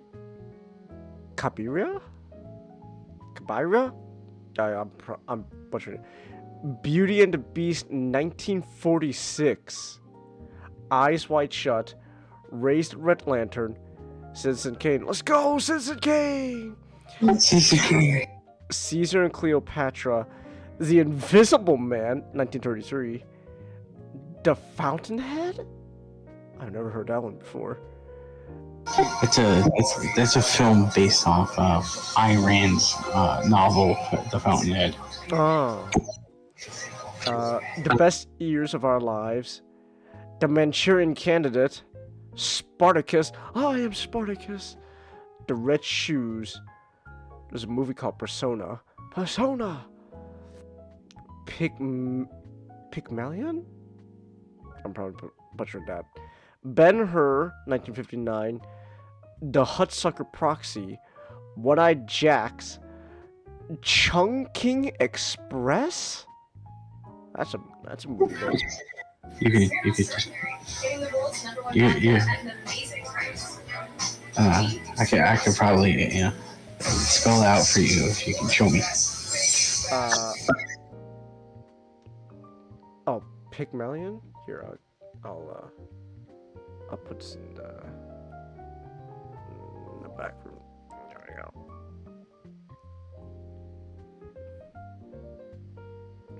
Yeah, Pygmalion. Pygmalion. Okay. And then the last movie that inspired was Time Code. So that's great. Oh, there's also a list of movies he highly recommends. Oh, it's a big list. Oh, it's not that big though, actually. What do we got? The French Can? The Bats Sleep Well, The Bitter Tea of General Yen, Shanghai Express, The Awful Truth, The Ladies' Man, The Burmese Harp, Tokyo Story, The Last Laugh, The Blue Angel, Splendor in the Grass, Punch Drunk Love. The Adam Sandler movie? Yeah. Alright. Empire of the Sun, Sunrise, A Song of Two Humans, The Joyless Street, A Place in the Sun, The King of Comedy, After Hours, Ashes and Diamonds, and Invitation to the Dance. Out of all these movies, the one that stood out to me was the Adam Sandler one. All of them are really good. Francis Ford Coppola, you can tell, he's a man who just like Spielberg, just like Scorsese, just like Lucas. They still love film. Illicit communication with this entity. One of the questions as much as we kind of spent, here, kind of, having fun at his expense, Coppola's love of film is still, so what keeps him young, I feel like. Okay, this is how we're gonna end this out. There's a 5-star rating on Letterboxd for Megalopolis by 24 Frames of Nick, and oh boy, he mentions fucking Ninja Sex Party music videos in his review to compare to CGI, and it's like, wow. I haven't heard Ninja Sex Party or Dan in a long ass time. Since 5 stars, by the way, 5 stars. In all caps, italics, bold lettering. Y'all are wrong. You gotta go. You gotta go into the movie the same way Francis Ford Coppola blazed out of your fucking mind. You gotta meet him on the same plane, the same level of thinking. Hang the cart 6 times before entering the showing like I did. The fuck are you on, buddy? What kind of Hold on. What kind of drugs were you on when you were watching this movie? If that's how you gotta watch a movie, what type of things were you on?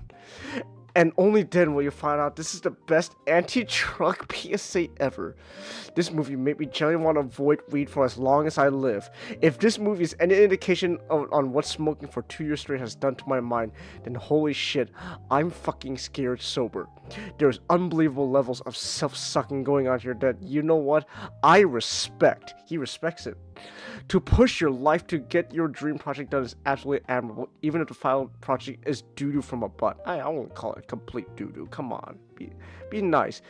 To put an end to your regrets as you reach the finish line of your life by completing your final dream. For that very reason, I have to applaud a man so driven to see it through, even if it makes absolutely no sense to the hundreds of millions that are, parentheses not, end parentheses, watching this movie. Everything makes no sense. There's Microsoft PowerPoint title cards. The acting is so inconsistently directed. The ending just happens like they accidentally deleted the scene. I found myself thoroughly entertained by the sheer level of insanity on display with a budget that only a psycho would put their money against. This shit is so ass, but I laugh. But not ass and endearing? I don't know. Maybe the 5 stars is ironic. Maybe they're not. You'll never know. Also, the CGI in this reminded me of Ninja Sex Party music videos. Also, Francis Ford Coppola would love Epcot. 5 stars. 24 Frames of Nick is a YouTuber. Oh, he is? Yeah, he makes videos on film. Okay. He has a running joke where he considers High School Musical 2 a masterpiece. He thinks like 1 and 3 are just like they're fine, they're standard movies, but no, High School Musical 2 stands above all. We peaked. Okay.